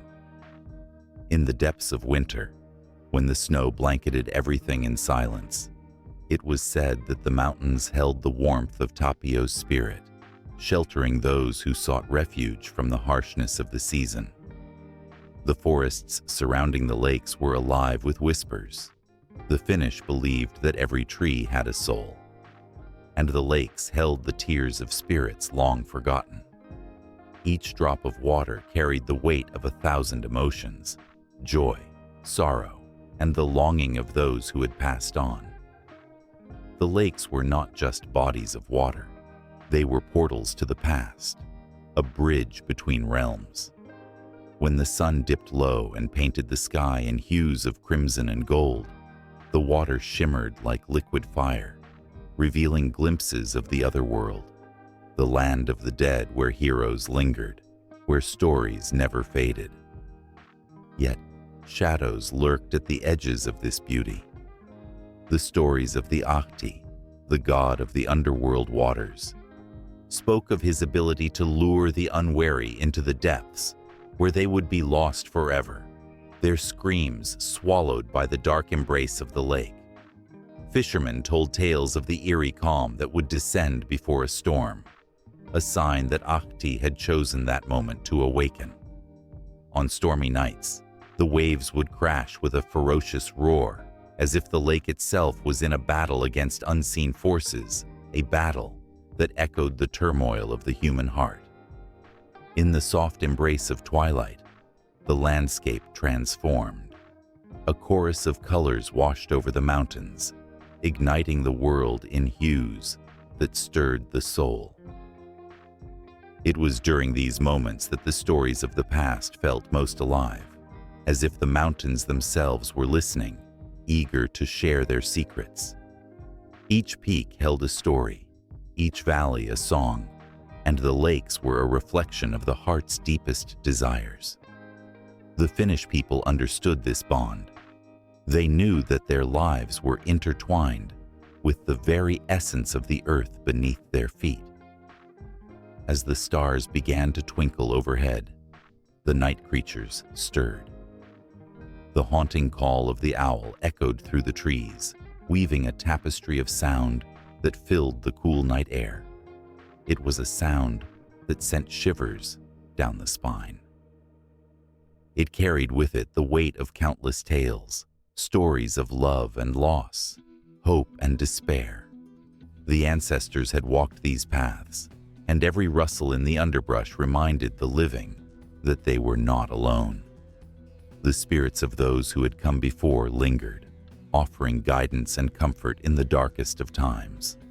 Under this celestial blanket, the lakes shimmered like 1,000 diamonds, casting reflections that danced in rhythm with the breeze. Stories of the beautiful maiden, the legendary Louhi, echoed through the night. She commanded the forces of nature and was both feared and revered. It was said that she could unleash storms upon the unwary, yet she also gifted the land with rich harvests. Her legend was woven into the very fabric of Finland's landscape, a reminder of the duality that existed within all things. And just as the night deepened, an unexplainable tension hung in the air. The wind whispered secrets into the ears of those who dared to listen. Perhaps it was the stirring of old spirits, the yearning of the earth to be heard. The silent call of the mountains and lakes beckoned the brave, inviting them to step closer to the edge of the known. What lay beyond the horizon was an open question. A mystery wrapped in the shimmering cloak of nature, waiting to unfold. As dawn approached once more, the landscape transformed again. The sun broke through the treetops, casting long shadows across the glistening surface of the lakes. The warmth of the light promised renewal, a chance to awaken the stories that had slumbered in the darkness. The myths of the Finnish landscape were alive. They pulsed with the heartbeat of the earth, ready to embrace those who sought their truths. With each passing moment, the tension built, leaving a sense of wonder lingering in the air, a promise that the next chapter awaited just beyond the rise of the sun, where stories would intertwine, calling to be told anew. The sun dipped below the horizon, casting a golden glow over the land of 1,000 lakes. Shadows danced among the trees as the wind whispered ancient tales of bravery and sorrow. Here, in the heart of Finland, the legends of Väinämöinen and Lemminkainen came alive, weaving a rich tapestry of heroism and heartache that echoed through the ages. Väinämöinen, the wise old bard, was not merely a figure of strength. He was the embodiment of knowledge itself. With his magical kantele, a stringed instrument that sang songs of creation and loss, he could summon the spirits of nature. The very air hummed with anticipation when Väinämöinen played, drawing animals from the woods and even stirring the waters of the lakes. His deep voice resonated like thunder, and each note told a story of a world shaped by both joy and despair. As the sun faded, the stars twinkled to life, and the river murmured secrets beneath the moon's watchful gaze. There, beside the water, Väinämöinen faced the trials that tested his spirit. The world around him seemed to hold its breath as he encountered the dark sorceress, Louhi, who ruled over the north. Her icy heart matched the chill of the winds that whipped through the trees. They battled not just with weapons, but with wits, as Louhi sought to steal the secrets of the universe from the old sage. Yet, Väinämöinen remained resolute, his wisdom a shield against her fury. But the tension thickened when Lemminkainen, the handsome and reckless warrior, entered the scene. He was the storm itself, passionate, impulsive, and fierce. With golden hair and a heart full of dreams, he sought glory and adventure. Lemminkainen's laughter echoed through the valleys, a sound that could turn heads and make hearts race. Yet, beneath that charm lay a thirst for validation, a longing to prove himself to the world. In the land of Kalevala, where tales of heroes were spun like the finest thread, Lemminkainen often found himself chasing glory. He could charm a maiden with a smile, yet he was driven by something deeper, an insatiable desire to carve his name into the annals of time. But each victory came at a price, and each challenge he faced left scars upon his heart. As he ventured into the dark lands, the shadows of his choices loomed large. One fateful night, as the stars burned bright, Lemminkainen encountered a fearsome beast, a creature of nightmares that lurked in the depths of the forest. The air crackled with tension as he drew his sword, the cold steel glinting in the moonlight. His heart raced, not just with fear, but with a fierce determination to prove himself worthy. The battle was fierce, and the ground trembled beneath their struggle. Lemminkainen fought with all his might, but he was not just fighting for himself. He was fighting for the legacy of heroes, for the tales that would be told long after his breath had left him. In the midst of this chaos, the two heroes, Väinämöinen and Lemminkainen, found their paths intertwined. Lemminkainen, in his reckless pursuit of glory, often sought the guidance of Väinämöinen, the sage whose wisdom was as vast as the night sky. Their contrasting personalities created a bond that was both tumultuous and profound. The old bard, with his calm demeanor, often found himself wrestling with the wild spirit of Lemminkainen, whose heart burned brightly yet blindly. Then came the moment that would forever alter their destinies. An urgent call echoed through the night, a cry for help. A maiden trapped in the clutches of darkness needed rescuing. Lemminkainen, driven by a mix of valor and longing, raced towards the danger. But Väinämöinen, sensing the perils ahead, trailed closely behind, his heart heavy with the weight of foresight.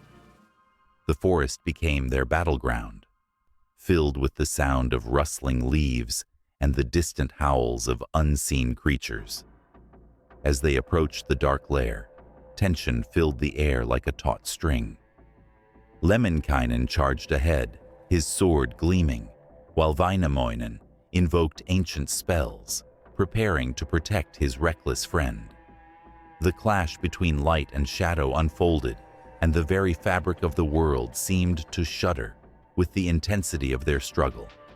The maiden's desperate cries cut through the chaos, urging them forward.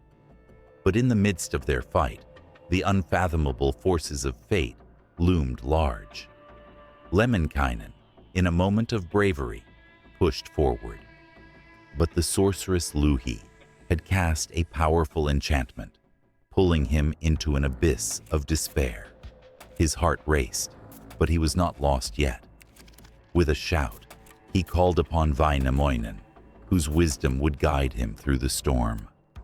In that critical moment, the connection between the two heroes shimmered like a beacon in the darkness.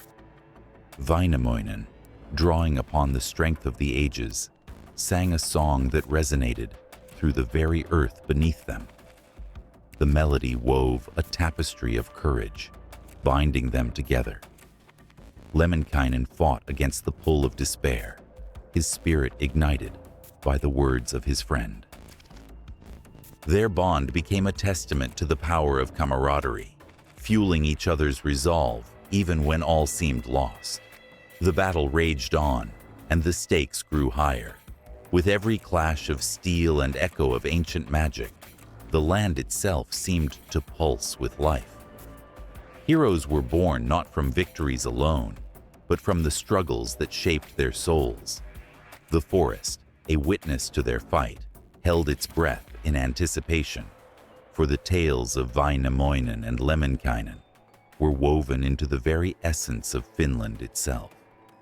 And as they stood together, facing the darkness with hearts ablaze, the night whispered promises of heroism, forging an unbreakable bond between the wise and the wild.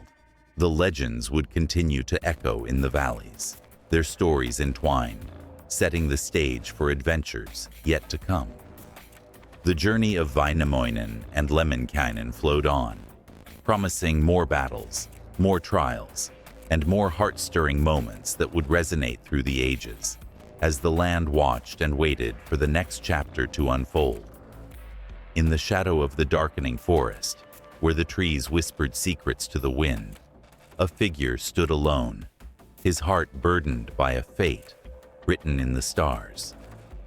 Kullervo, a young man of fierce spirit and tragic destiny, loomed like a storm cloud on the horizon of his own life.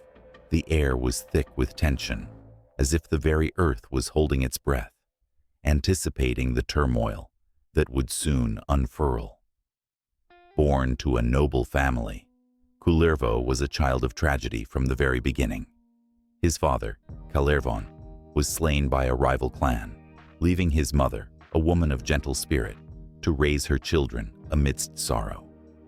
The boy grew up lonely, his childhood marred by grief and anger.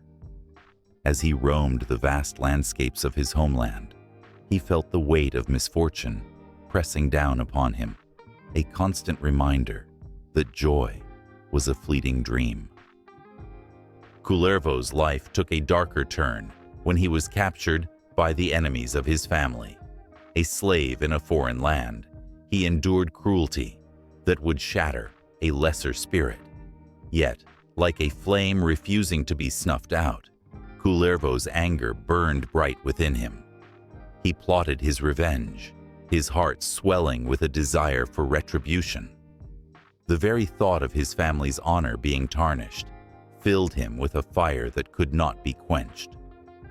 One fateful day, after years of enduring torment, Kullervo escaped his captors, driven by an insatiable urge to reclaim his life.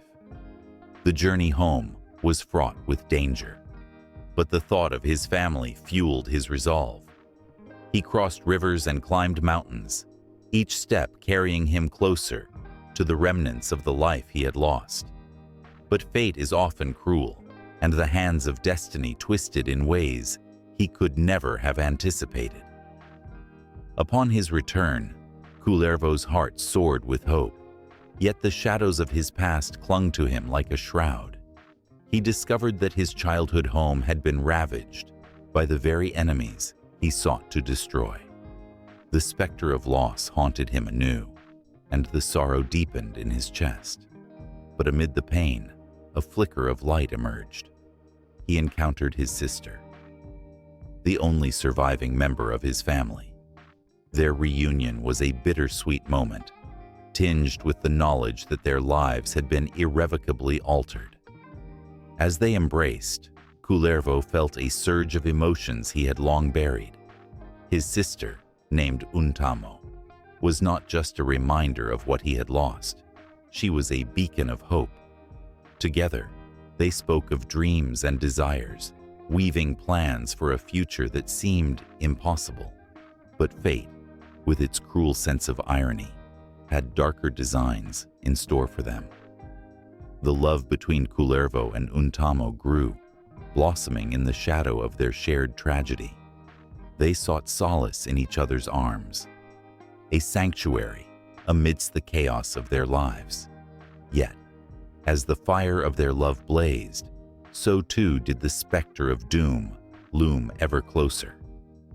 Kullervo, consumed by a desire for vengeance, decided it was time to confront the enemies who had shattered his family. With his sister beside him, they set forth to reclaim what was rightfully theirs. But the battle that awaited them was not just against their foes. It was against the very fabric of fate itself. As they charged into the fray, the clashing of swords echoed through the night, a cacophony of violence that reverberated in Kullervo's bones. He fought valiantly, each swing of his sword fueled by the memories of his fallen kin. Yet tragedy struck when, in the chaos of a battle, he discovered a terrible truth. His sister had been caught in the crossfire. In that instant, time froze, and the world around him faded into a blur. The light in Untamo's eyes dimmed as she fell, and Kullervo's heart shattered into a million pieces. The love that had offered him solace now became a haunting specter, a reminder of what he could never have. Amidst the carnage, Kullervo's rage exploded like a tempest. He unleashed the fury that had been pent up for far too long. With each enemy he cut down, he felt the weight of his grief and anger intertwine, creating a storm that threatened to consume him whole. But in that moment of blind vengeance, he lost himself, becoming a mere shadow of the man he once was. The battle raged on, but it was no longer about honor or revenge. It was a desperate grasp at the remnants of his shattered heart.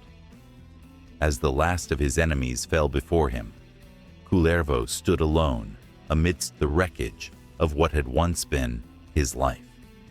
The ground was stained with blood, the air thick with the acrid smell of smoke and despair. He had avenged his family, but at what cost?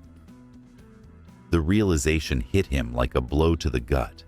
He was now truly alone. In the silence that followed the storm, Kullervo felt the emptiness seep into his bones. He had lost everything: his family, his love, and now his own humanity. The weight of his actions pressed heavily upon him. In the depths of his sorrow, he understood that he had traded one tragedy for another. The echoes of his sister's laughter faded into the dark, leaving only the haunting memory of her face etched in his mind. Driven to despair, Kullervo wandered aimlessly through the forest, the very ground beneath him a testament to his anguish. He came upon a great rock, a towering monolith that seemed to pulse with the heartbeat of the earth. In that moment of stillness, he felt the world around him freeze, and the pain of his heart echoed through the trees. The whispers of the forest spoke not of peace, but of a never-ending cycle of love and loss, a dance of fate that he could not escape. With a heart full of sorrow and regret, Kullervo raised his sword to the sky, vowing that he would not be bound by the chains of his tragic existence. But even as he made his declaration, the very fabric of his being trembled under the weight of fate's cruel hand.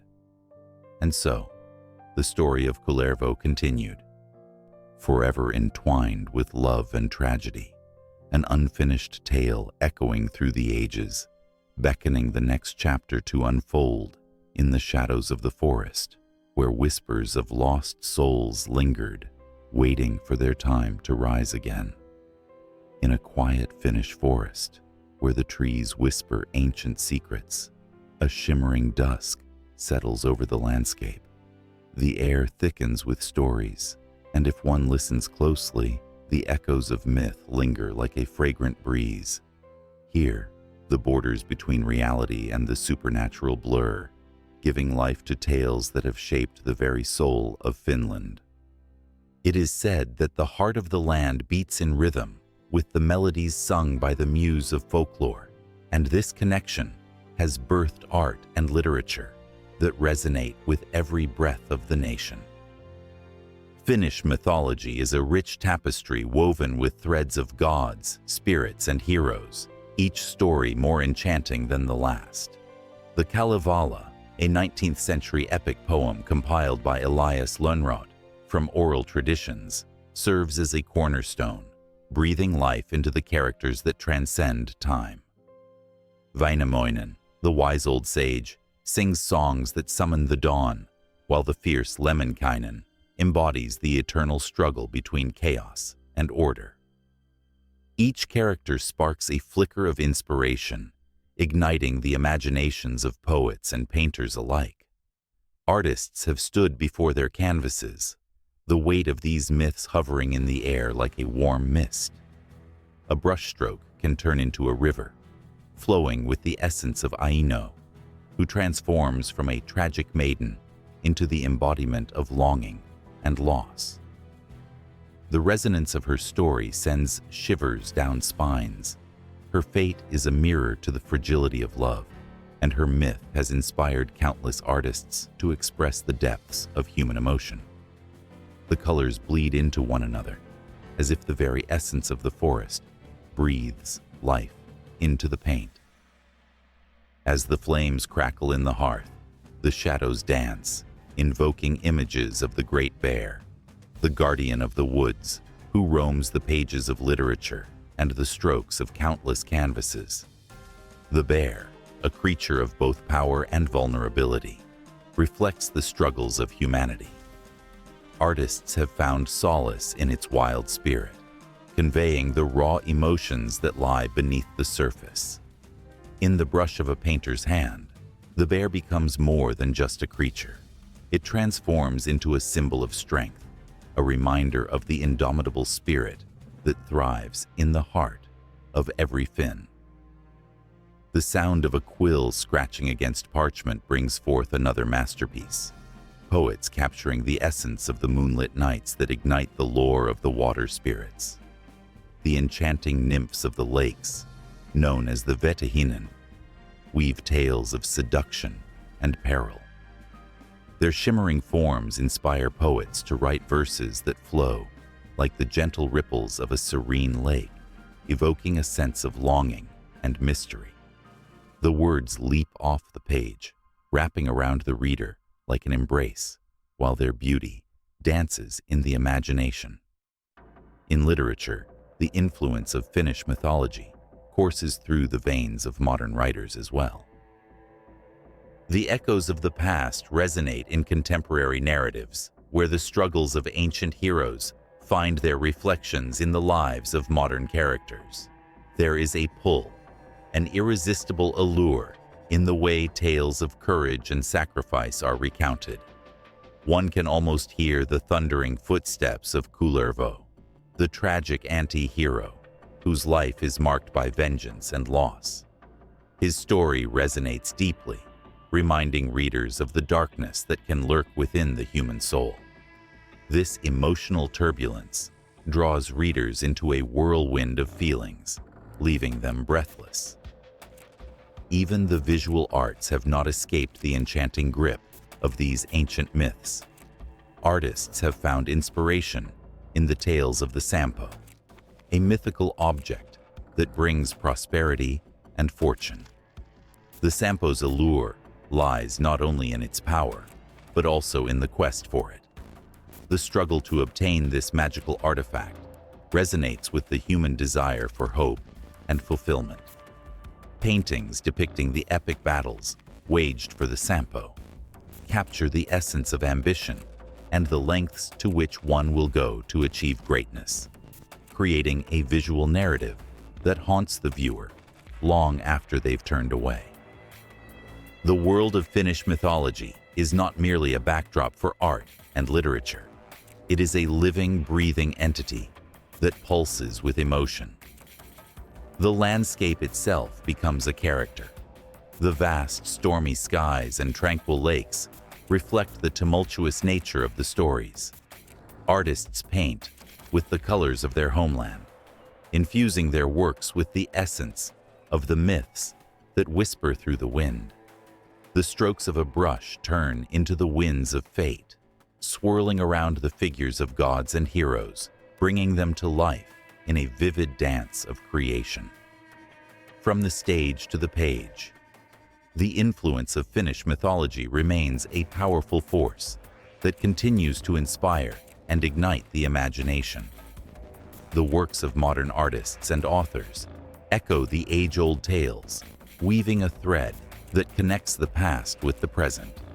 Each line written, each stroke painted, becomes a tribute to the timelessness of these stories. As the sun sets and darkness blankets the forest, the tales of gods and heroes linger in the air, waiting to be whispered into existence once more.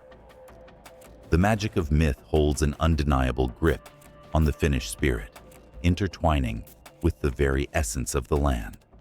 It is a bond that transcends generations, a powerful reminder that the stories of old still resonate within the hearts of many. In every corner of Finland, from bustling cities to serene lakeside cabins, the influence of these age-old tales can be felt, sparking creativity and connection. As the night deepens and one lets the warmth of the hearth cradle their thoughts, the stories beg to be told, inviting a new generation to pick up the brush or pen and contribute to the ever-flowing river of inspiration that is Finnish mythology. The moon hung low over the dense Finnish forests, casting ghostly shadows that flickered like whispers against the trees. In this silence, a young woman, Aino, lay restless on her bed, made of rough-hewn wood, her mind swirling with visions that danced just beyond her reach. She could feel the weight of the night pressing down on her, filled with unspoken messages that begged for attention. Dreams in Finland are not mere figments of the imagination. They are portals, windows into the unseen world where the living and the spirits intertwine. Aino had grown up hearing tales of the ancient Saiami, who believed dreams could predict the future or signal dire warnings. Her grandmother often warned her, "Beware the dreams that stir your heart, for they carry the truths of our ancestors. That night, Aino dreamt vividly. She stood at the edge of a vast lake, its waters dark and still, reflecting the flickering stars above.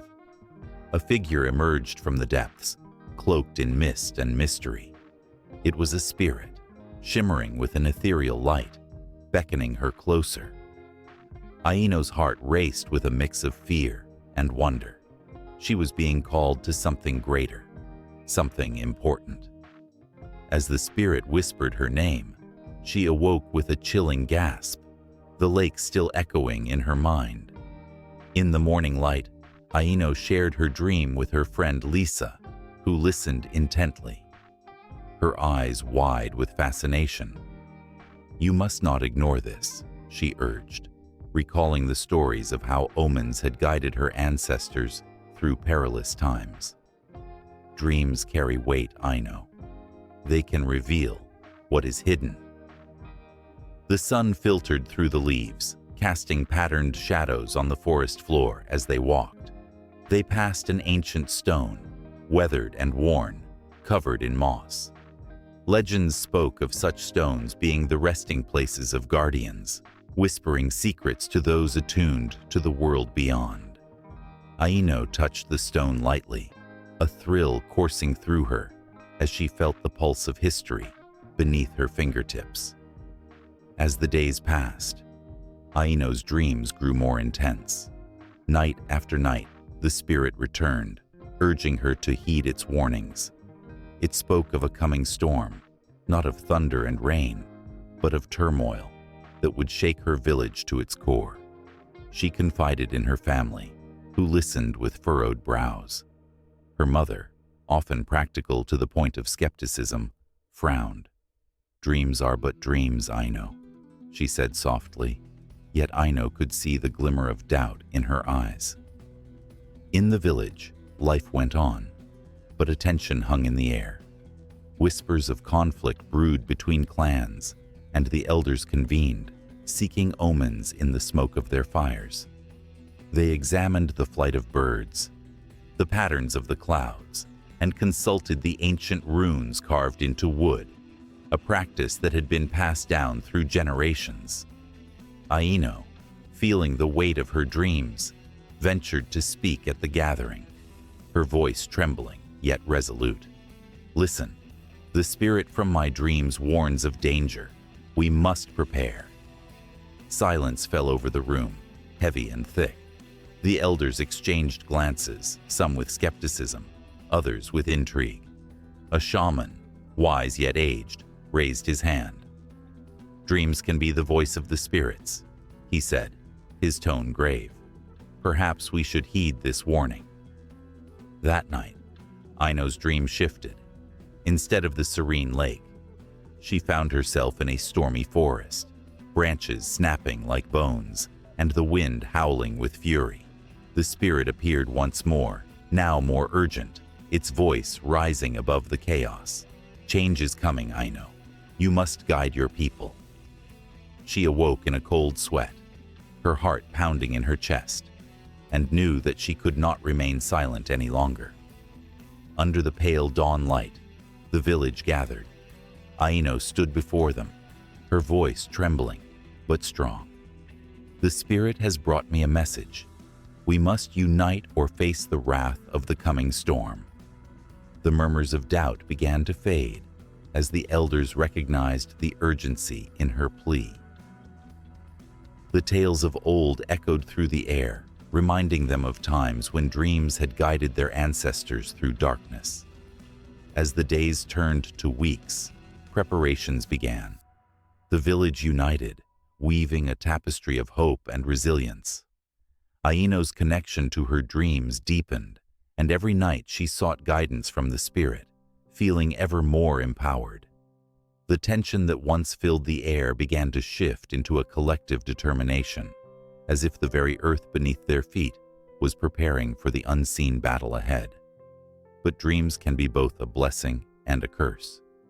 One fateful night, Aino's dream morphed into a nightmare. She was back at the lake, but this time the waters churned violently. dark figures rising from its depths. The spirit, now twisted and grotesque, screamed a warning that pierced her soul. "Beware, for betrayal lurks among you." Aino awoke, panic clawing at her throat. Who among her kin could betray them? Who would unravel the threads they had so carefully woven? With each passing day, shadows crept into the village, whispers of discontent mingling with the haunting echoes of Aino's dreams. The elders debated fiercely, and suspicion grew like a weed among the clans. Aino felt the weight of impending doom pressing down upon her, her heart pounding with anxiety. The dreams, once a source of clarity, transformed into a cacophony of confusion and fear. Aino knew she had to confront the spirit once more, seeking the answers hidden beneath the surface of her turmoil. As she closed her eyes that night, she steadied her breath and reached out to the ethereal figure she had come to know. The lake shimmered in her mind, and she was pulled into its depths, where shadows danced and secrets lay buried. "Reveal the truth," she called out, desperation lacing her voice. "Who will betray us?" The spirit hesitated, its form shifting between light and darkness, as if torn between two worlds. The answer lay just beyond her grasp, but Aino's resolve burned brighter than her fear. In the silence that followed, the spirit's voice broke through the chaos, clearer than ever. "Your strength will be tested, but the power of dreams is not to be underestimated. Trust in your heart." Those words echoed in her mind as she awoke, her spirit alight with a newfound determination. The storm was coming, and Aino knew she had to be ready. As she stepped into the new day, the weight of her dreams settled heavily on her shoulders, a tapestry of fate woven with threads of hope and trepidation. The village stood at a crossroads, the path ahead shrouded in uncertainty. The omens were gathering, dark clouds on the horizon, and the echoes of her dreams called her to prepare for what was to come. The dance of fate had only just begun. On a moonlit night, when the air was thick with the scent of pine and the soft sounds of rustling leaves filled the forest, the unsuspecting villagers of Finland would often hear whispers. They spoke of fairies and spirits, beings that danced among the shadows, their laughter mingling with the wind, sending shivers down the spines of those who dared to listen. These weren't just tales spun around a flickering fire. They were the echoes of history, woven into the very fabric of the land. Long ago, in a time before clocks ruled the hours, the ancient Finns held a profound respect for the unseen world. Each glimmering star in the night sky seemed to twinkle with the secrets of the spirits that roamed the earth. The villagers believed these beings were guardians of nature, watching over the forests, rivers, and creatures that lived within. However, their protection came with a set of rules, and to break them could bring dire consequences.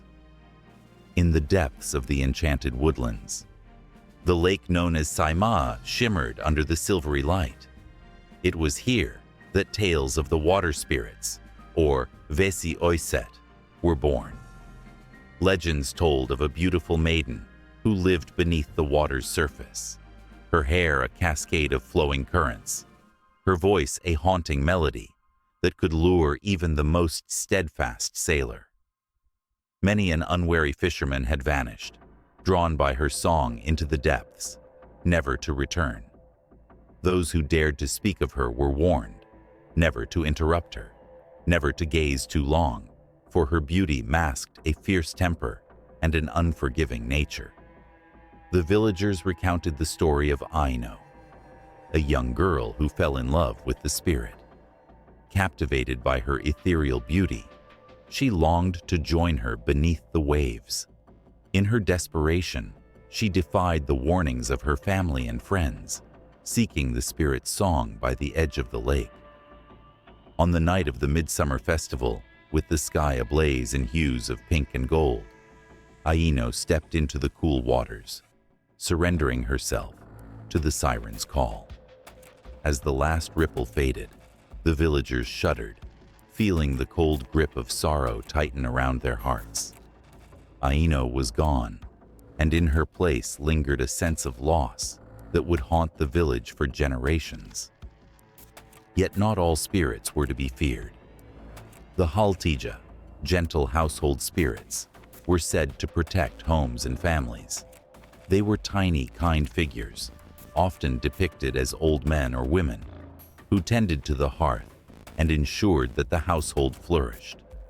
In exchange for their blessings, families would leave a bowl of milk or a few crumbs of bread at the threshold.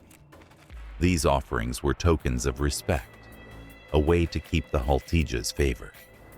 To neglect their needs could invite misfortune, and even the most prosperous harvests could turn to dust if the spirits were displeased.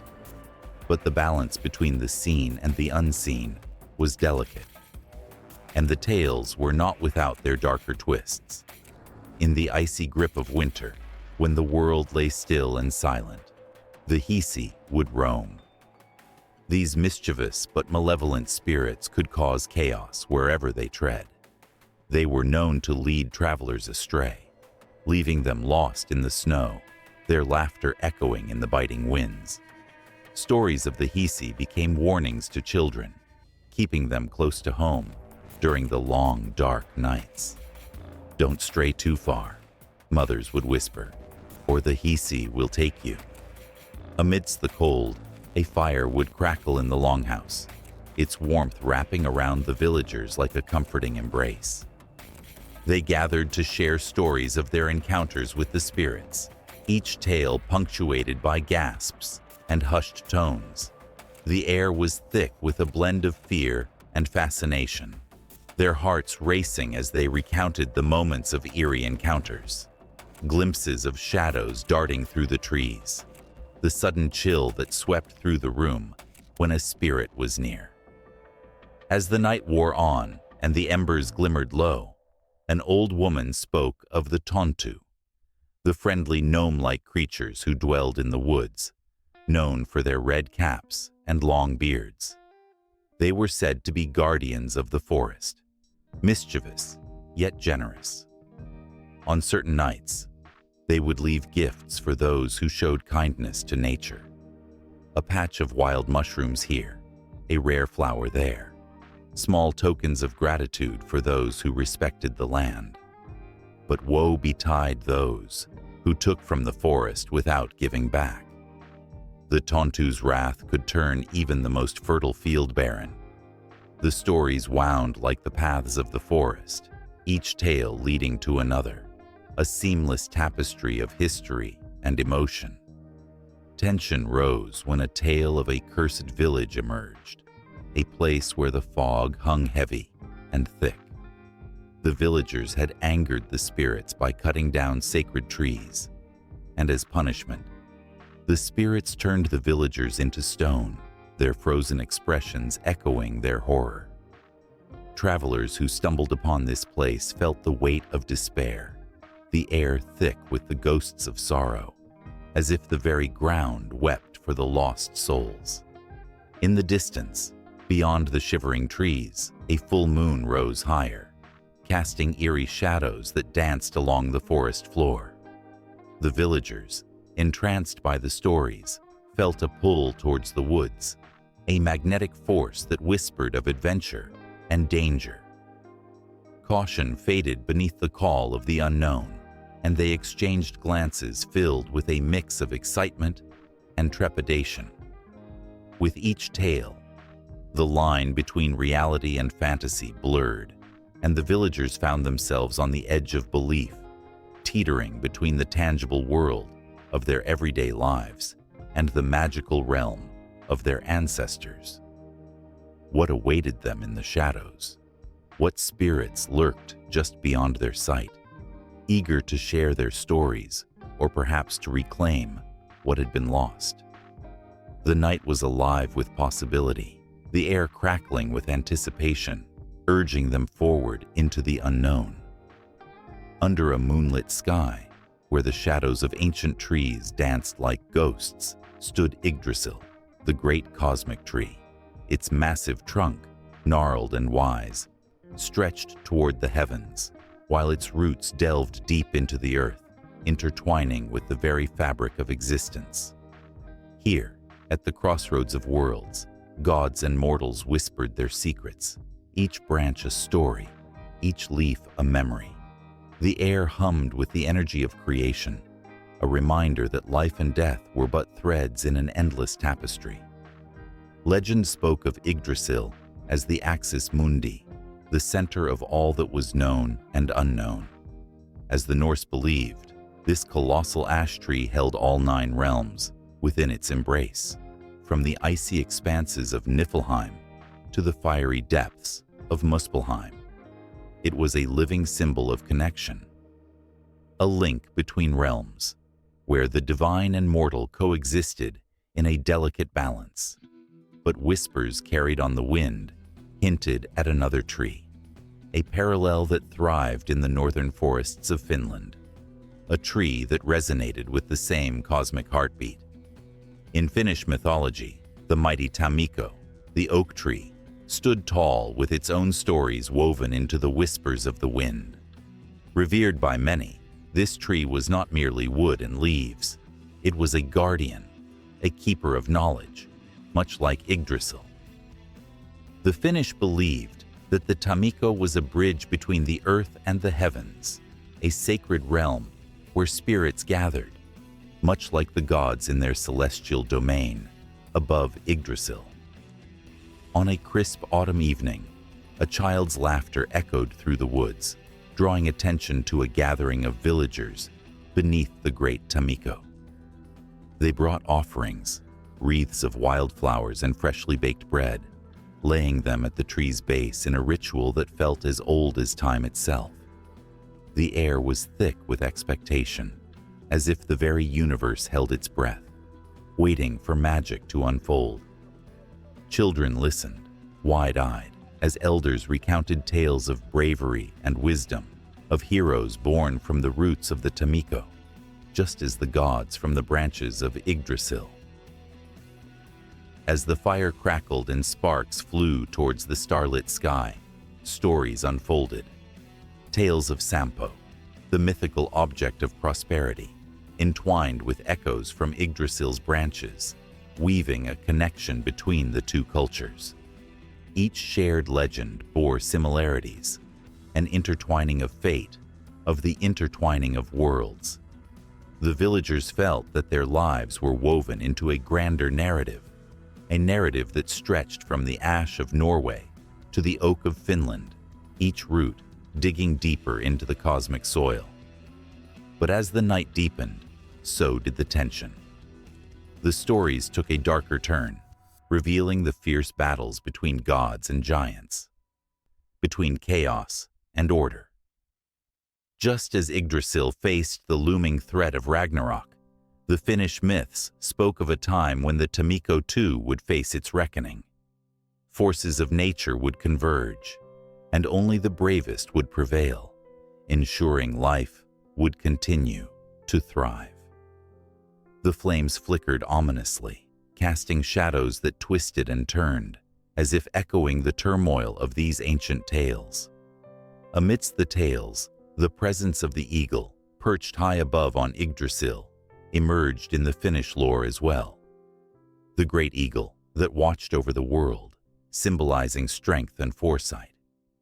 This majestic bird, known as the messenger of the gods, soared above both trees, linking the stories of the Norse and the Finnish, revealing an unbroken thread of belief that transcended borders.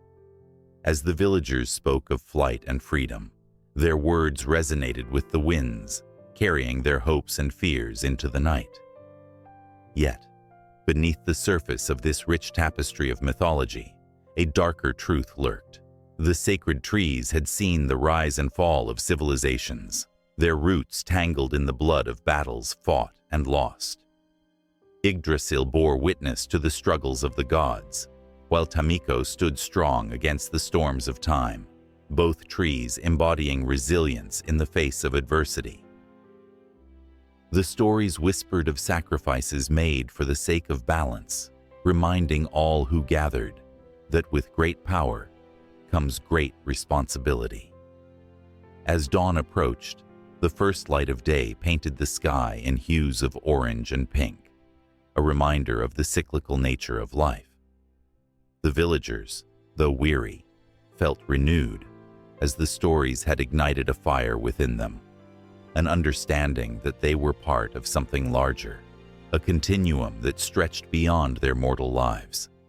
The greatness of Yggdrasil mingled effortlessly with the strength of Tamiko, both trees standing as symbols of hope and endurance. But the connection didn't end there.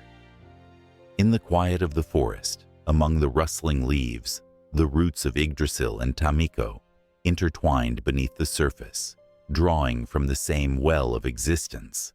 They were not just trees. They were living testaments to the power of mythology, binding the two cultures in an eternal embrace. The world trembled as the knowledge of these cosmic trees resonated with the very essence of humanity, a reminder that every life, every story, is a branch on the same powerful tree. The flicker of the last embers faded, but the stories lingered in the hearts of the villagers, the echoes of ancient wisdom guiding their steps. As they began to disperse, a palpable energy hung in the air, a promise of more tales yet to come. The night may have ended, but the saga of Yggdrasil and Tamiko continued, ready to unfold like the vibrant leaves of spring. The villagers returned to their homes, the whispers of the trees still dancing in their minds, leaving behind an unquenchable thirst for more knowledge. The cosmic tree, in all its glory and mystery, remained a beacon of connection, a reminder that the past can illuminate the present in ways that are both beautiful and profound. And as the sun rose higher, casting its radiant light upon the world, a new chapter awaited. Intertwined with the roots of these ancient trees, forever binding the stories of humankind together. The cold wind whispered through the towering pines, carrying with it the sense of earth and ancient stories, each rustle of the leaves echoing the heartbeat of a culture steeped in the spirit of the wild. In Finnish folklore, animals are not merely creatures that roam the land. They are guardians, messengers, and embodiments of the divine. With each step into this world, one can almost hear the murmurs of the past, the legends that have shaped a people's connection to nature. In the dim light of early dawn, a lone bear roams the forest, heavy-footed and fierce. To the ancient Finns, the bear was a powerful symbol, revered and respected. It was believed to be a manifestation of the great god Tapio, lord of the forest.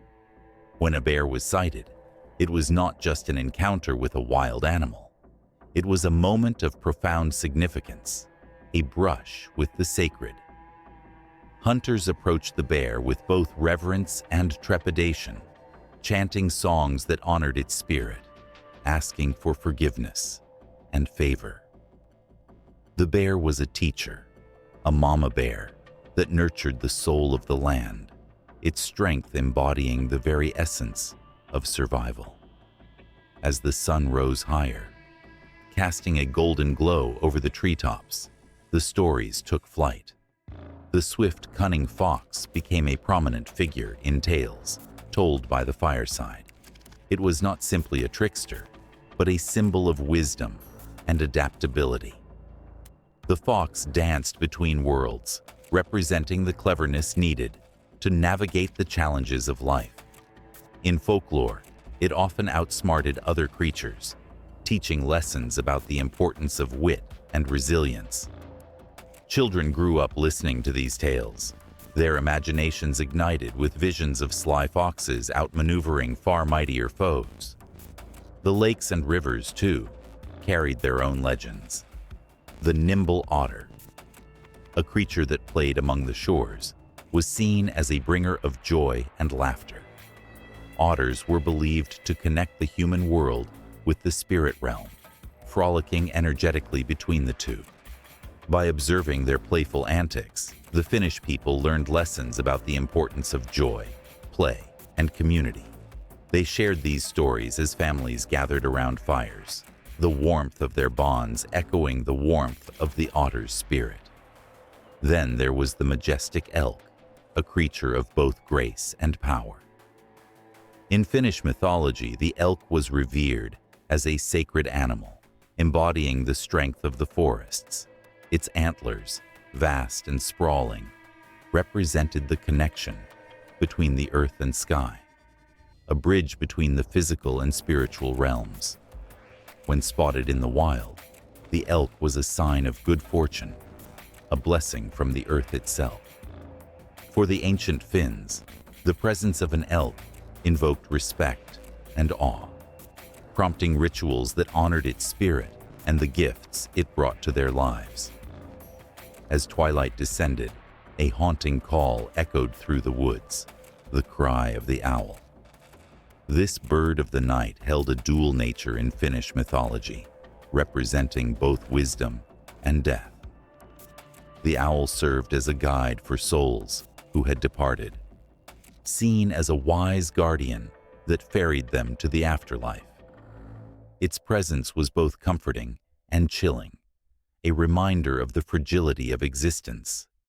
Tales of the owl were passed down through generations, its haunting call igniting fears and hopes alike, a reminder that life, while fleeting, held deep meaning. In the thick of winter, when snow blanketed the land, the strong-willed wolf could be heard, howling at the moon. It was no ordinary animal. The wolf was a powerful symbol of loyalty, family, and instinct.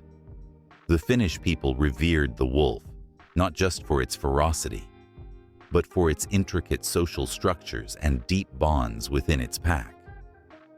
The stories echoed with the howl of the wolf, teaching the importance of unity and cooperation, the very fabric that held communities together. In the long, dark nights, the howl became a siren call, resonating with the hearts of those who understood the deeper truths of survival. As the stories continued to weave through the fabric of Finnish culture, the reverence for animals extended to the smallest creatures. The humble ant, often overlooked, became a symbol of hard work and perseverance. In tales told around hearths, the ant's tireless labor inspired young and old alike, teaching the values of diligence and community. The people watched as ants worked together, their tiny bodies carrying burdens many times their size. It reminded everyone of the strength found in unity, an essential lesson for a community thriving in a land where nature demanded respect. Each animal, from the smallest insect to the largest mammal, held a piece of the story. In every myth and legend, there lay a reflection of the Finnish soul, an intricate tapestry woven from nature's threads. The mountains, rivers, forests, and skies were alive with meaning, each creature serving as a reminder of life's interconnectedness. As night fell, the gentle hoot of an owl echoed in the distance, merging seamlessly with the whispers of the trees. The air thickened with anticipation as more stories waited to unfold, stories of ancient spirits, hidden treasures in the depths of the forest, and the eternal cycle of life and death that governed their existence. Each tale, rich with emotion, layered upon the last, kept the heart racing and the dreams alive. The wild was a symphony of voices, each animal a note that played on, resonating through the ages, waiting for those brave enough to listen and understand. Under a sky painted with the hues of dusk, a single thread shimmered in the fading light, stretching from the hands of Satu, the ancient weaver. She sat cross-legged in her modest home, surrounded by the rhythmic sounds of the village. Children laughing, chickens clucking, and the soft murmur of the river nearby. Each thread, each color, told a story, not merely of cloth, but of fate itself. With every flick of her wrist, she was not just creating fabric. She was entwining lives, destinies intertwining like the threads that slipped through her fingers. Satu's loom was more than a tool. It was a gateway. It held the weight of history, of choices made and paths taken. The villagers whispered tales of her abilities, how she could weave not just patterns, but the very essence of life. Mothers would come to her with hopes for their newborns, fathers seeking strength for their sons, and lovers yearning for their fates to align. With every request, Satu would nod thoughtfully, her eyes reflecting the flickering candlelight, a hint of mystery swirling around her, like the smoke from the hearth. One evening, as the sun dipped below the horizon, a stranger arrived at her door. His face bore the lines of many journeys, eyes that held the weight of unseen sorrows. He introduced himself as Arjun, a traveler who had wandered far from his homeland, driven by a quest to uncover his own fate. His voice trembled slightly, and Satu could sense the turmoil within him. "I have heard," he said, "that you possess the gift to change destinies. Can you weave a future for me?" Satu studied him for a long moment, and a chill ran down her spine.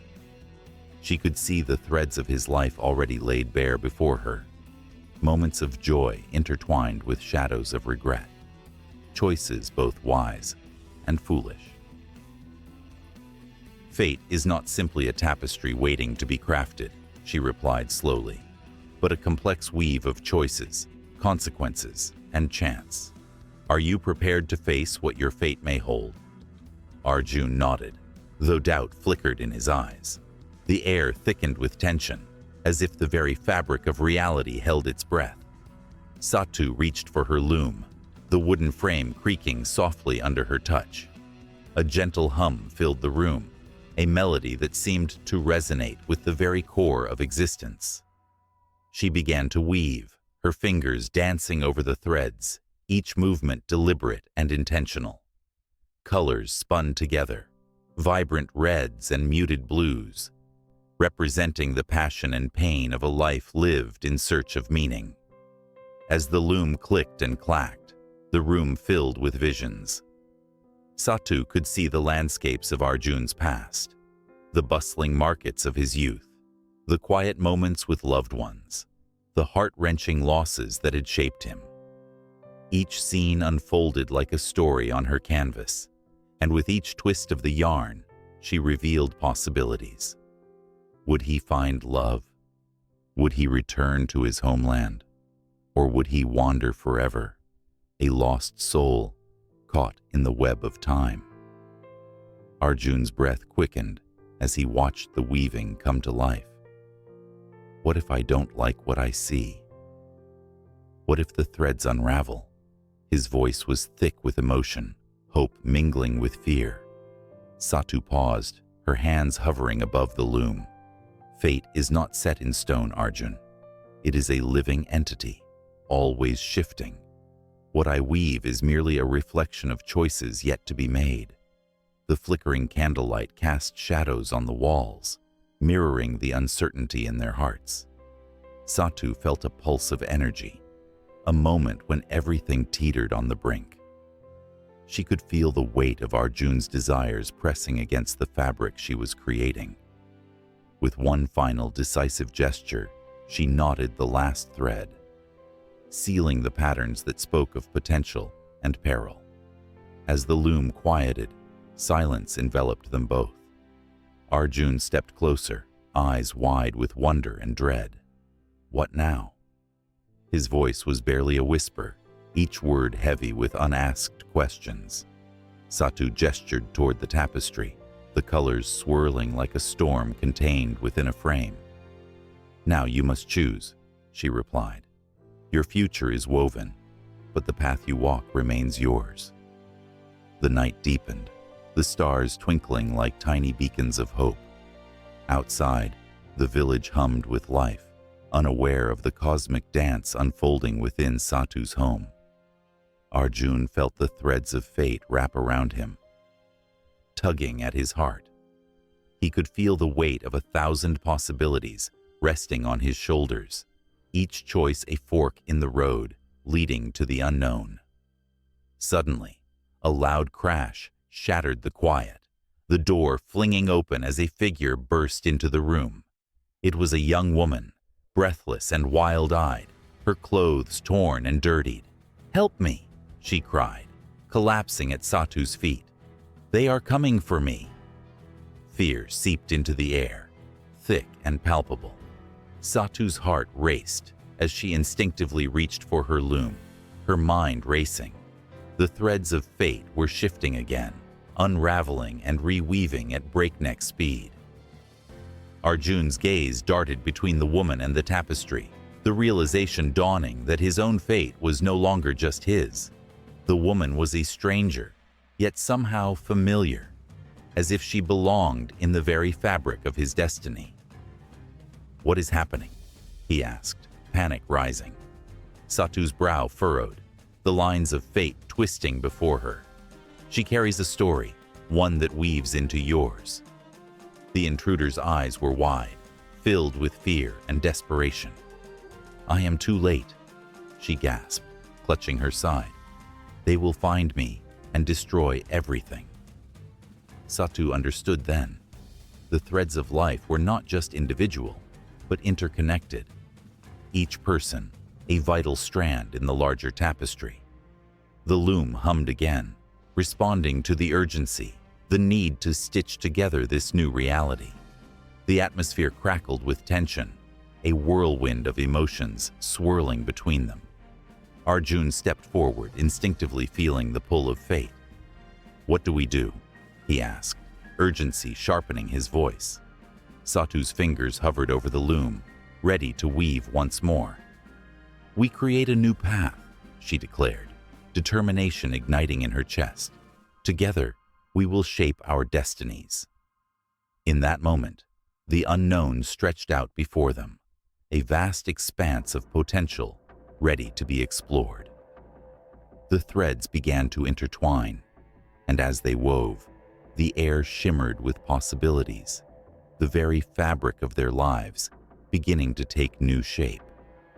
In the embrace of the loom, under the watchful eyes of fate, they took their first step into the unknown. In the cool embrace of the Finnish twilight, where the whispering winds carry tales of old, a lone figure stands at the edge of a vast forest. The trees loom like ancient sentinels, their gnarled branches reaching toward the heavens, harboring secrets of heroism and trials that would shape destinies. This is where the air crackles with an electric tension, where legends are born in the heat of struggle and the chill of uncertainty. Kaleva, the mighty patriarch of the Finnish gods, watched over the land, his eyes glimmering like stars caught in the twilight. It was in his domain that heroes were forged, each facing monumental challenges that tested their spirit and resolve. From the depths of the shimmering lakes to the rugged peaks of the fells, every corner of this enchanted realm was steeped in the weight of heroic quests. As the first frost kissed the earth, a new story began to unfold, one that echoed through the ages. In a village nestled by the shores of a tranquil lake, a young warrior named Väinämöinen felt the pull of fate. His heart was fierce, yet uncertainty gripped his soul. A vision had come to him in the dead of night, a call to retrieve the Sampo, a magical object said to bring prosperity and fortune. But whispers of danger threaded through the air, hints of a fierce battle against the dark sorcerer, Louhi, who guarded it with all her might. The weight of his ancestors pressed upon him, the legacy of countless heroes echoing in his blood. As he stepped into the forest, the world around him transformed. Shadows danced, and the wind carried the haunting melodies of ancient songs. With each step, he felt the pulse of history beneath his feet, a reminder that he was not alone. But the path ahead was fraught with peril. The first challenge awaited him, a chilling encounter with a fearsome beast that emerged from the depths of the forest. A giant bear, fur as dark as the night, stood in his way, its eyes gleaming with a predatory hunger. In that moment, time seemed to stand still. The creature's growl reverberated in his bones, a sound that sent chills racing up his spine. Yet, Väinämöinen remembered the stories of his forefathers, of bravery and cunning. He called upon his gifts, the songs of creation that could bend the very fabric of reality. With a voice that resonated through the trees, he poured his heart into a melody, weaving a spell that soothed the beast's fury. The bear, entranced, lay down before him, a testament to the power of courage and song. But the challenges did not end there. As he pressed on, the landscape shifted, revealing a treacherous mountain pass veiled in swirling mists.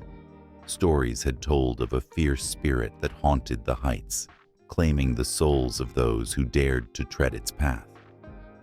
Guided by the flickering light of his spirit, Väinämöinen ascended, each step a battle against the chilling winds and the weight of dread that threatened to swallow him whole. In the heart of the mountain, he encountered the spirit, a phantom wreathed in shadows. Its piercing eyes bore into him, testing his resolve. "What do you seek, mortal?" it hissed, its voice like the rustle of leaves caught in a storm. Here, the air thickened with tension, a palpable force pressing down on him. Väinämöinen's courage flickered, but he remembered the Sampo and the hope it represented. "I seek the Sampo, a treasure that will bring light to my people," he declared, voice steady, despite the fear gnawing at him. The spirit's laughter echoed like thunder, shaking the very ground beneath his feet. "To claim such power, you must first face the truth of your heart," it challenged. In that moment, Väinämöinen was stripped bare, confronted by doubts that clawed at his spirit. The battle was not with the spirit alone, but with the shadows that lurked within him.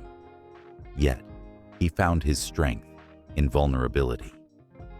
He spoke of his fears, his hopes, and the love he held for his people.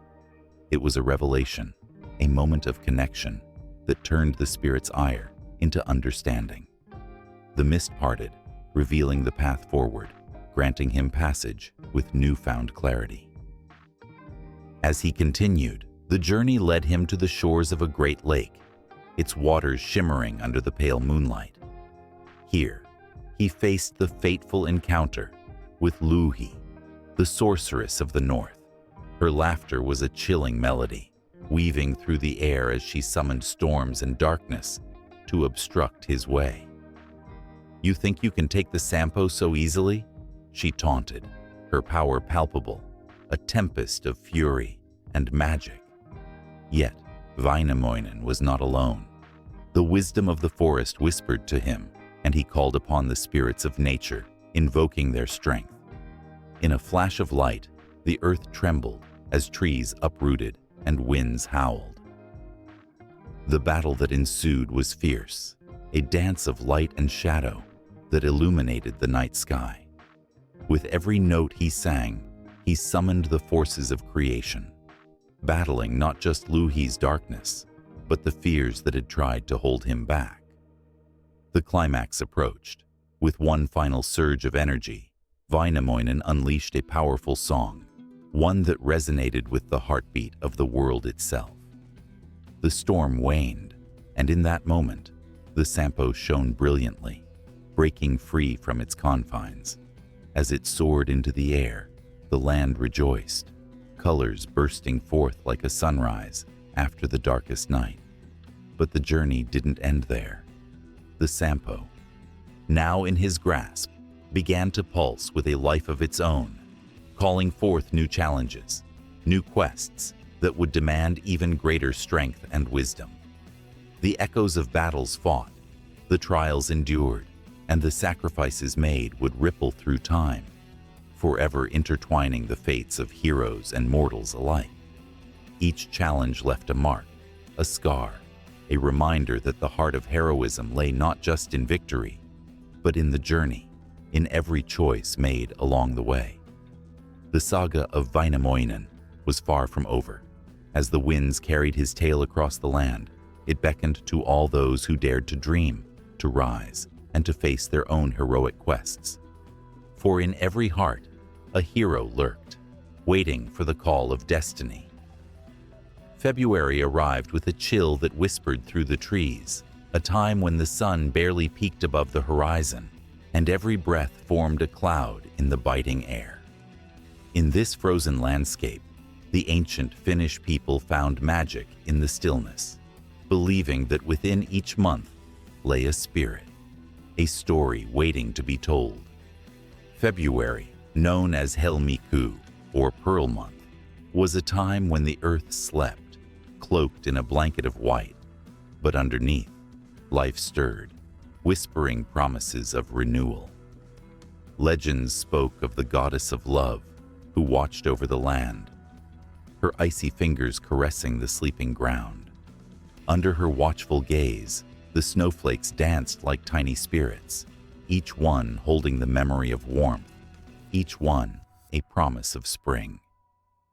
The people would gather around fires, sharing tales of her beauty and kindness, believing that she bestowed love upon those who honored her.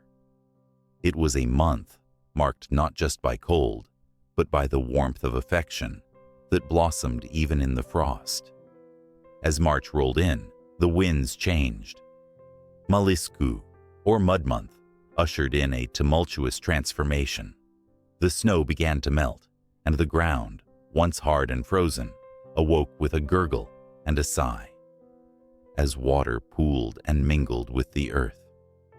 The ancient Finns viewed this time as a battleground between winter and spring. They honored Ukko, the god of thunder, who would send his rumbling voice to remind the world that life was on the cusp of re-emerging. With each clap of thunder, villagers would step outside to feel the pulse of the land beneath their feet, the muddy ground mirroring the churn of their hearts. They gathered to celebrate the changing of seasons, making offerings to Ukko, their hopes rising with each dark cloud that threatened to break. It was a time of renewal, of growth. And the anticipation of longer days sent shivers of excitement through their spirits. April, or Huhtikuun, the burning month, arrived with the crackle of fire in the air. As the snow melted away, the people took to the fields, preparing the land for sowing.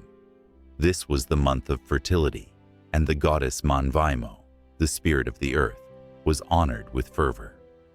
The villagers believed that as they burned the remnants of the old year, they released everything that no longer served them, making space for new life to emerge. In the flickering light of bonfires, circles of friends and family sang songs that echoed through the valleys, their laughter mingling with the smoke that spiraled into the night sky like a prayer.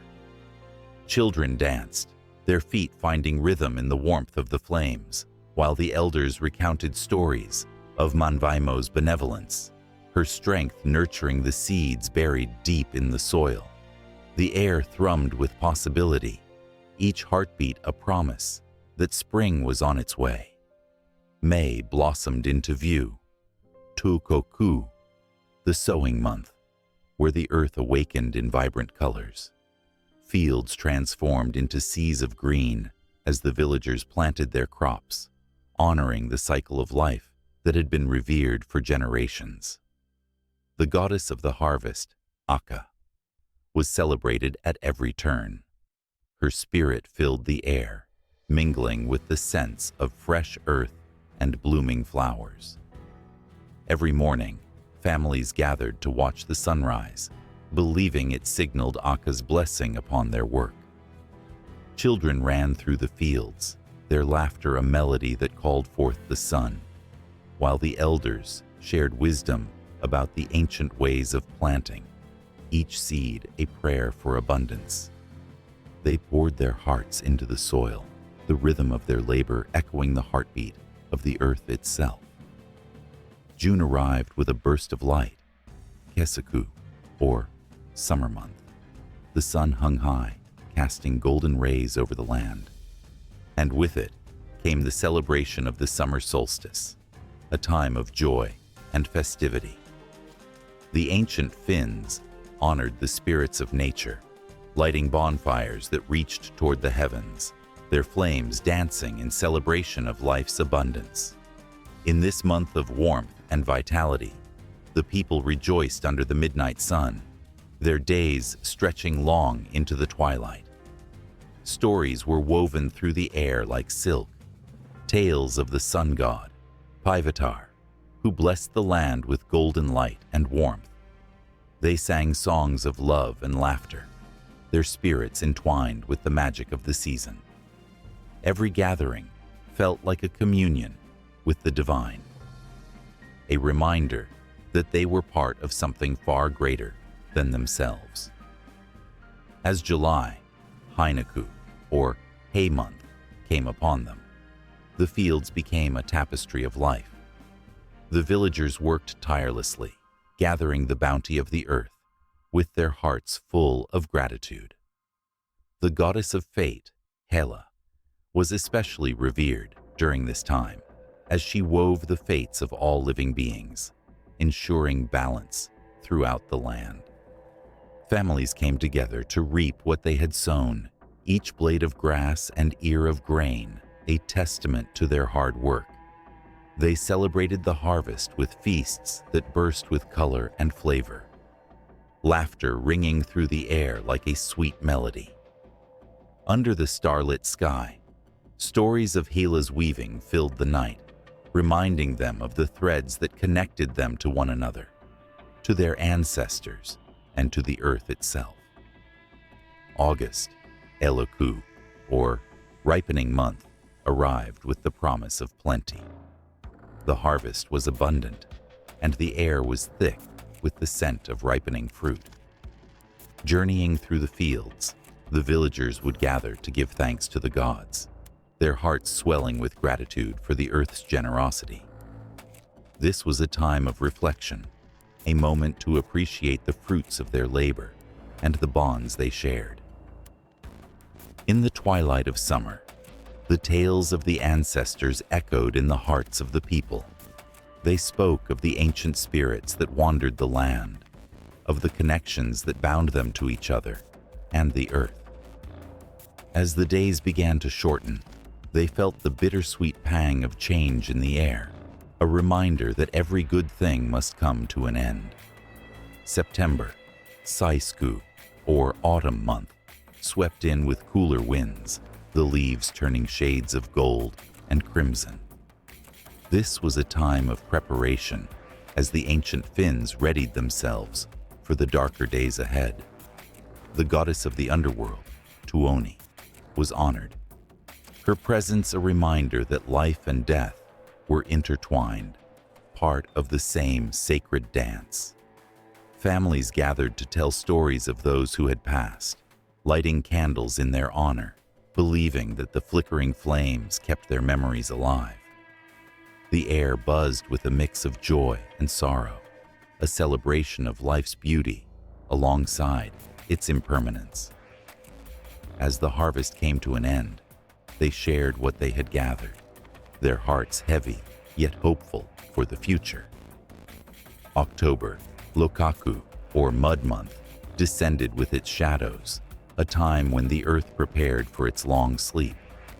The ground became a canvas of browns and grays, and the people honored the transition with quiet reflection. The goddess of the night, Kutar, was revered, her light guiding them through the darkness. In the dim light, villagers recounted tales of transformation, the shadows of the past weaving into the tapestry of the present. They felt the weight of history, the stories of their ancestors echoing in their bones, reminding them of the strength that lay in remembrance. With each passing day, the world grew quieter, and they too began to turn inward, gathering their thoughts and memories close. As November graced the earth, Marasku, or Death Month, arrived with an air of solemnity. This was a time of deep introspection, when the veil between worlds thinned, and the spirits of those who had passed lingered closer than ever.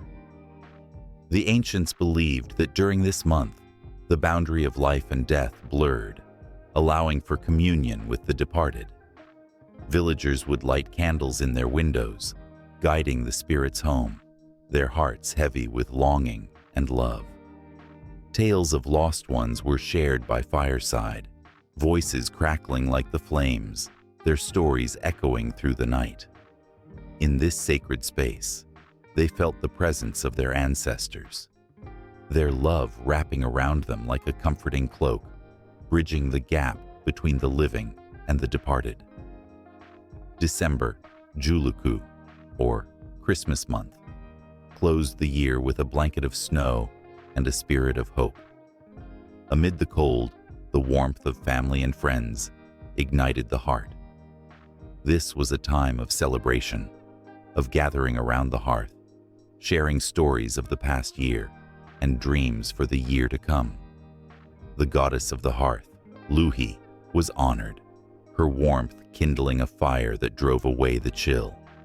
As the days grew shorter and the nights grew longer, they lit candles, symbols of hope and rebirth, reminding them that light would return. The villagers shared laughter and joy, their hearts swelling with love as they celebrated the cycle of life, the promise of renewal that lay just beyond the horizon. In the stillness of winter, they felt the pulse of the earth beneath the snow, the stories of the past intertwining with the dreams of tomorrow, a cycle that would never cease, always beckoning them forward into the unknown. The ancient forest whispered secrets as the sun dipped below the horizon, casting long shadows that danced among the trees. In Finland, where land meets sky in a breathtaking embrace, the chill in the air was more than just a drop in temperature. It was the breath of ancestors, echoing tales of old. The lush green landscapes, the icy lakes, and the ever-changing skies shaped more than just the environment. They carved the very essence of Finnish beliefs and traditions, weaving a rich tapestry of myth and life. As the seasons shifted, so too did the stories told by the flickering flames of the hearth. The bitter cold of winter transformed the world into a vast, shimmering wonderland, but it also brought fear. It was during these long, dark nights that tales of the Great Bear, the revered creature of the forest, came to life. Known as Karhu, the bear was both a provider and a threat, a formidable force that demanded respect. To encounter one was to engage in a dance of survival, a reminder of the delicate balance between man and nature. In the minds of the ancient Finns, the bear was not simply an animal. It was an embodiment of strength and spirit. Rituals arose around this majestic creature, where the hunting of the bear became a sacred event, steeped in significance.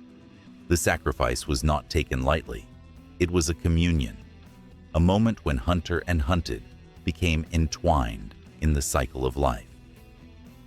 The hunt was marked by rituals that called upon the spirits of the forest, invoking the wisdom of the ancestors who had walked the same paths.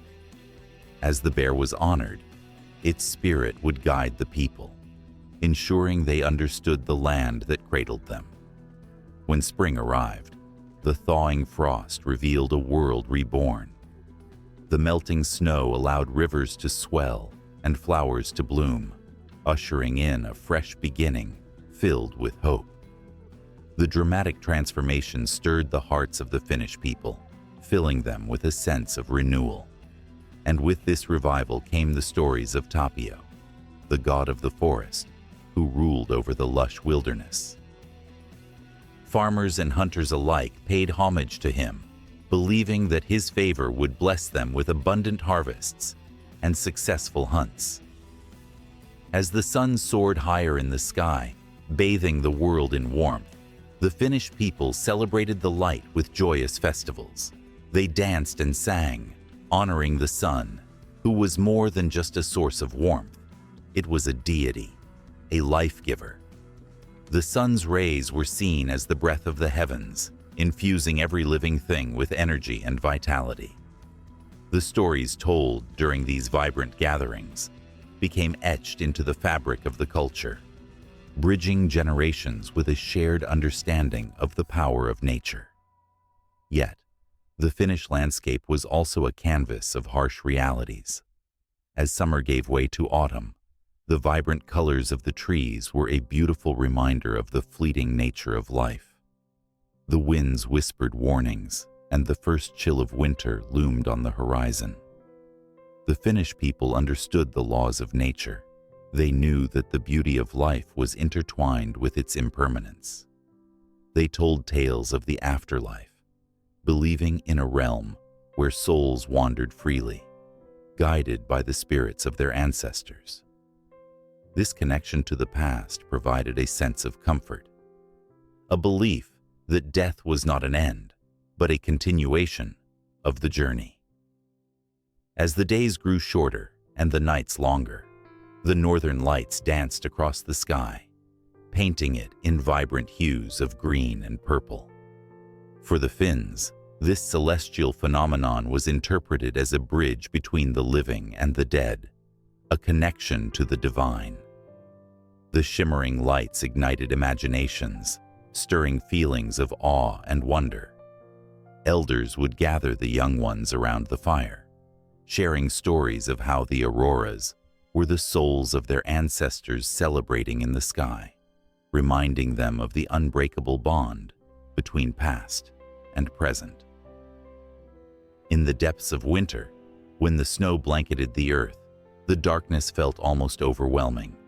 Yet, even in this cold embrace, there was a sense of warmth found in community and storytelling. The tales of the Sampo, a mythical object that brought prosperity and good fortune, echoed through the icy nights. Its very existence symbolized the hope that each person carried within, the belief that light would return even after the longest nights. The story of the Sampo became a powerful metaphor for resilience, a reminder that even in the harshest conditions, something beautiful could emerge. As the thaw of spring approached, the echoes of these stories reverberated through the Finnish psyche, shaping their beliefs and guiding their lives. Each tale was a thread in the fabric of existence, binding people together in their shared experiences of joy, sorrow, triumph, and loss. The powerful connection between climate and myth became an intricate dance, each influencing the other in a cycle as timeless as the seasons. In this land where the natural world was alive with spirits and stories, the Finnish people found solace in their beliefs.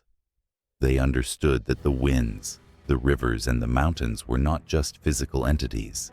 They were alive, intertwined with the very essence of human existence. The myths that emerged from these encounters with nature became a source of strength, a way to navigate the complexities of life. As night fell once more, the fire crackled, illuminating the faces of those gathered. They listened, enraptured, as the stories flowed like the rivers that crisscrossed their homeland. The tales of Tapio, the bear, and the Sampo filled the air, each one a testament to the enduring power of nature and the human spirit. The tension of the past remained, echoing in the hearts of the listeners, a reminder that their beliefs were not just remnants of history, but living, breathing narratives that shaped who they were. And as the stories wove a spell of their own, a new chapter awaited in the unfolding saga of Finnish life. a chapter that would delve deeper into the mysteries of existence, where the interplay of climate and myth would reveal even more profound truths about the world and their place within it. The cold air of a Finnish winter night whispered secrets to the ancient trees, their bare branches reaching like skeletal fingers toward a sky heavy with stars.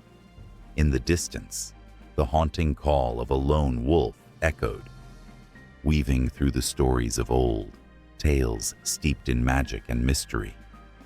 In this land, where the past felt alive, the figures of brave heroes and cunning gods danced in the shadows, waiting for the moment to re-emerge into the world.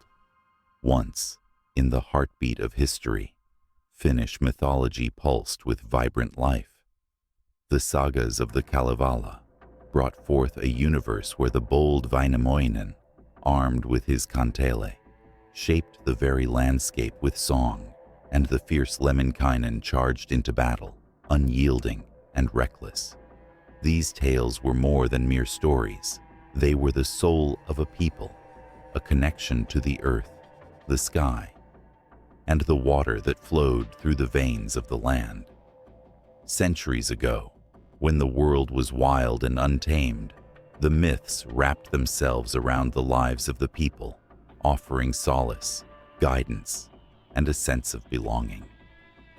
Yet, as time marched forward, the thunderous footsteps of change began to drown out the whispers of old. The arrival of Christianity cast a long shadow over the ancient beliefs. The sacred groves that once echoed with the laughter of gods were replaced by steeples and bells. The enchanting tapestry of myths that had brightened the darkest nights began to fade, like a distant memory slipping through one's fingers. In the late 19th century, a flicker of hope ignited among Finnish nationalists and artists. The intellectuals, inspired by the growing movement of nationalism in Europe, sought to reclaim their heritage. They turned back to the Kalevala, stitching together the threads of their culture, celebrating the stories that had been neglected. Elias Lönnrot, a physician and poet, became a beacon of this revival. With tireless dedication, he collected and compiled verses from the oral traditions of the Finnish people, breathing fresh life into the ancient myths. The Kalevala, once on the brink of oblivion, was thrust into the light, a powerful symbol of identity and pride. With the resurgence came the stirring of a new creative spirit. Artists painted vast landscapes infused with myth, their canvases alive with the essence of the gods. Musicians composed symphonies echoing the rhythms of the earth, and poets penned verses that resonated with the deep emotions of the Finnish soul. The transformation was not only cultural, but also deeply personal. People turned to the stories of their ancestors for strength and guidance, igniting a passionate flame within their hearts. As the 20th century approached, the world was shifting again. The tumult of wars and unrest loomed like dark clouds over Europe, yet the myths of Finland remained a sanctuary.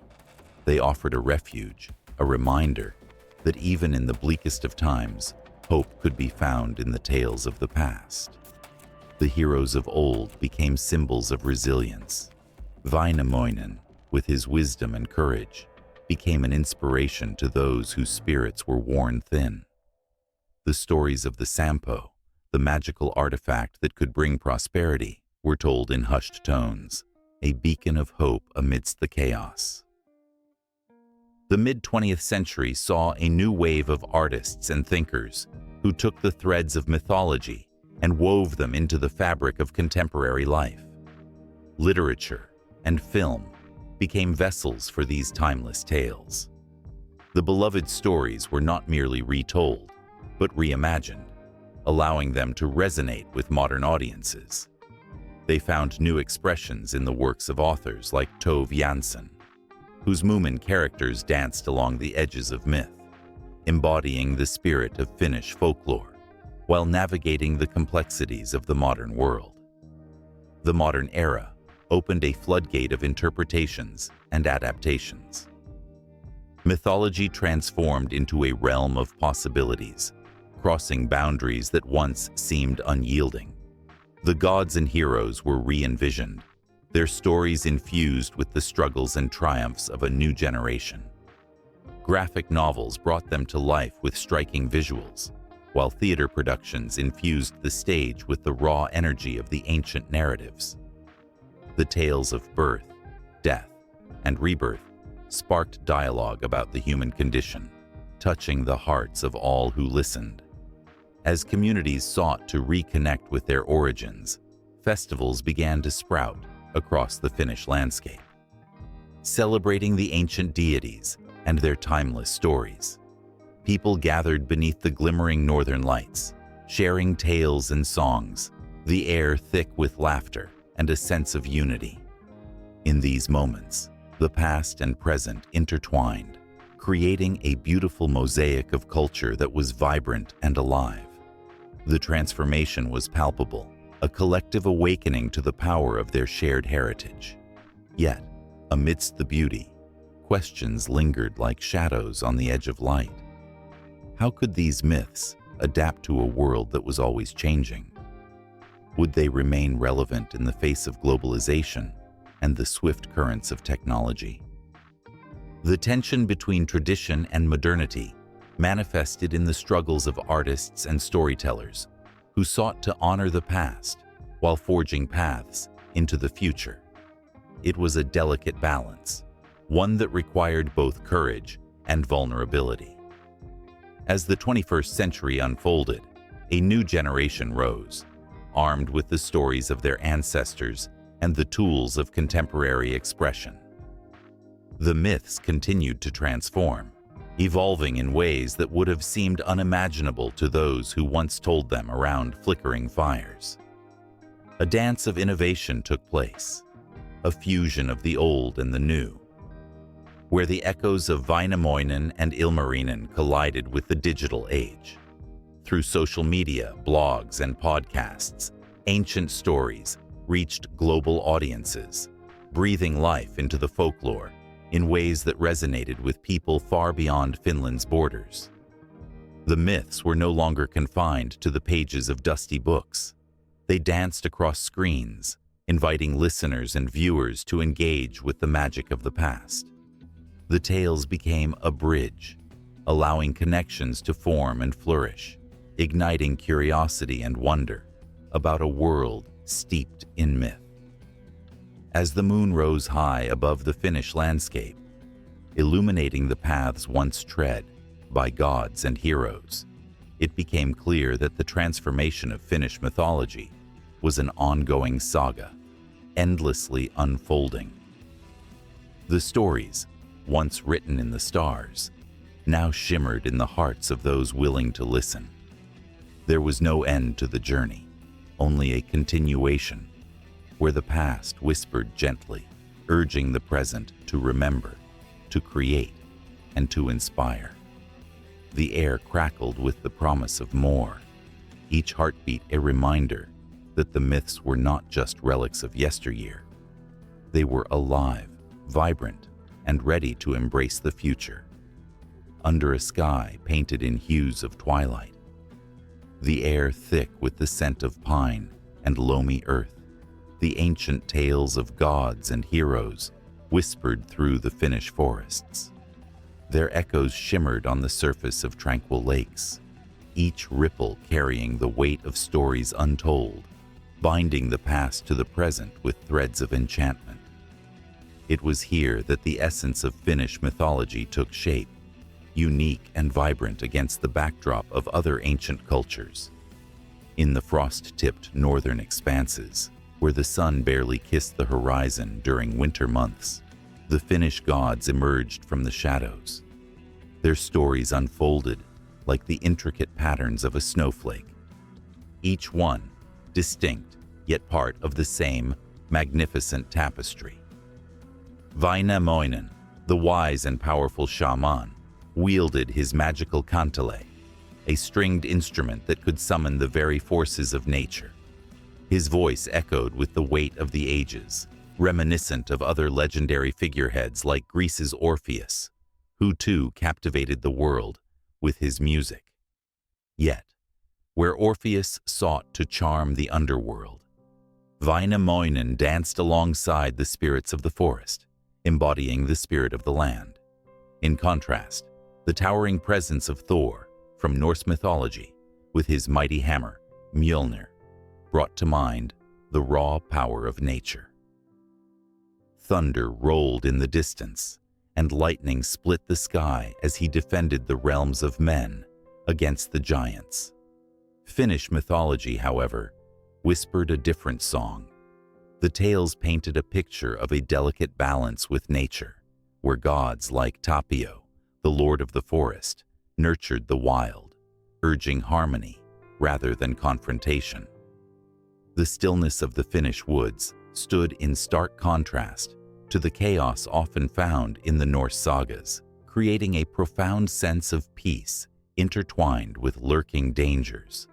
Among the Finnish deities, there was a spirit named Hisi, a trickster who played with the boundaries of the natural world, much like the mischievous Loki. But while Loki thrived in creating havoc, Hisi's pranks carried lessons wrapped in humor.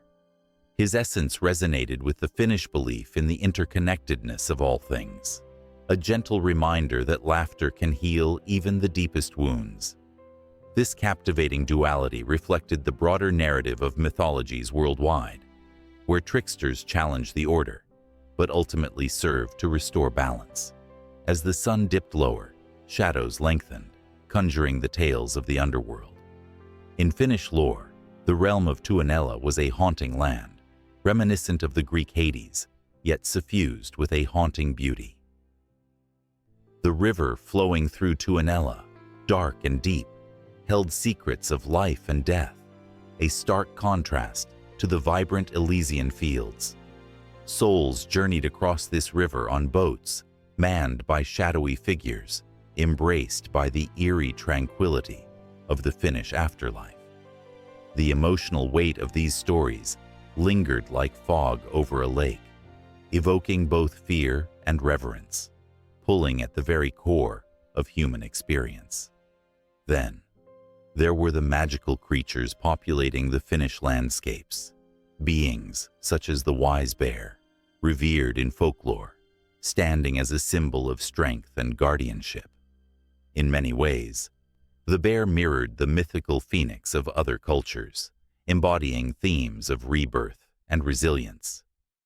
The Finnish respect for nature brought forth tales of creatures grounded in the earth, where every tree, rock, and stream held a spirit, almost like the animism found in the cultures of indigenous peoples worldwide. This deep-rooted connection to the earth echoed in the myths of the Native American tribes, where animals and humans danced in an eternal circle of life, weaving their stories together. The spirits of ancestors lingered in the air, their wisdom embedded within the fabric of Finnish mythology. They were akin to the revered ancestors of Maori traditions, carrying the weight of history and guiding the living. The Finnish believed that to honor their forebears was to keep their stories alive, weaving them into the very identity of the land and its people. This shared reverence for ancestry across cultures created a profound link, as if the same threads of humanity bound every tale ever told, no matter the distance between them. Every Finnish tale carried a rhythm, a pulse that quickened during moments of triumph and slowed in times of reflection. The legends of Lemminkainen, the reckless hero who embraced adventure yet faced tragic ends, mirrored the epic narratives of heroes from other cultures. Think of Achilles, whose valor was matched only by his hubris. Yet, Finnish stories often turned inward, focusing not solely on glory, but on the lessons learned from failure and the resilience of the human spirit. The emotional weight of these tales settled around the listener like a warm blanket, stirring a sense of kinship with the struggles of ancient souls. elders gathered by flickering fires, their voices trembling with age as they recounted tales of the Sampo, a magical artifact that brought fortune and prosperity. This resonated deeply with myths from around the world, where treasures held the power to change destinies, like the golden fleece sought by Jason. However, in Finnish mythology, the Sampo was shrouded in ambiguity, a symbol of the unpredictable nature of fortune itself. The quest for it became a reminder that life's blessings often come at a cost, a theme echoed in the stories of other cultures, where the pursuit of wealth and power leads to unforeseen consequences. As the night deepened, the stars above twinkled like ancient orbs, each one a reminder of the vastness beyond. Finnish mythology stood not isolated, but intertwined with the collective human experience. It breathed alongside the stories from the Aztec sun gods, the Egyptian pantheon, and the vibrant tales from the African tribes. Each narrative, rich with emotion, forged a connection, a shared understanding of love, loss, hope, and the eternal dance between man and the divine. The winds whispered new tales, urging those who listened to remember that every culture, with its unique stories, contributed to a greater understanding of what it means to be human. In that moment, beneath the vast canopy of stars, the Finnish myths sang a poignant song of continuity, weaving through the ages, resonating with every heart that dared to listen. The night felt alive with possibility, as the endless stories of humanity beckoned, intertwining like the roots of ancient trees, drawing the world ever closer, uniting past, present, and future in a rich tapestry of myth and memory. The forest was alive with whispers, the trees swaying as if sharing age-old secrets. A chill ran down the spine, a shuddering sense that the air itself was thick with stories waiting to be told. In the distance, the haunting call of a loon echoed across a still lake, summoning memories of ancient warriors, frost giants, and mystical creatures that once roamed the land. These tales of Finnish mythology, with their robust heroes and enigmatic beings, have intertwined themselves into the very fabric of contemporary culture through film, music, and literature, spanning generations and continents. As the sun dipped below the horizon, shadows danced across the ground, revealing the silhouettes of mythical beings. The mighty Väinämöinen, with his kantele in hand, can be seen strumming melodies that resonate through the night.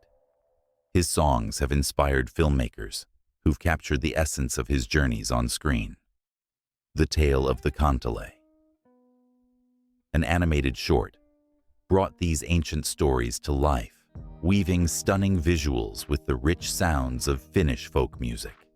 It invited audiences into a world where magic flowed through the air like a sweet, intoxicating perfume, and viewers couldn't help but feel the pulse of the past stirring within their hearts. In the enchanting realm of music, celebrated Finnish artists have embraced the timeless themes of mythology, their lyrics echoing the spirits of gods and nature.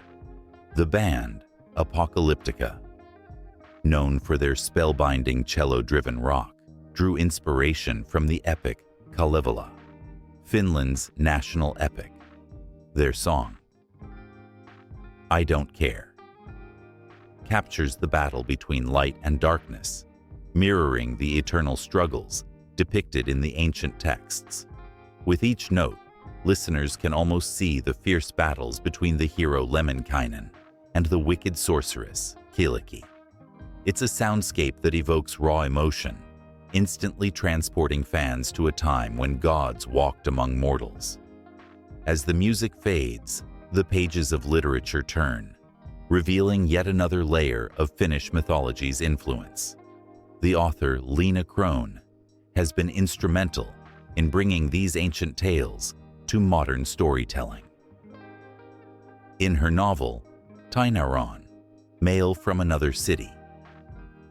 She weaves together the mundane and the magical, drawing on mythological elements like the elusive Tapio, the god of the forest. Her prose is a gentle caress, inviting readers to experience the wonder of the unseen world. Crone's work resonates with a yearning for connection to nature, echoing the sentiments of those who once sought wisdom from the spirits within the woods. The chilling air grows heavier, and the stories deepen as the screen flickers to life, presenting Sauna, a horror film that explores the darker side of Finnish folklore. The film immerses viewers in the unsettling tales of the murderous spirits that haunt the sauna, a sacred space for Finns. The tension builds as the protagonist confronts the consequences of sin, embodying the moral lessons that have echoed through ages. This gripping tale illustrates how myth can twist and turn, morphing into a reflection of modern fears and anxieties, and keeps audiences on the edge of their seats, hearts racing with each twist of fate. Then there's the haunting beauty of The White Reindeer, a film steeped in the icy grip of Finnish mythology. It's a tale of love, jealousy, and transformation, all centered around the mythical white reindeer that leads to both enchantment and despair. The stark landscapes portray a world where the lines between reality and myth blur, leaving the audience entranced by the power of the narratives woven into the fabric of Finnish life. The chilling winds outside seem to echo the cries of the heart, as viewers grapple with the emotions of loss and longing. Even the world of graphic novels has not escaped the firm grasp of these ancient tales. The series Kalevala, a graphic novel, brings the epic stories of the Kalevala to life with vivid illustrations, captivating the imagination of both young and old.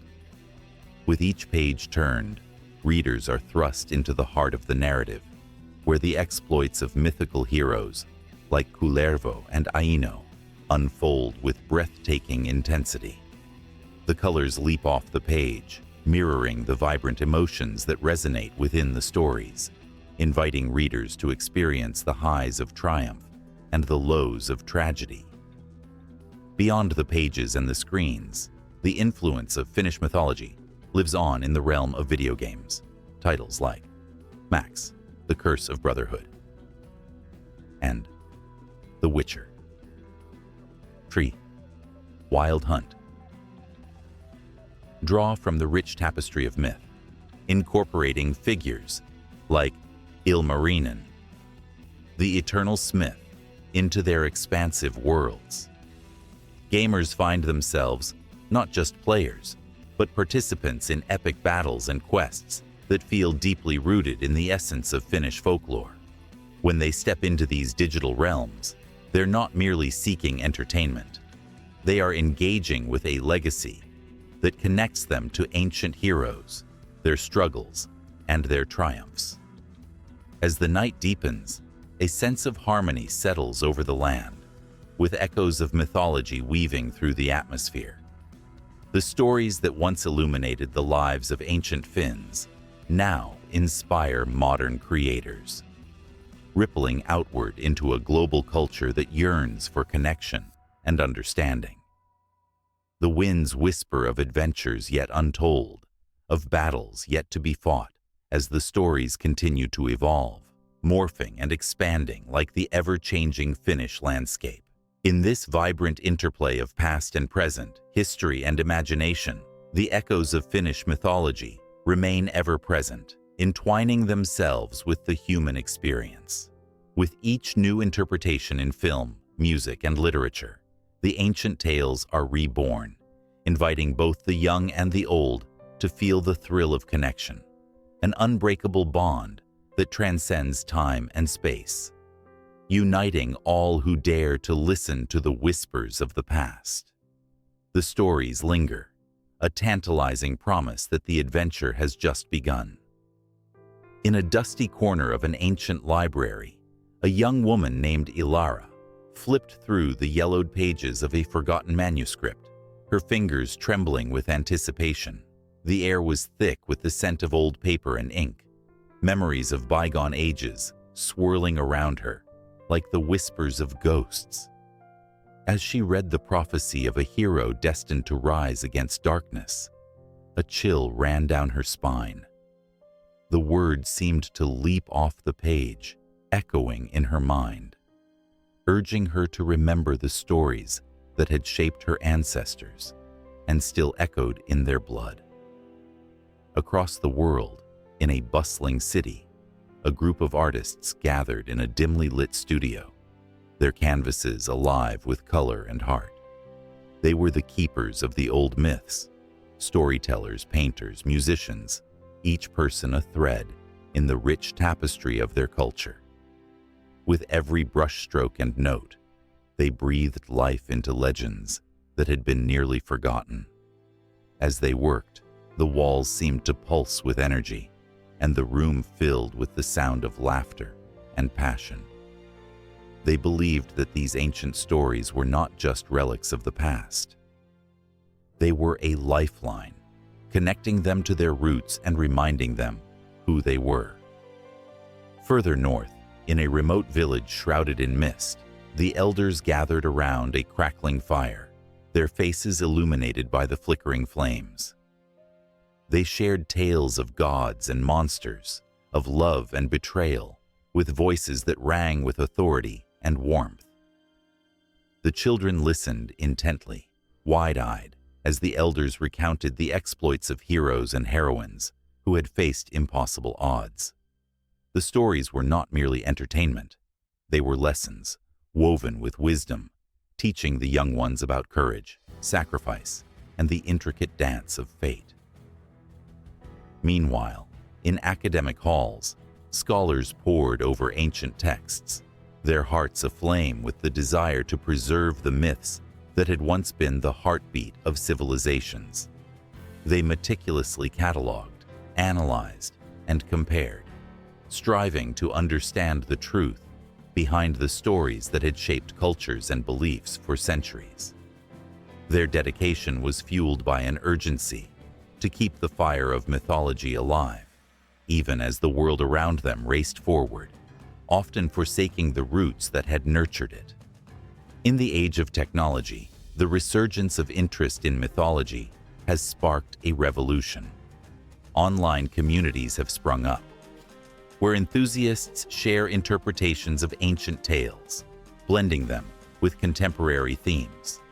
Podcasts and social media platforms bring myths to a broader audience, transforming them into vibrant conversations that resonate with the struggles of modern life. The stories of gods and monsters, once confined to dusty libraries and quiet villages, are now alive in the hearts and minds of a new generation. Ilara's heart raced as she traced the illustrations in the manuscript. Each drawing of a mythical creature seemed to breathe, its eyes glinting with life. She could almost hear the rustle of wings and the roar of thunder. It was a reminder that these myths were more than stories. They were part of a shared human experience, echoing across time and space. They spoke to universal themes: the quest for identity, the battle against chaos, the search for belonging. Everywhere she looked, she saw the threads of mythology woven into the fabric of modern life. In movies and books, in fashion and art, the echoes of ancient tales surged anew, capturing imaginations and sparking passions. People began to see that the myths of their ancestors were not just relics. They were powerful narratives that shaped who they were and how they viewed the world. At a cultural festival in the heart of the city, performers took to the stage, their costumes shimmering under the bright lights. As the music swelled, they reenacted legendary battles, fierce love stories, and epic quests, drawing the audience into a world where the divine brushed shoulders with the mortal. The crowd erupted in cheers, their hearts racing in unison with the rhythm of the performance. It was a celebration of heritage, a vibrant reminder that these stories belonged to them, that they were the modern-day champions of mythology. In the silence of the library, Ilara paused, her breath caught in her throat. She felt the weight of history pressing in on her, almost tangible. The myths were alive, pulsing with energy, waiting for someone to give voice to their power once more. She understood, in that moment, that preserving these tales was not just about keeping them unchanged. It was about allowing them to evolve, to breathe, to inspire. They had the potential to guide humanity through its darkest hours, illuminating paths through shadowy uncertainties. In the mountains, a group of dancers performed a traditional ritual, their movements fluid and graceful. The air was thick with the scent of burning sage, and the drum beats echoed against the ancient stones, each beat a heartbeat, synchronizing with the pulse of the earth. They were honoring their ancestors, inviting the spirits of old to join them, weaving the past into the present. The energy was palpable, a sacred blend of history and hope that connected them to something larger than themselves. Ilara closed the manuscript, her heart pounding with purpose. The stories of the past were not simply tales to be told. They were vessels of strength, wisdom, and identity. She felt an overwhelming urge to share what she had learned, to bring others into the fold of this ancient dance. The fire of mythology burned brightly, and she was determined to fan its flames, ensuring that the voices of her ancestors would never be silenced. The world was a canvas, and every person a brushstroke in the grand artwork of humanity. Each of them carried the potential to keep the flames of mythology alive, to create new interpretations and stories that honored the old while carving paths into the future. As Ilara stepped out of the library, she felt the weight of possibility pressing against her chest, an exhilarating mix of fear and excitement. The stories were ready to leap into the light once more, and she was just one voice among many ready to join the chorus. In the flickering shadows of ancient stone walls, the whispers of the past echoed, swirling around the artifacts like a gentle breeze. The air was thick with stories waiting to be told, stories that carried the weight of generations. Museums and institutions stood as silent guardians, cradling the essence of Finnish mythology within their walls. Each exhibit was a portal, not just to the past, but to the very soul of a culture that cherished its tales and legends. The heart of Finland beats in its folklore, where gods and spirits dance through the midnight sun and the northern lights. Every artifact, carved figures, ancient texts, and intricate textiles was a testament to the people's beliefs and dreams. They breathed life into the tales of Väinämöinen, the wise old sage, and Lemminkainen, the daring hero. The museums, with their hushed hallways and reverent displays, became sanctuaries, preserving the richness of a culture that still resonated deeply within the hearts of many. As visitors wandered through these hallowed halls, the past wrapped around them like an old comforting blanket. The stories of the Kalevala, Finland's national epic, were not just words on a page, but living, breathing legends that danced in the shadows of the exhibits. Here lay the sword of Kullervo, shattered and rusted, yet still echoing with the tension of his tragic fate. Here were the delicate threads of a tapestry that told the tale of the creation of the world, where the sky kissed the earth in a vibrant embrace. And in the corners of these institutions, the guardians of knowledge, a blend of historians, archaeologists, and passionate storytellers worked tirelessly, their hands stained with dust and ink. They sifted through ancient manuscripts, unraveling the threads of time, piecing together the fragmented stories that had been whispered through generations. With every discovery, they felt the exhilarating thrill of connection to those who walked these lands long before them. But not all was calm in this sanctuary of history. The echoes of the past carried an undercurrent of urgency as the modern world encroached upon the ancient. The stories risked fading, becoming mere echoes in a cacophony of noise. As the sunlight streamed through the tall windows, illuminating the artifacts, a quiet determination filled the air. The museums were not just repositories of the past. They were active participants in the ongoing narrative of Finnish identity. Imagine a child, eyes wide with wonder, standing before an ancient shaman's drum. The rhythmic pulse of the past seemed to resonate deep within them. This was not just a relic. It was a gateway to understanding the mysteries of nature, the spirits that resided in the forests, and the songs sung by the rivers. Here, myths were not merely tales. They were lessons about life, love, and the connection between humanity and the natural world. In the hushed discussions of scholars and museum curators, there was an unspoken pact to ensure that Finnish mythology would not fade into obscurity. They organized workshops and storytelling sessions, inviting the community to engage with their heritage. Old stories were brought back to life, igniting a sense of pride and belonging among the younger generations. The legends of old, once whispered by flickering fires, now echoed in vibrant classrooms filled with curious minds. And then there were the festivals, lively celebrations that spilled out into the streets, merging past and present. The museums became the beating heart of these gatherings, hosting exhibitions that captivated the public's imagination. People donned masks of ancient gods, reenacting tales of bravery and wisdom, creating a living tapestry of history that pulsated with energy.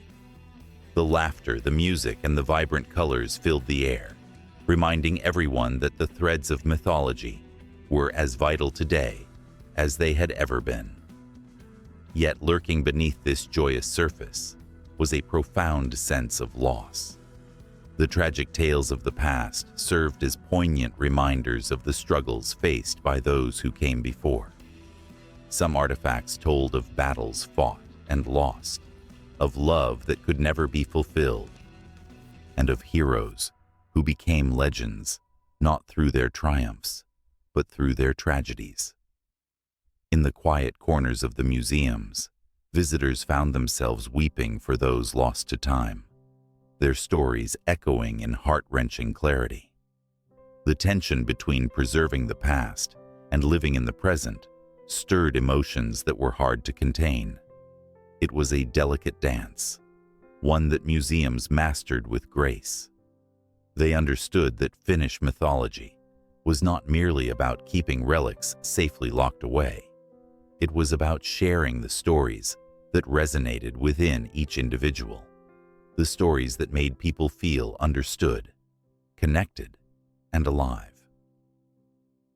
Among the most poignant moments were the special exhibitions that focused on the role of women in Finnish mythology.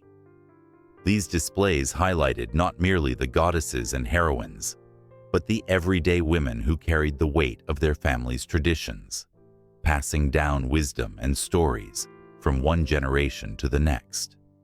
The women who whispered to the trees and spoke to the winds, their voices intertwined with the very fabric of Finnish life. The visitors' eyes sparkled with recognition, their hearts swelling with the understanding that these stories were not just ancient, they were belonging, a call to honor the past while forging ahead into the future. as the last rays of sunlight flickered through the museum's windows, illuminating the aged surfaces of artifacts. A sense of urgency filled the air. The future of Finnish mythology hung in the balance, waiting for the next generation to grasp it tightly, to weave it into their lives. The roles of museums and institutions transformed, evolving into vibrant community hubs, never losing sight of their responsibility to protect and celebrate the ancient stories that shaped a nation. The weight of this responsibility pulsed through the halls, creating an atmosphere electric with possibility. The flickering shadows danced with anticipation, as if the very spirits of the legends watched over the modern world, waiting to see how their tales would be told next. The cycle of stories continued, a thread woven into the very fabric of Finnish identity, and the journey was far from over. A chill swept through the air as the sun dipped below the horizon, casting shadows that danced across the rugged Finnish landscape. The whisper of ancient trees seemed to carry tales of gods and heroes, echoing the heartbeat of a nation forged through myth. In a land where the land and water pulse with life, Finnish mythology has woven itself into the very identity of its people. The stories told by firesides, passed from one generation to another, hold a power that can stir the soul and awaken pride buried deep within.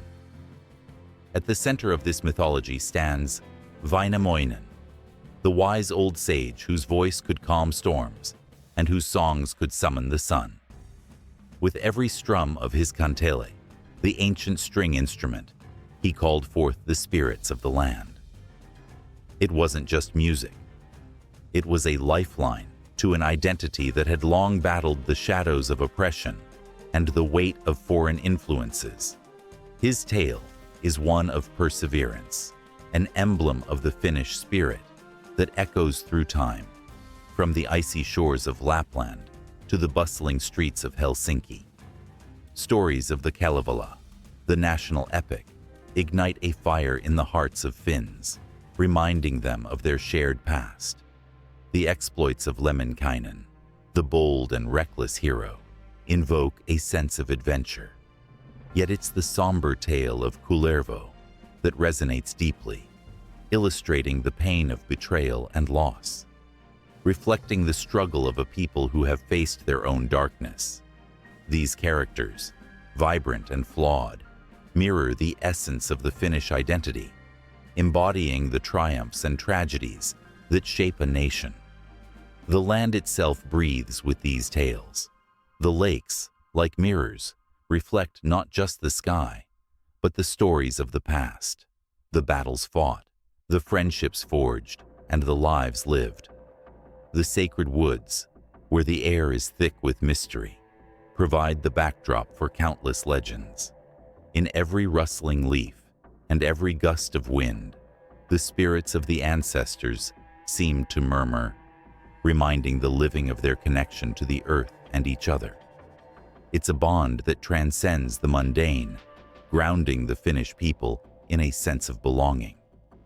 Yet, this connection was not always guaranteed. For centuries, Finland stood at the crossroads of empires, its identity threatened by the tides of history.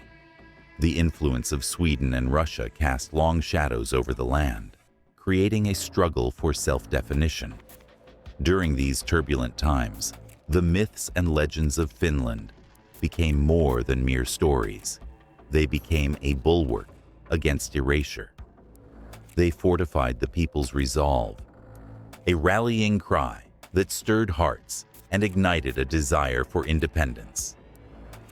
The late 19th century saw a renaissance of Finnish culture, where artists and poets drew inspiration from the rich tapestry of their mythology. The national romantic movement breathed life into old tales, presenting them not just as relics of the past, but as vibrant components of a burgeoning national identity. The works of Elias Lönnrot, who compiled the Kalevala, became a cornerstone of this movement, igniting a flame of pride that burned brightly in the hearts of Finns. Through his work, the ancient stories became a source of strength, a reminder of who they were and who they could be. Even in modern times, the echoes of mythology resonate through the arts, literature, and music of Finland. The haunting melodies of Sibelius reflect the landscapes and legends of his homeland, each note a bridge connecting the present with the past. Festivals celebrating the Kalevala draw crowds, where people gather under the midnight sun to honor their heritage. The stories are not just recounted, they are lived, bringing the past into vibrant focus, stitching the fabric of identity tighter with each shared experience. In every corner of Finland, from the bustling urban centers to the serene countryside, the legacy of mythology permeates daily life. Children grow up with tales of Suoma, the goddess of water, learning to respect the lakes that cradle the spirits of their ancestors. The air is thick with reverence. Every child is taught that they are not isolated beings, but part of an interconnected web of life, history, and myth.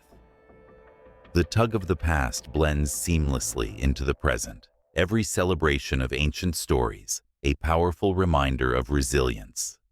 Festivals marked by traditional dances and songs evoke a sense of unity, as neighbors and friends come together to honor the stories that bind them. As laughter echoes through the streets, the spirit of Väinämöinen lingers, urging the people to sing out their truths, to stand tall against the winds of change. But there lingers an underlying tension, the battle to maintain this identity in an increasingly globalized world.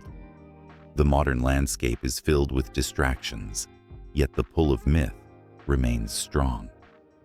The challenge is to keep the flame alive, ensuring that the stories are not just relics of the past, but living, breathing entities that continue to shape the Finnish spirit.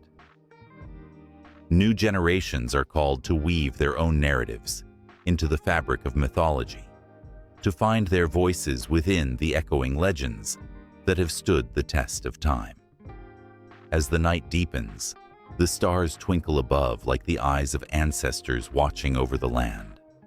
The stories of old continue to hold power, shaping not just the identity of Finland, but also its place in the world.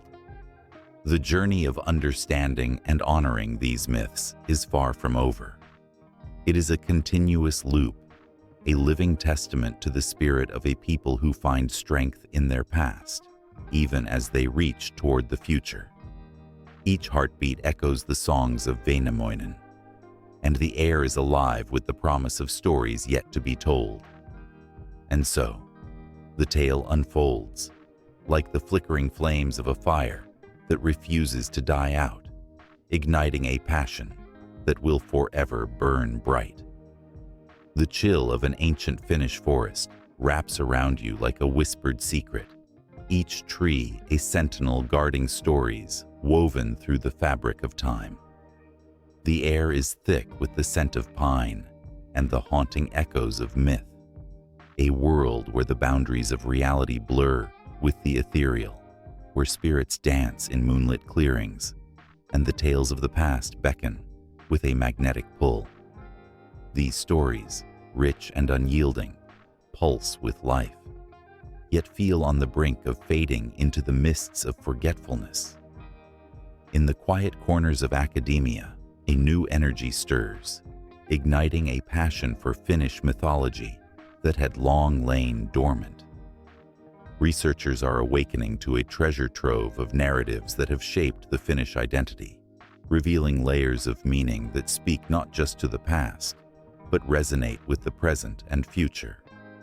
The very essence of Kalevala, an epic sung by the ancient bards, cries out for attention as its themes of nature, heroism, and the struggle between light and darkness find echoes in contemporary dilemmas.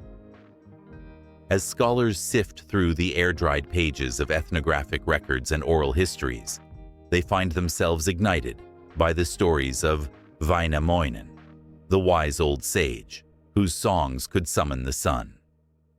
His legacy is important now, more than ever, as people seek wisdom in a world that often feels chaotic and disconnected. The magic of his character ignites a spark of hope. Could it be that the answers to modern woes lie in the ancient words spoken long ago? The rise of digital humanities opens fresh avenues for this research. Enthusiasts armed with technology are unearthing forgotten manuscripts and digitizing them for a global audience. These digital platforms serve as windows into the past, allowing anyone, anywhere, to encounter the tales of Lemminkainen, the dashing hero with a penchant for danger, or the sorrowful journey of Kullervo, whose tragic fate echoes loudly in the hearts of those who have faced their own battles against fate. Social media breathes new life into these stories, creating a vibrant community where folks share interpretations and artistic renditions, weaving a collective tapestry that honors the past while evolving its meaning for the future. The intersection of mythology and environmental consciousness is another compelling thread in this narrative fabric. With the climate crisis casting a long shadow, Finland's deep-rooted connections to nature through its myths serve as a poignant reminder of humanity's place within the ecosystem. The tales of Tapio, the forest spirit, and his wife Mielikki, the goddess of the hunt, remind people of the sacredness of the land and the intricate dance of life that unfolds within it. As researchers analyze these stories, they uncover a call to stewardship that resonates loudly with today's urgent need to protect the fragile environment. This rebirth of interest also invites a multitude of voices into the conversation. Indigenous perspectives, long marginalized, rise to the surface as scholars and activists work together to ensure that the Sami narratives, rich, intricate, and deeply tied to the land, are honored and explored. Their stories hold keys to understanding a cultural identity that is as dynamic as it is ancient, blending the spiritual and the practical in ways that are profoundly relevant today. As the narratives intertwine, new interpretations emerge, sparking lively debates and enriching the overall understanding of Finnish mythology. In the hands of artists, these myths transform into visual masterpieces, painting, performances, and literature that weave ancient stories with modern themes. A contemporary play inspired by the Kalevala could leave audiences breathless, bridging the gap between generations and drawing on the raw emotions embedded in the tales. Each portrayal stirs not just the mind, but the soul, reminding everyone that these myths are not relics of a bygone era, but living, breathing expressions of the human condition. And yet, as enthusiasm swells, there lies a bittersweet tension. The urgency to preserve these narratives clashes with the reality of a rapidly changing world. The fear of loss lingers in the air, like the mist that rolls off a lake at dawn.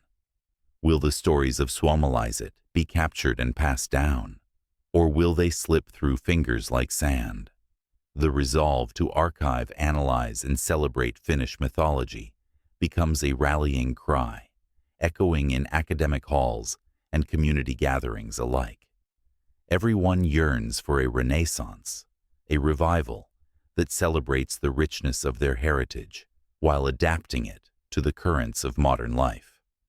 As the sands of time continue to shift, the potential for Finnish mythology to both reflect and shape cultural identity becomes clearer. It calls out to those who hear its whispers, urging them to engage with the past, to breathe life into what was once thought to be forgotten. Each researcher, artist, and storyteller becomes part of an ever-evolving narrative, one that challenges perceptions, ignites passion, and fuels the fire of imagination. With each turn of the page, each spoken word, The future of Finnish mythology unfolds, a tapestry woven with threads of history, culture, and the human experience. The stories beckon, promising an exploration of the heart and a connection to something greater than ourselves. The echoes of the past resonate with hope, binding us together as we step forward, hand in hand, into the shimmering possibilities of tomorrow.